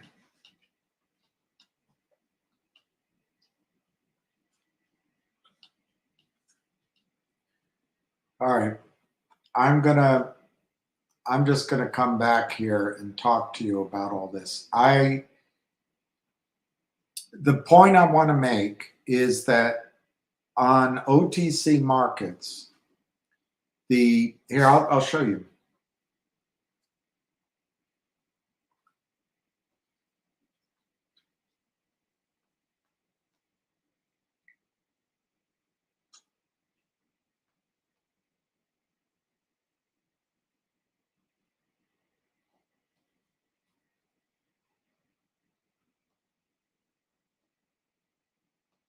Okay. I don't know if you can see it, but it shows 131 million shares outstanding. The third number down, closest to my schnoz, 131,800,000.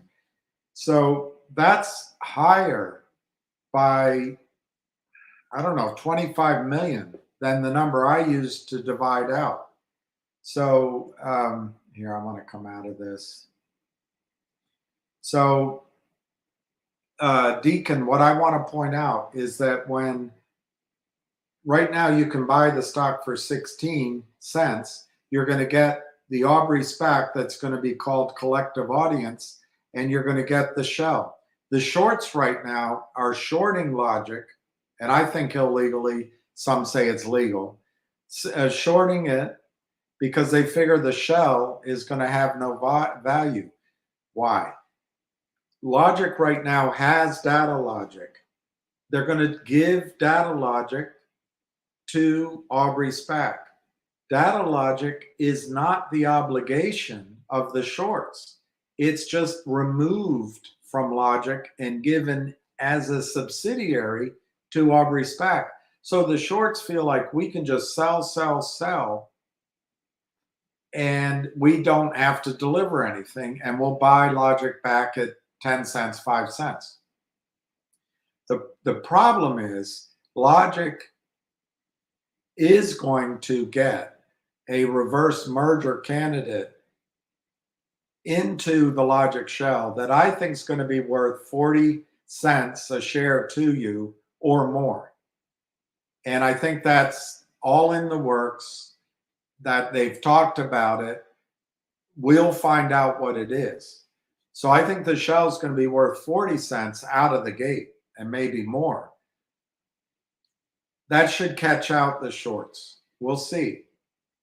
On the Aubrey SPAC side, I have to lower my number to I've called in. I don't know why the outstanding shares went from 104 million. I showed you on the thing about 104 million to 131,800,000.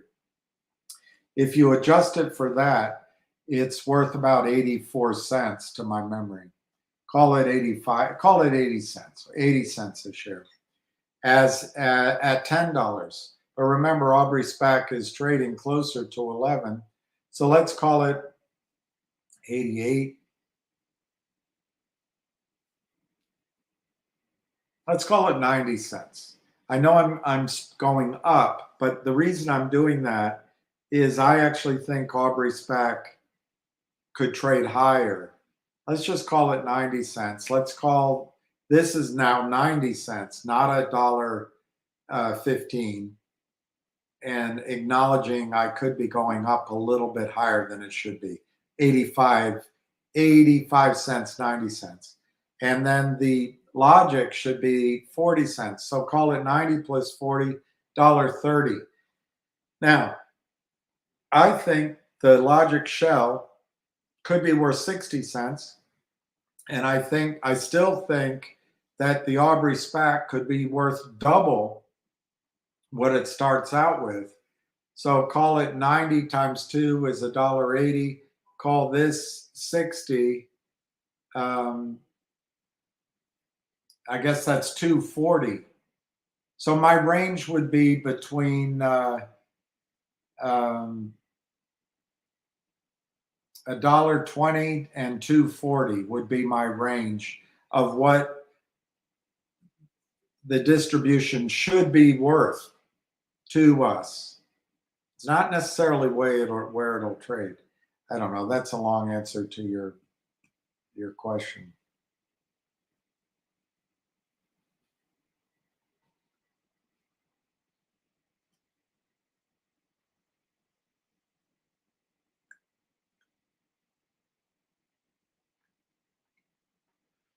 Well, Jason, there are people who argue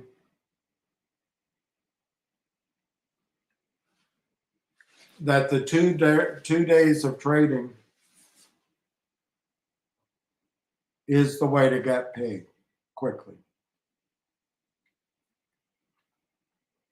I just respectfully disagree. I think the MMTLP, look, as a predicate, I think what's going on moving shares is in preparation for a settlement. I think the best settlement would be to get the engineering report, divide it by 165 million shares, figure out what the per share value is now, and then add legal and pain and suffering, and you got a number.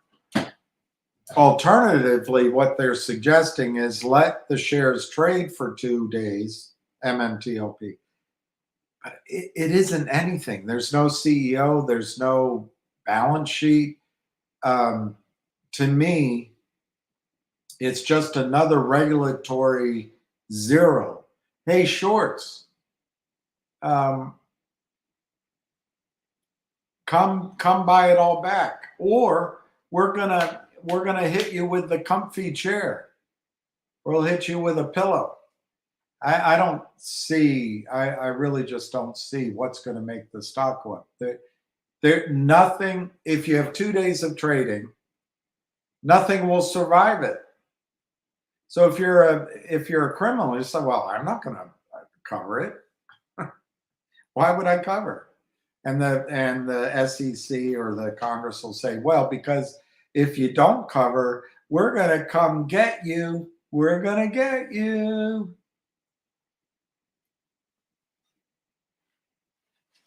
Why is that going to scare them? It hasn't scared them in the past.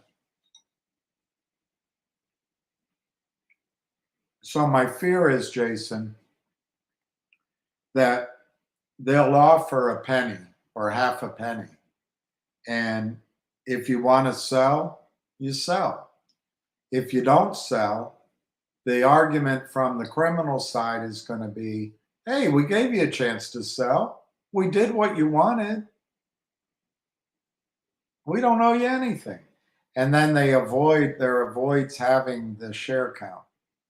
That's how I see it. I think it would be an enormous, don't throw me in the briar patch if you get 2 days trading. A settlement,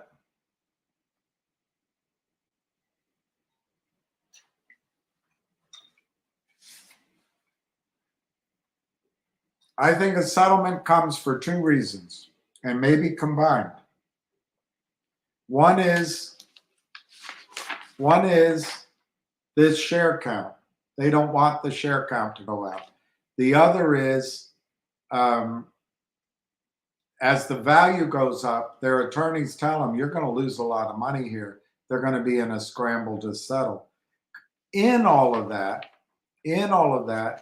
I bet 100 of the broker dealers just want out. They don't want to be in the fight.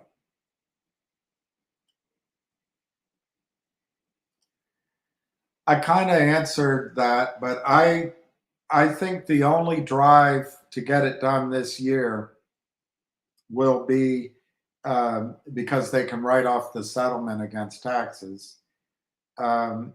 It would also be they don't want the shareholder count to get out.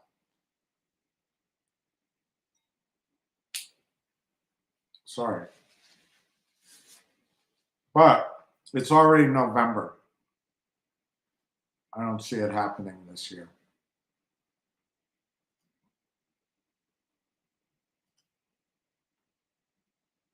Okay, there's the Stella's article. And I will, Scott, I really appreciate it. I will get that up. You'd be amazed. It would take me 25 minutes to even, so anyway, I'll get that up for tomorrow. But I agree with you. There were 2 good articles, so that's good.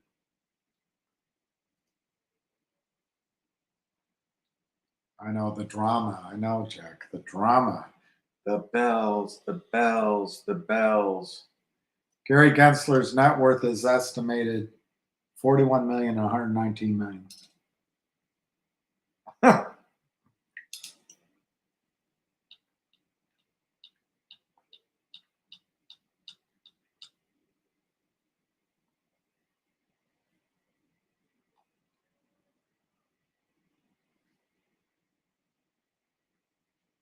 Okay, I didn't see any new articles, so maybe I screwed up. All right, I'm going to start from here and start going down. Yeah, exactly, lazy. I don't, but it's not, it's me too. I'm adding drama here, so I've got to accept responsibility for the drama I add.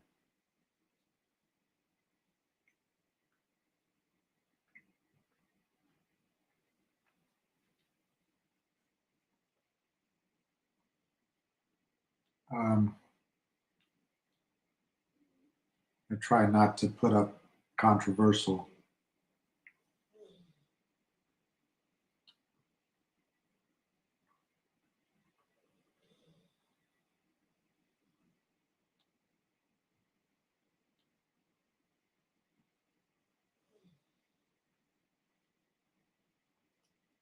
I didn't get your email, but I didn't look. Hobson, do you remember we used to play hide and seek and you never found me? Do you know I didn't look?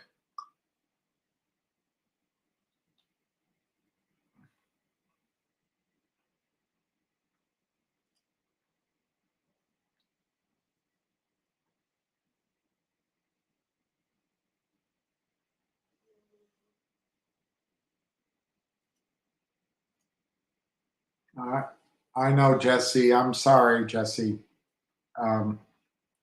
It just kept coming up so much. I get torn between 2 lovers, feeling like a fool. I get torn between if I don't respond, am I being unfair? Am I avoiding it? But it just kept coming up, and I agree with you. We should. Um,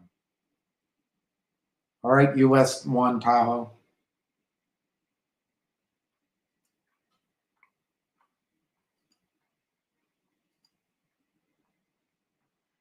Punch a tree. Um, I don't feel like I'm fully qualified on XRP.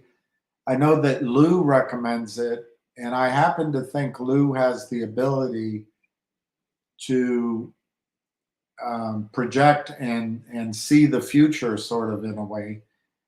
I think it's a good recommendation by Lou, and I would suggest that he's a great source of information on XRP. Um, I want to study it. I want to know it better, but conceptually, it sounds great. Gold, gold's trickier. Uh, if there's a new financial system, if there's a collapse, I don't think we're going to go to a gold standard because gold standards constrain trade, and they also constrain the power of the central banks. However, I think it is, I want to say Jim Sigmund, that's not his name.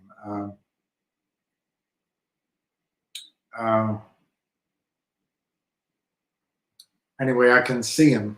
I just can't remember his name. There's a gentleman out there that does a lot of analysis. He's advised the government, the State Department, the CIA, banking. I'll think of his name.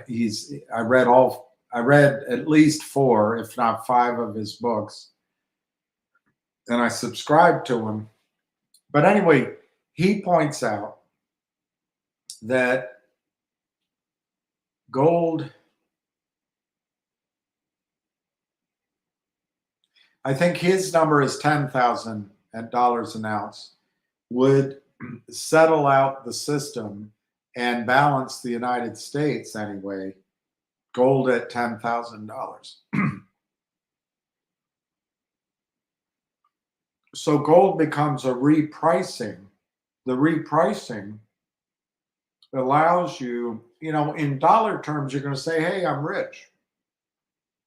But it's a repricing. It just kind of allows you to stay where you are. I think it's Dr. Stephen Lieb who, and I might be wrong, but I think he points out that his number to get that right is $40,000 an ounce. I may be misquoting who's doing those numbers, but I think gold could go to $10,000 to $40,000 an ounce. Oddly, I think silver could do the same, at least go to 10,000.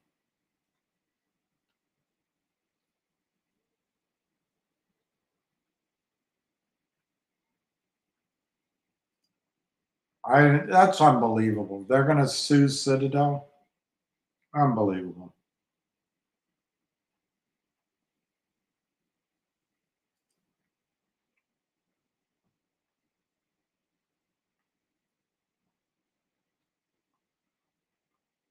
Leader, I don't know when it's going to squeeze. I have this feeling that whoever they is, I think they focus a bit on, I don't want to be so arrogant that anyone cares what I say on the criminal side, but I think they focus on Ham and others, and they just do not want to see this break out. You heard me earlier say 2 or 3 at least equivocal things, or maybe negative. Ham said, I'm absolutely wrong. He thinks the squeeze could come at any time. To me, and I will admit that I'm probably wrong compared to Ham.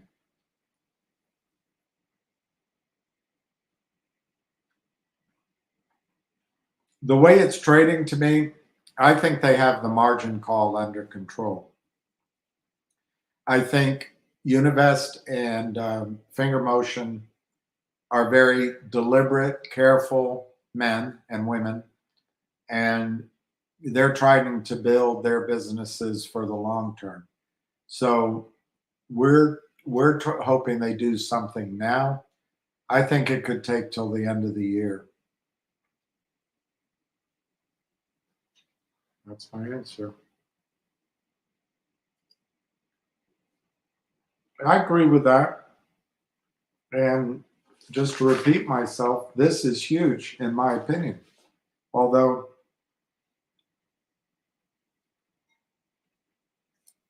as I admitted earlier, yesterday I found out that this isn't, it's not Shangri-La. It's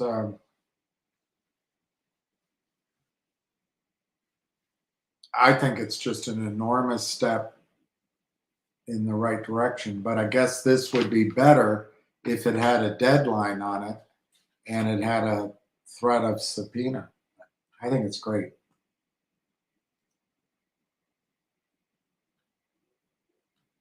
Yeah, that was a good article.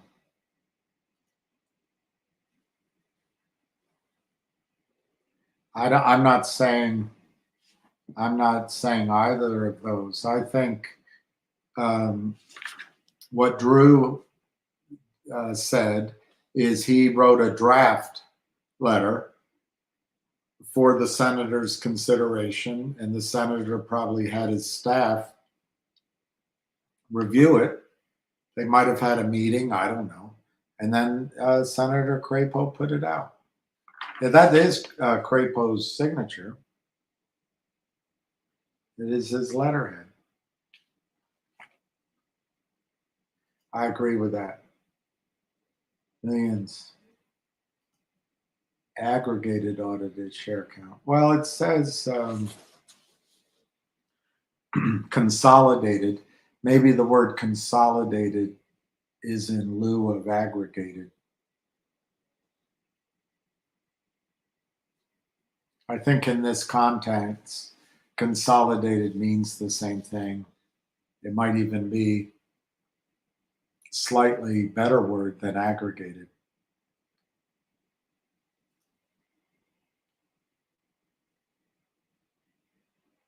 I think it's amazing. Henry, don't get me wrong. I think it's amazing. But I'm not a lawyer. I was told by a lawyer that this doesn't have the force of law. To me, Senator Crapo just has to get pissed off, and his next step is to make it a stronger letter. So, no, I think it's an amazing letter. Don't get me wrong. I think this is incredible.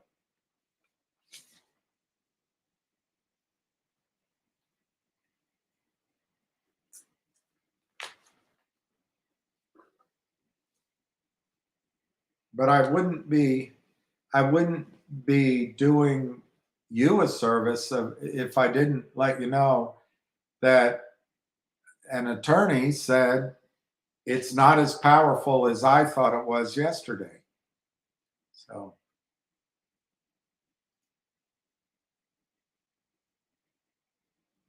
yeah, that's exactly right. People are starting to understand it. Thank you, Steve. I don't know if I'm going to get it, but I set up an email yesterday, and it's fair and balanced. It's my name, balanced, fair and balanced, fair and balanced at gmail.com.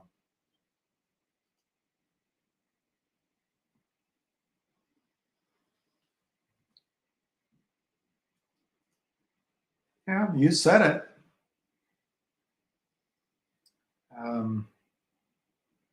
I actually bought a small amount more yesterday myself.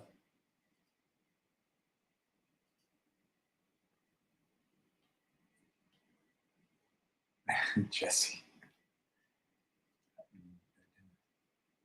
Just skip the Drew questions. All right. Well,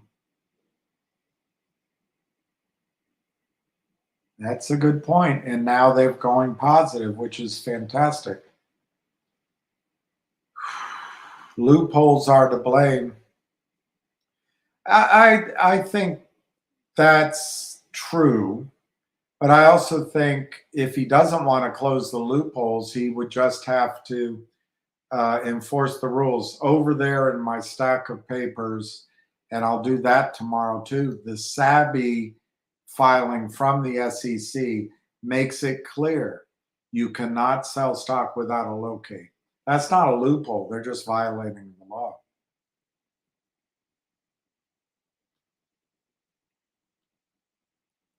Is GTII a good buy right now? We used to have a, the guy behind me would say, yeah, whatever stock. Chrysler is a good buy.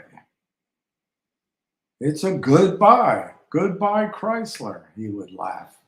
But I don't know the answer, Eunice. I'd say as compared to what?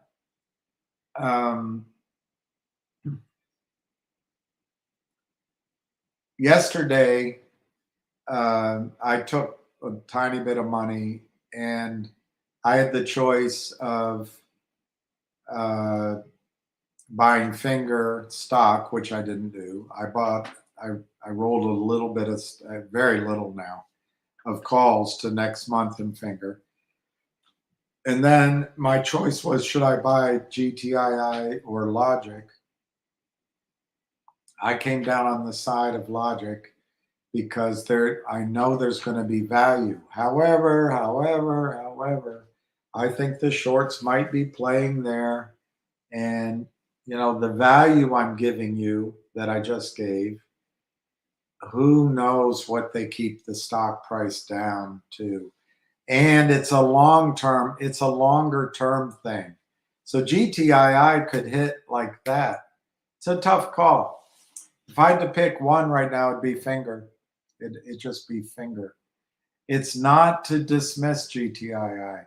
It's just that finger, they're going to try to suppress finger through Friday. There's no question about it. But afterwards, what do? And China's going to go slowly. There's also no question about that. Univest works slowly. Finger motion works slowly. So when you put slow plus slow, you're not going to get fast. But at some point, next week, 2 weeks, you could see finger really move. And then I think you buy GTII. But yeah, it's a good buy now. Of course it's a good buy now. I was answering as compared to what? Yeah, that F3. F3 invented by Goldman Sachs. Well, I think I answered that. That you may end up with 2 days of trading, and there may be a way of framing it in a way that all my concerns are assuaged. But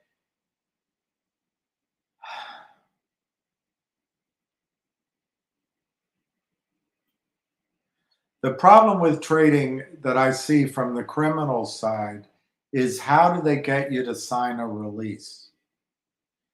You won't sign a release. What do? You sign a release saying, I agree to trade. Whatever I get, I'm not going to sue anybody. I don't think they'll get 100% participation in that release. A settlement, I think they'll get huge percentage of participation if the number is out of the gate a high number. If they come out and they try to do a reverse Dutch auction, so to speak, or they just try to get people, they say, we'll offer $5, we'll offer $8. and only 10% sign up. We'll offer 21. We'll offer 30. We'll offer 100. I still don't know how lawyers on the criminal side or the street side would allow that to happen without releases. To me, CS, the only way the lawyers are going to be satisfied to get a global release is to do a big settlement. That's just my interpretation.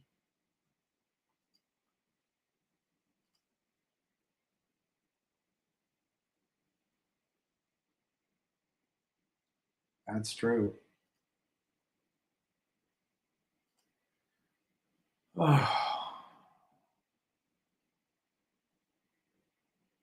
We are the only ones that have gotten any signed letters from Congress. Well, I think the whole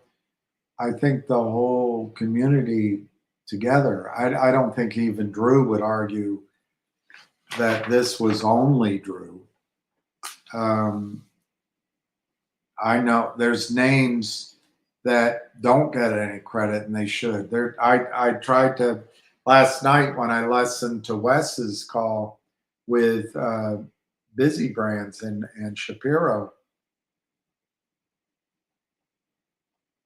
I tried to take a picture of some of the names, and I'm sure I didn't get them all. But you got Busy Brands, Junk Savvy, Curtis, Huckleberry, I think's his name, 100, Frank Nez, Wes, Robert, Meta, Kristen, Shaughnessy, she's amazing, Swing, Anna, Jana, Liz Fro, Jennifer,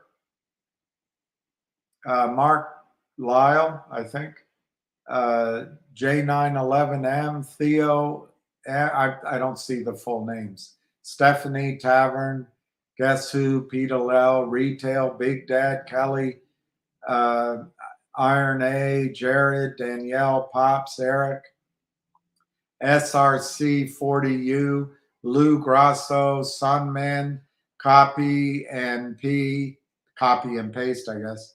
Pronoun Joe, Wendy D, Rare DD, Ollie, Wall Street, Just Shy, KEP, Art Hertz, Dad EQ, Quintana, Whiskey, Art Hertz, Daddy O, Johnson, Jeff, Sir, Juan, GTII, Jeff, Listener, Positron, Dark, HE, Chad, Dog the. That's all I took pictures of. And then you've got Ollie in London. You've got Smokey here. You've got Syntax. I know there's a guy named Patrick. I know there's a group of people, I'm not sure they want their name out, that went to go to Congress. I know you've got Not Legal Advice. I know you've got this attorney Howard. You've got Rosa. You've got the gentleman, and I forget his name, who has organized mailings and 7 billion impressions at Congress. And you've got Ham, who introduced Wes Christian to metamaterials and to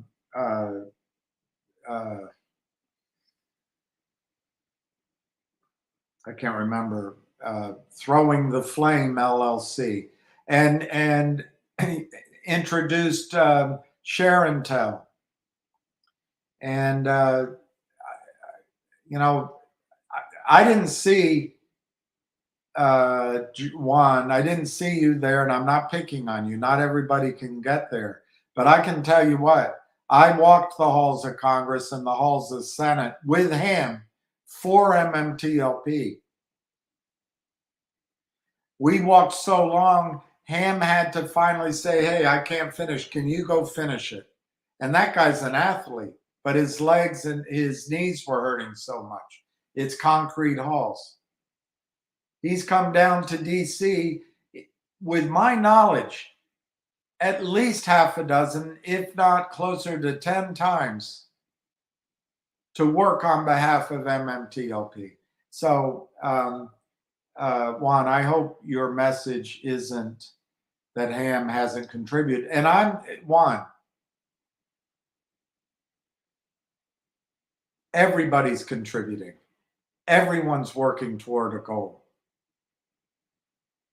And I'm not here to measure how big Ham's dick is or Drew's dick is. I'm not here for that.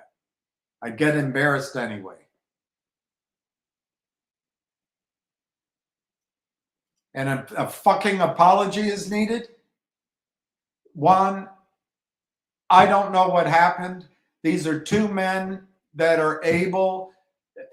Look, my experience with Drew, I've been on the calls. He can dish it out. Does he apologize to everyone he dishes it? I don't know. But Juan, we're big boys here. I've had my opinion, my feelings hurt plenty of times. I'm not talking about Drew. I haven't asked for apologies. There's no crying in baseball. And Juan, if you need an apology from me, I apologize to you. But I'm not going to organize. I'm not going to be a triangle.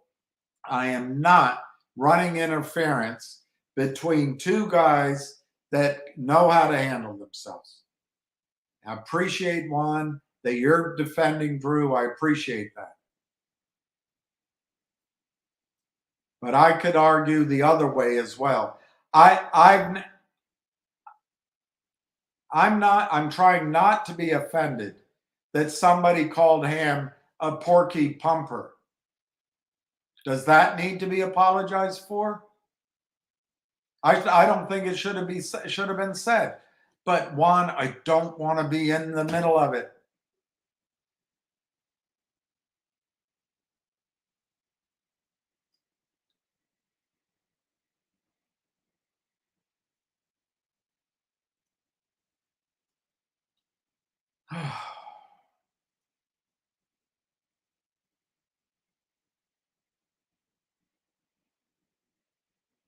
Juan, you must be a different Juan than the tremendous gentleman that I met in the beginning of these. I have no idea what you're talking about. You think I would know how to get an account banned? I don't even know how to respond to a direct message. I don't know what the nest is. I don't know what twerking is. I don't know what poking is. Juan, I don't know.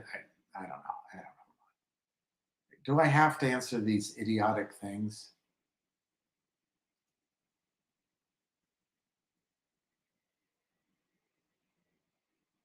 I think they own exchange. Let's do it, Seth. I would love to do it. I would love to do it. Call from Fussy Friends, JM. Hey, Busy, you're on. You're live. And if you don't want to be live, I got to mute it, which I can do. Just tell me. Yeah, please mute it.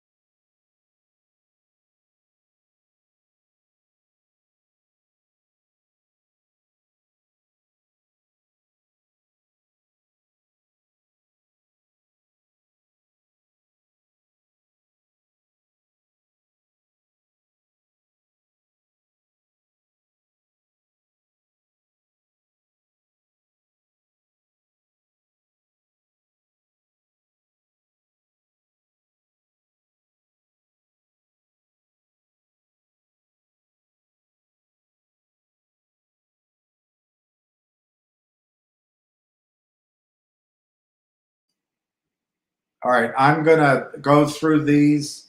We'll look at, it's 4:22. I'm gonna end at 4:30. I'm gonna end at 4:30. Thank you. I will relax. Um,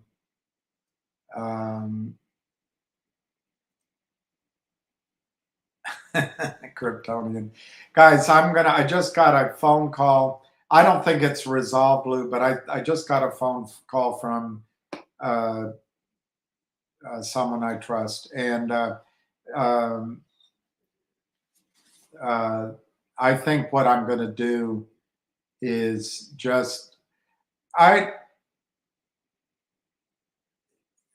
uh, Lou, I think it's important to try to listen to the other side. If there's another side, engage, all that. On the other hand, I find this whole thing an energy suck and it doesn't go anywhere. I love this. I love this letter. That's great. But the rest of it, it's, where does it go?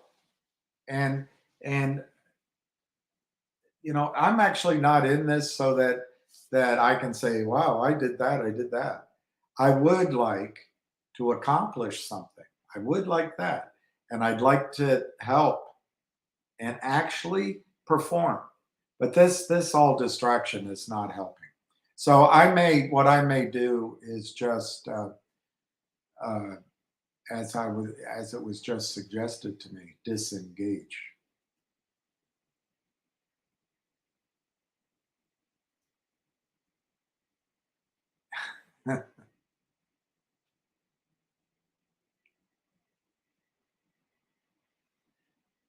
Noise is everywhere, but the truth is you don't have to be in the noise to be in the know. People in the know use BDO. Mariah Shriver. Cindy Lou Who is the best. Um, that's great. And I like this. You're simply the best, better than all the rest. Not me, that's the song. I'm not, I don't remember the rest of the words either. You're simply the best, better than all the rest. If I were the guy, I would be like, how many do you have? Anyway, you're the best, ignore the rest. Steve Rosen is always kind. He's always kind. Oh, the drama was too much. I'm sorry, Steve. Steve is always kind. In my opinion, when do we see a resolution for MMTLP? Yeah, I think. Oh, you said before. I was going to say in 2024. But Scott, I think you have to divide it out. If it goes down the legal route, it could be years. But I think the cost is going to become clear and so expensive to the system that you're going to get a financial settlement. As recently as last month, I was saying by the end of 2023, but it seems to me, based on the back and forths and all that, I don't see how it happens in 2023. I think it'll be next year. However, the Wall Street, if they settled it now, they could write the cost off on their taxes. Save the drama for Joe Mama. Joe Mama. Joe Mama.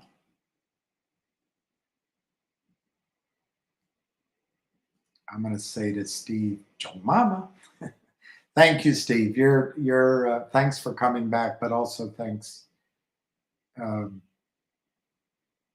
You've all, like I said, I think you're always kind, and I appreciate that.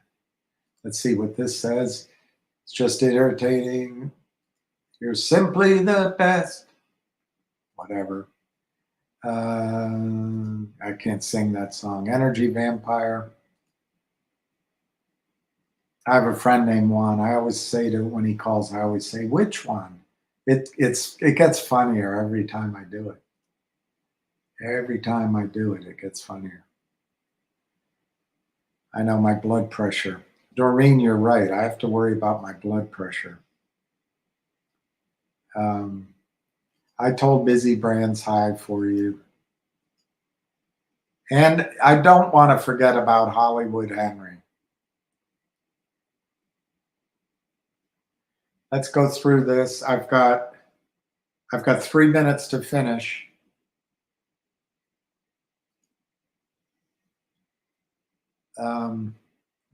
Jason Beck.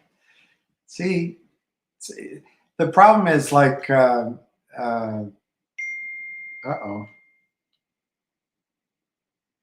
I just got another.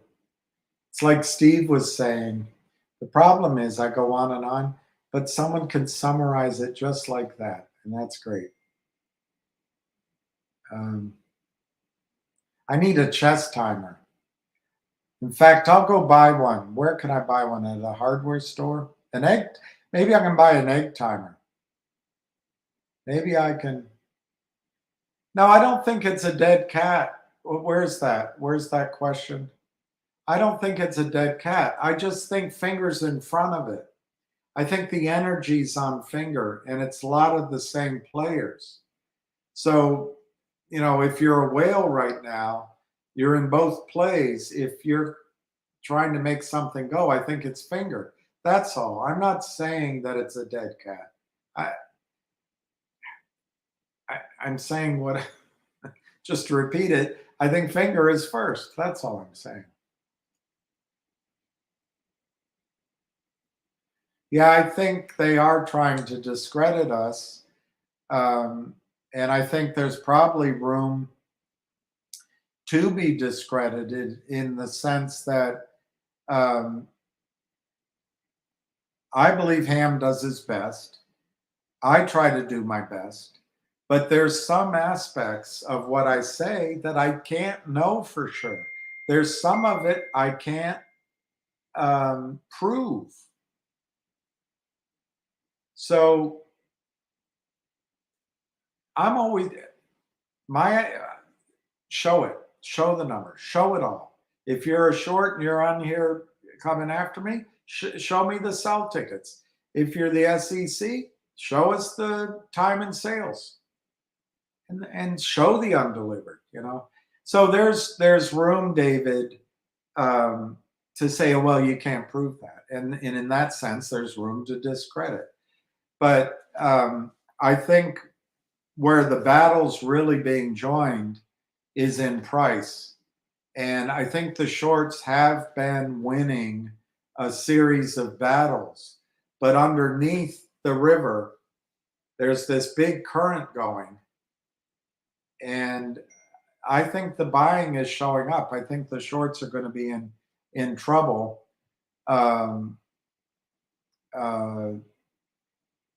soon.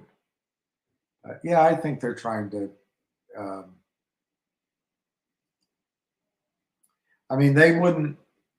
They couldn't be harder on me than I would be on myself. What I don't like is disinformation, but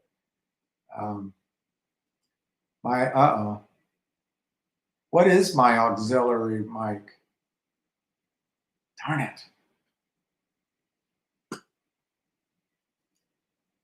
Jeff is smart.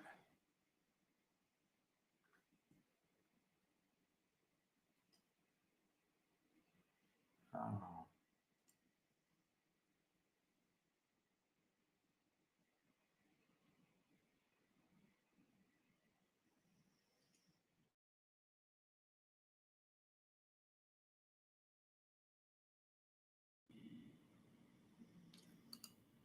Jeff is so smart.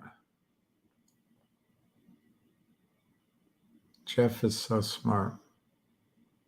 Sorry, Jeff.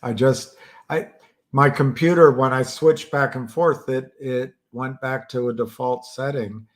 But I spent this morning before I came on, I was really careful making sure I had the right Mike, let me go see if it changed it now. No, there you go. Gosh, Jeff, I should check that maybe half an hour in next time. Thank you. I didn't have much to eat. I just had some pita bread and olive oil.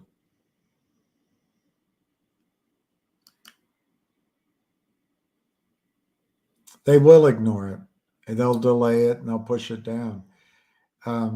That's why this letter is huge, but it needs a subpoena or a time frame on it. I'm not a lawyer, but they will ignore it. This is a huge battle.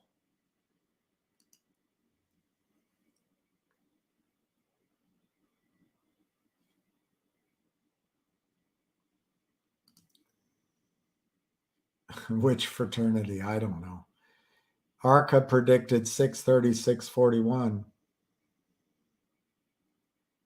Yeah, I wonder, he also said that once it does that, it could really run. We'll see. Wow, they're buried finger today. On to tomorrow. Yeah.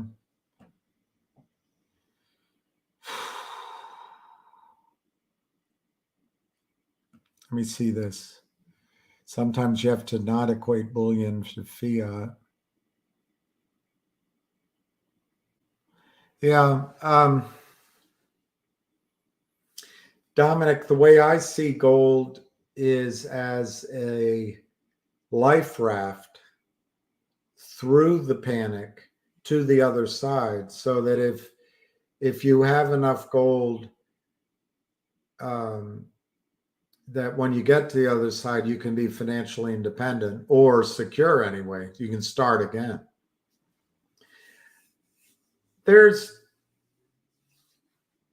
You can't help but think about it that, gosh, if gold goes up, I'll be rich if you own some. But I don't think it's about being rich. I think it's about, like I just said, sort of carrying some of your net worth or some of your independence or some of your security into the new system. And then you can start again.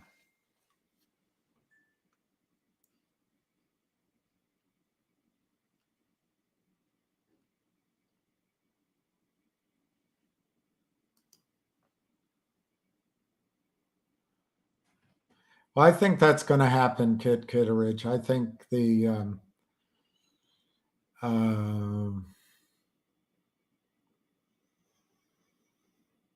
I think it's coming. I'm not sure it's going to come this week.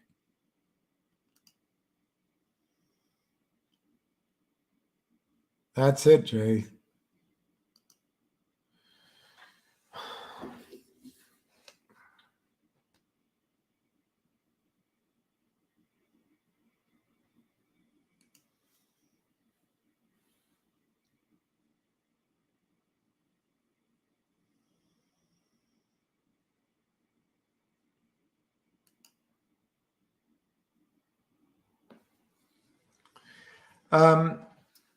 I think one of the reasons you might not hear about Univest is maybe something's going on and they're not allowed to talk about it. But it's over in a stack there. Univest filed the S3 on September 11th. Their name was there, 300 million. The 8K came out that Thursday. Univest's name was there. There's been another filing, and the approval. The approval came out, and Univest's name was there. So I'm not sure it's not. I'm not sure it's not talked about, but I think Univest. For me, to the extent that Univest might be doing a deal or something or organizing a transaction. There was a quiet period. For me, it's best to just let the company and Univest make the announcements they might, rather than either promoting it on something I don't know, or relaying maybe something I do know, which shouldn't be public. And I say that with a big maybe. I'm not sure that I do have anything like that. But the quiet period for me caused me, once I was aware of it, that this earnings was a quiet period, I felt like, got to be a little bit cautious. Some people on the Twitters went out with everything, boom, boom, boom, boom, boom, and fully described things which I thought I heard in confidence. I want to be more careful, but Univest is $150 billion. They're aligned with Finger Motion in the S3. I don't know. I don't know how much more you need to hear.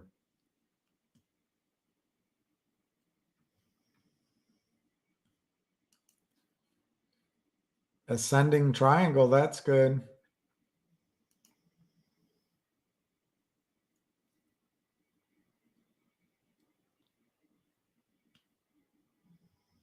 I think you can, Julie, Kim, transfer Fidelity, MMTLP to AST. I think you still can.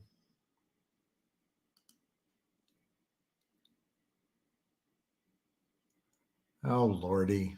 This is so Nancy Pelosi can be sworn back in as speaker, and we can go after those Jim Jordan acolytes. Say if the algorithms move with news on the stock, the news are negative, why not flood the internet with facts about this? That's a really good Augustin.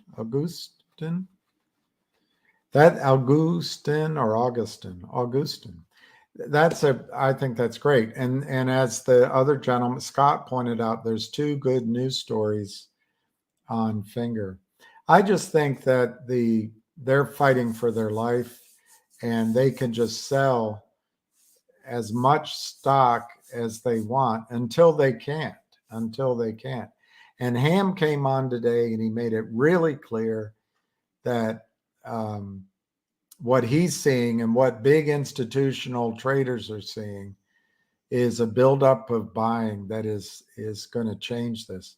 My sense for myself, and Ham says I'm an amateur compared to him, which is probably true. It definitely is true. My sense is some of the things I'm seeing that used to work don't work anymore because they just come in and hammer stocks with failure to locate. The other side is cheating. The other side is breaking the law. The other side is selling stock that doesn't exist.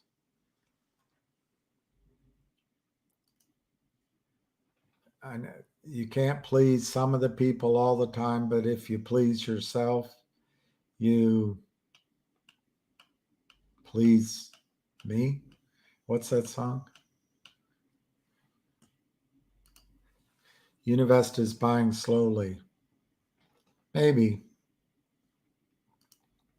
Yeah, I'm going to go get something to eat. The Kramers are like that thing you see on people's desks, the dodo bird. They just keep hitting the sell button. Boo. But they also are practiced at the art of deception. I could tell by her blood-stained hands. I was standing in line with Mr. Jimmy, and man, did he look pretty ill. We decided to have a soda. My favorite flavor, cherry red.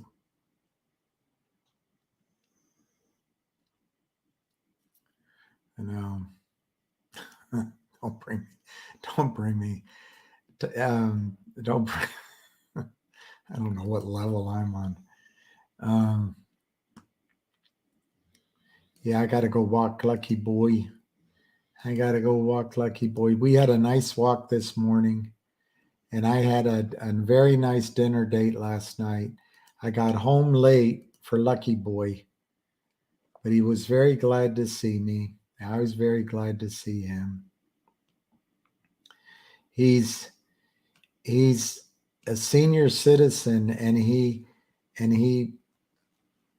goes to the wrong door, and when people give him treats, he snaps in the air because he doesn't really see it. So, but he doesn't complain. He doesn't complain. And he's very happy to sniff and smell and meet other dogs and meet people. But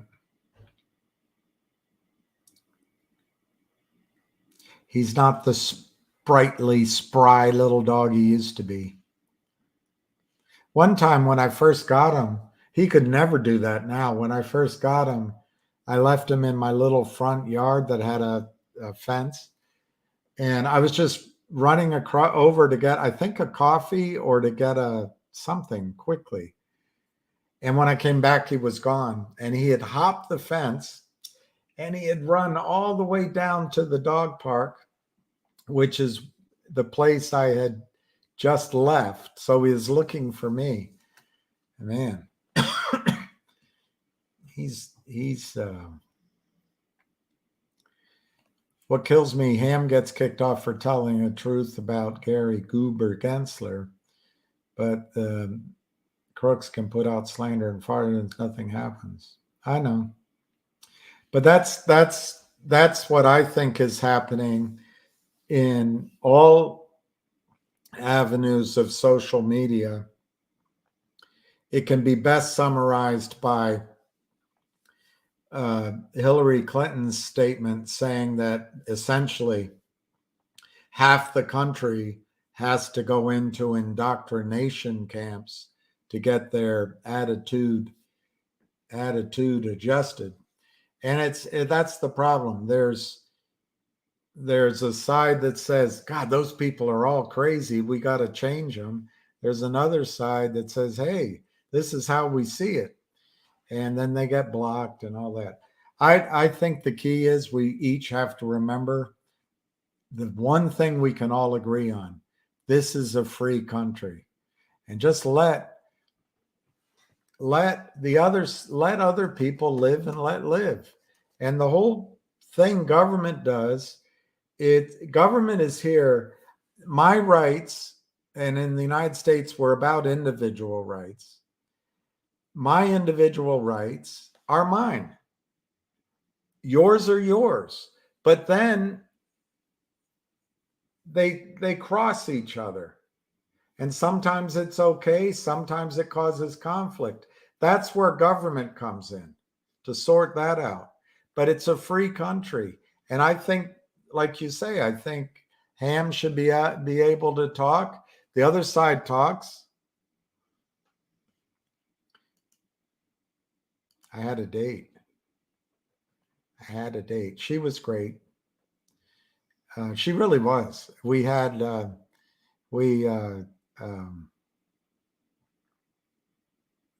talked, and she's smart. She's really smart, and made me think quite a bit.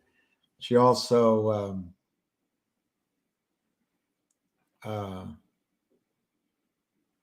I think was accurate in her assessment of at least a couple things about me and what I'm going through.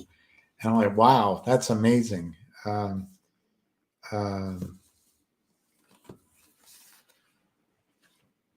Yeah. Yeah, that was nice. I wish some of these things would work out so I could perhaps do more in that regard.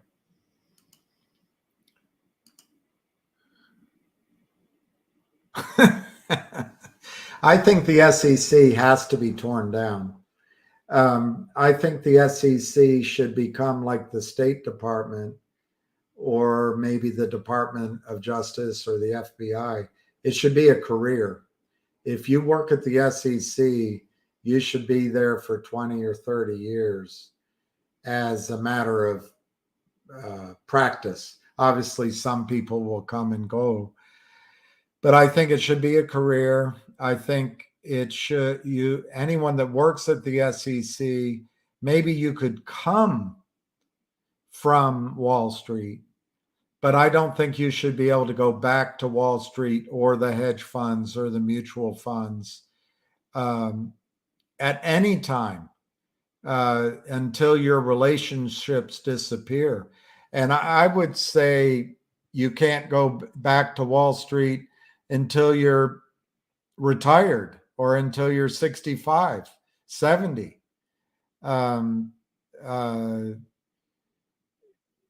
The SEC needs to be independent.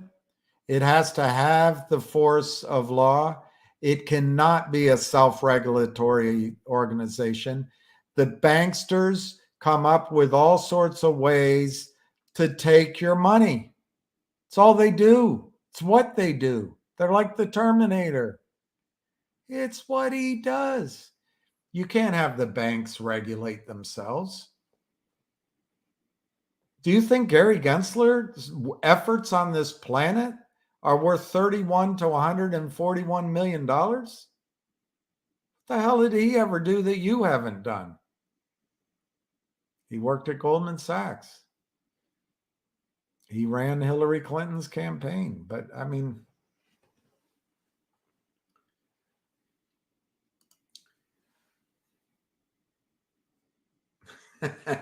you have a mother-in-law in Minnesota. Does she say, hey, hey? I'm trying to remember. Is Minnesota where that movie Fargo was, or was that a different place? Frances McDormand had that accent. That's nice, Patty. And loves to play golf. I'll watch. Actually, I wouldn't mind learning how to play golf. I don't know how to play it, but I was North Dakota. I wouldn't mind learning how to play golf. I love two things I love almost more than anything. One used to be when my friends would invite me to these golf tournaments up in West Virginia or elsewhere. And I would go and I'd always say, look, I have to be allowed to pick up my ball because I don't want to hold up anybody. And then it would be embarrassing. But of course, we'd be drinking as we'd go. And I got on the team with this one guy that, oh my gosh, his shots were amazing. But the feeling of walking on that green when the wind is slightly blowing and it's all beautiful, I love that feeling. The other time is when you go to the top of a mountain to ski and you come off the ski lift. And just for that, I don't know, few moments, and maybe it's longer sometimes, the wind is blowing, so you don't hear anybody else talking. And it's the view, and I love that. That's heaven. So was the topic, I can't read that out loud.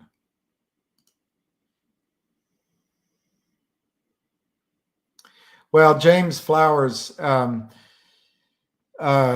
I've noticed, and it might just be always with every generation, when they get a little older, they look back and it's different.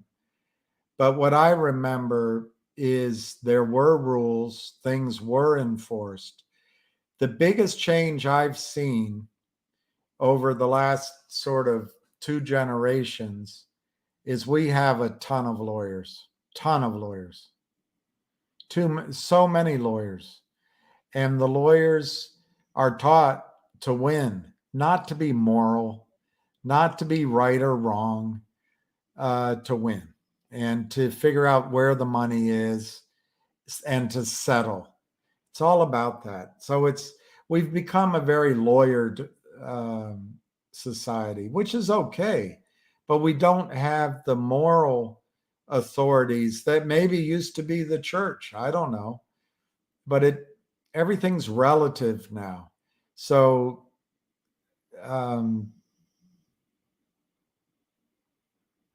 you're left with these trying to go, when you go through the legal system, you're all hepped up. You want to get it, and then you settle. It's really frustrating because you never really win in the moral sense. The other thing that's changed for, I would say at least two generations, is banking.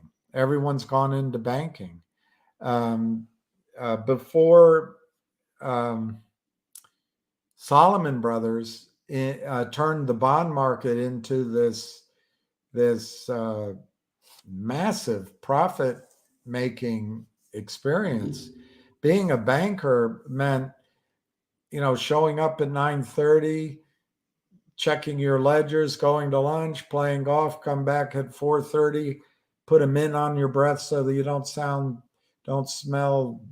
drunk, lock the vault and go home. It was very boring. But banking has become the big part of our society.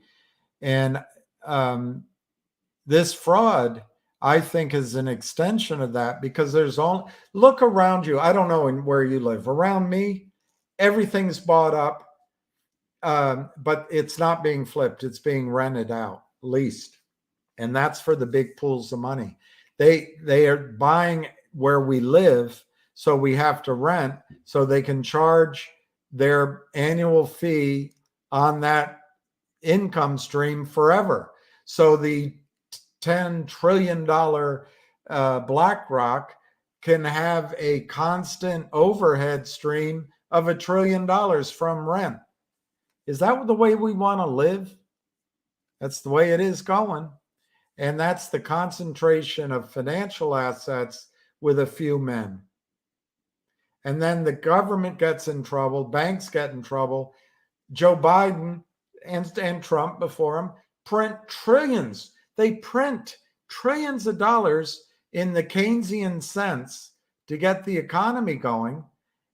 And the bathtub sprung a leak. The $1 trillion are going to the UK and Germany to people, in my opinion, who are breaking the law and collecting that money on behalf of the banks. The banks aren't American. They're not loyal to America. They're loyal to themselves and to the occasional associate they can work for. The banks are about taking it all. They want to own everything. And they want you arguing that Trump is a misogynist and Hillary is a email stealer, instead of focusing on what they're really doing.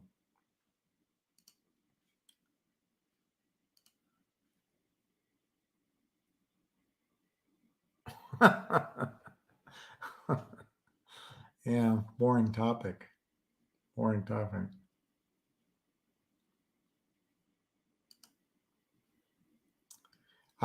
AP, if I knew you were a guy and there were no women on the channel, I would answer you, but I'm not going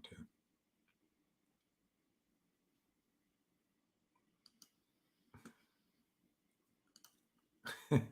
Border said Friday, Univest is going all in. Well, I hope he's right.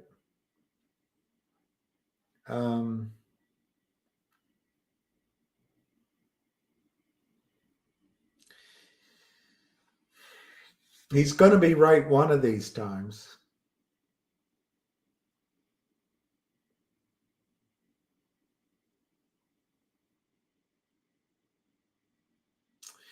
So, Pharaoh, I would say the reasons he would be right is that Univest wants to take advantage of the massive call positions, which could cause a gamma squeeze.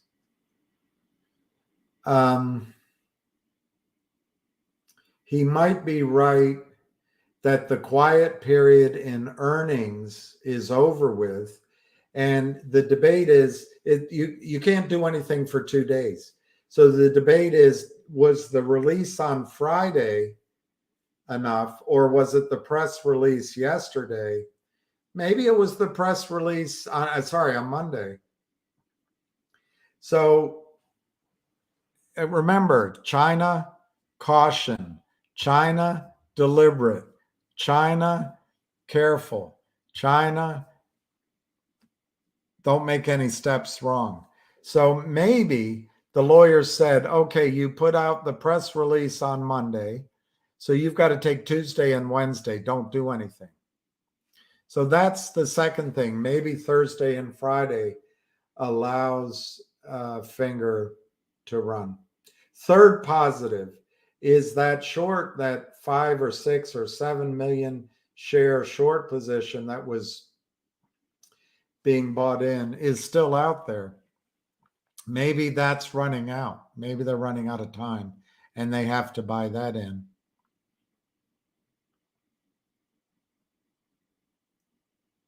And I guess the fourth thing is maybe Univest,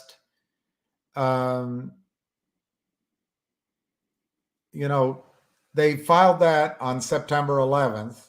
They must have been working with Finger for at least 30, 45 days prior to that.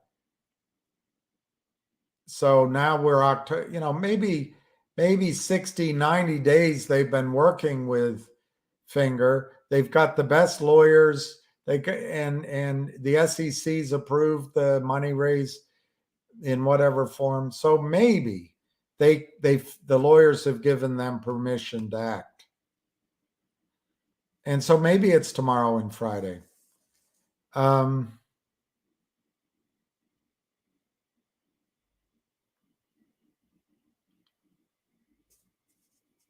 then finally, I guess maybe,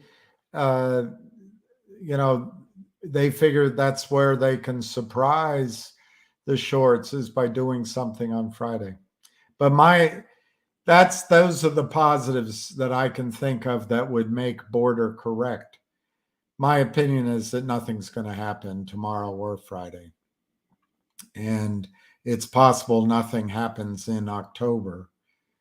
The question, if you're going to buy calls come Monday, will be, do you do November, December?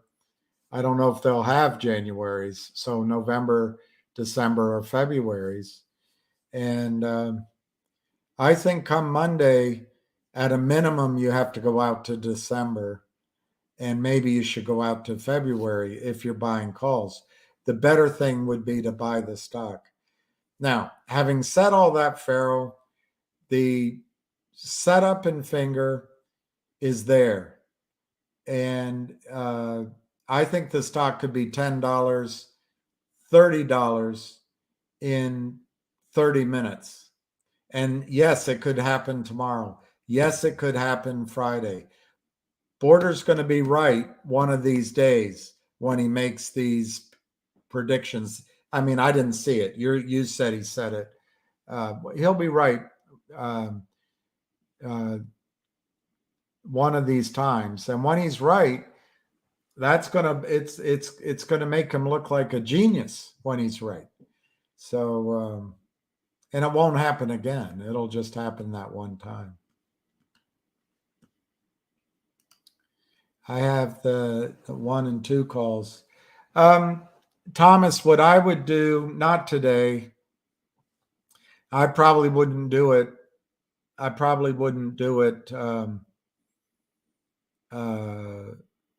Until next week, but I would consider selling the 1s and the 2s and then buying even if it's November, but you could go out to December, buying the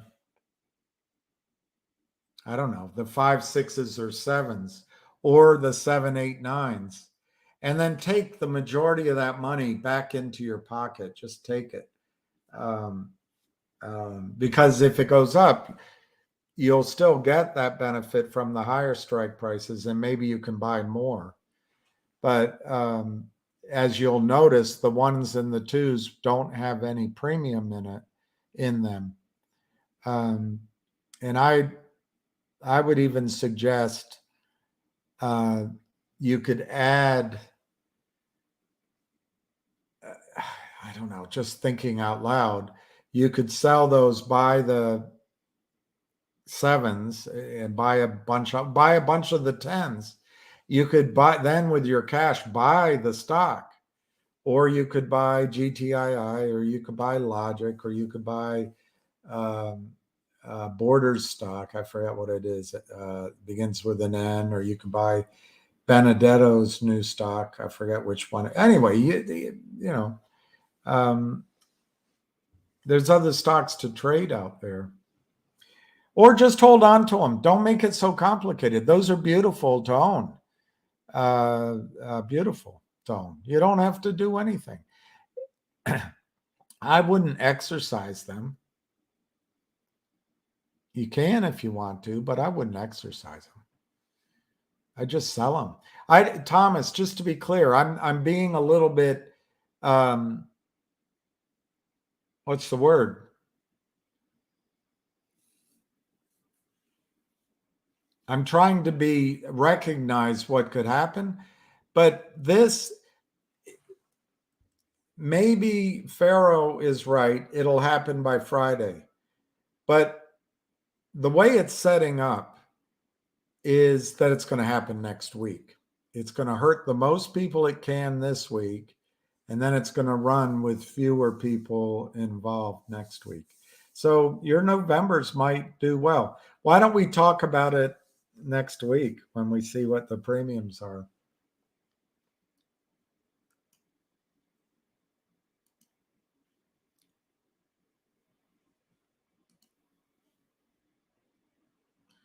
Yeah, I'm a man of conviction, or I should be, what's the word? Committed.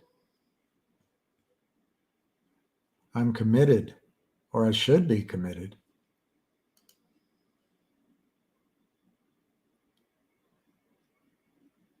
Which crooked frame?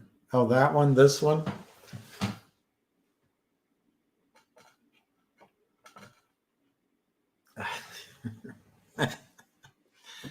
You're like my mother. I couldn't care less, but whatever.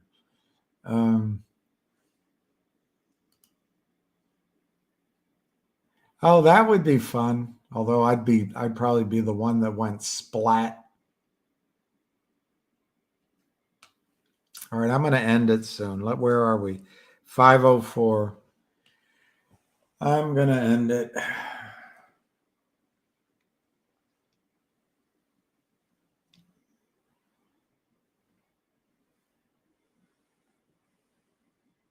Yeah, I'm going to end it. The problem when I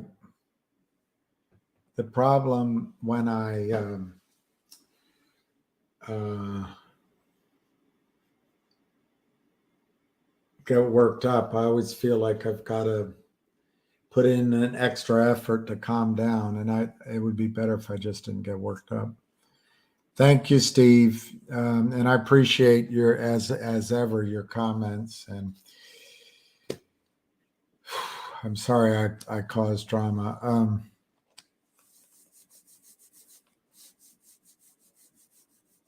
I don't know how to flick a switch and make me better.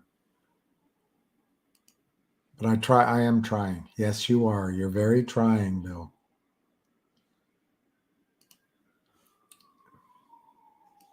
Thank you, guys. I'm going to go back to Pharaoh's comment. Nguyen. And we'll put that up there.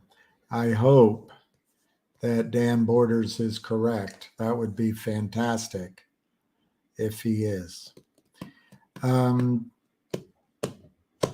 So I'm gonna wish you guys peace, love, happiness. I thank you for your forgiveness, and I want to remind you, if you take quiet moments and think of people, pray for them. Just hold Jenny L in your heart and in your strength, in your thoughts. And what else?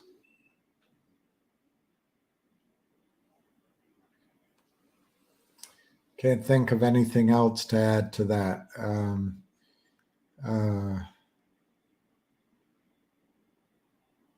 Yeah, I can't think. I'll leave it at that. So anyway, we will see you tomorrow. And oh, it froze. I will try to do better tomorrow, and I'm sure we'll have a hamster call. So anyway, buenas noches.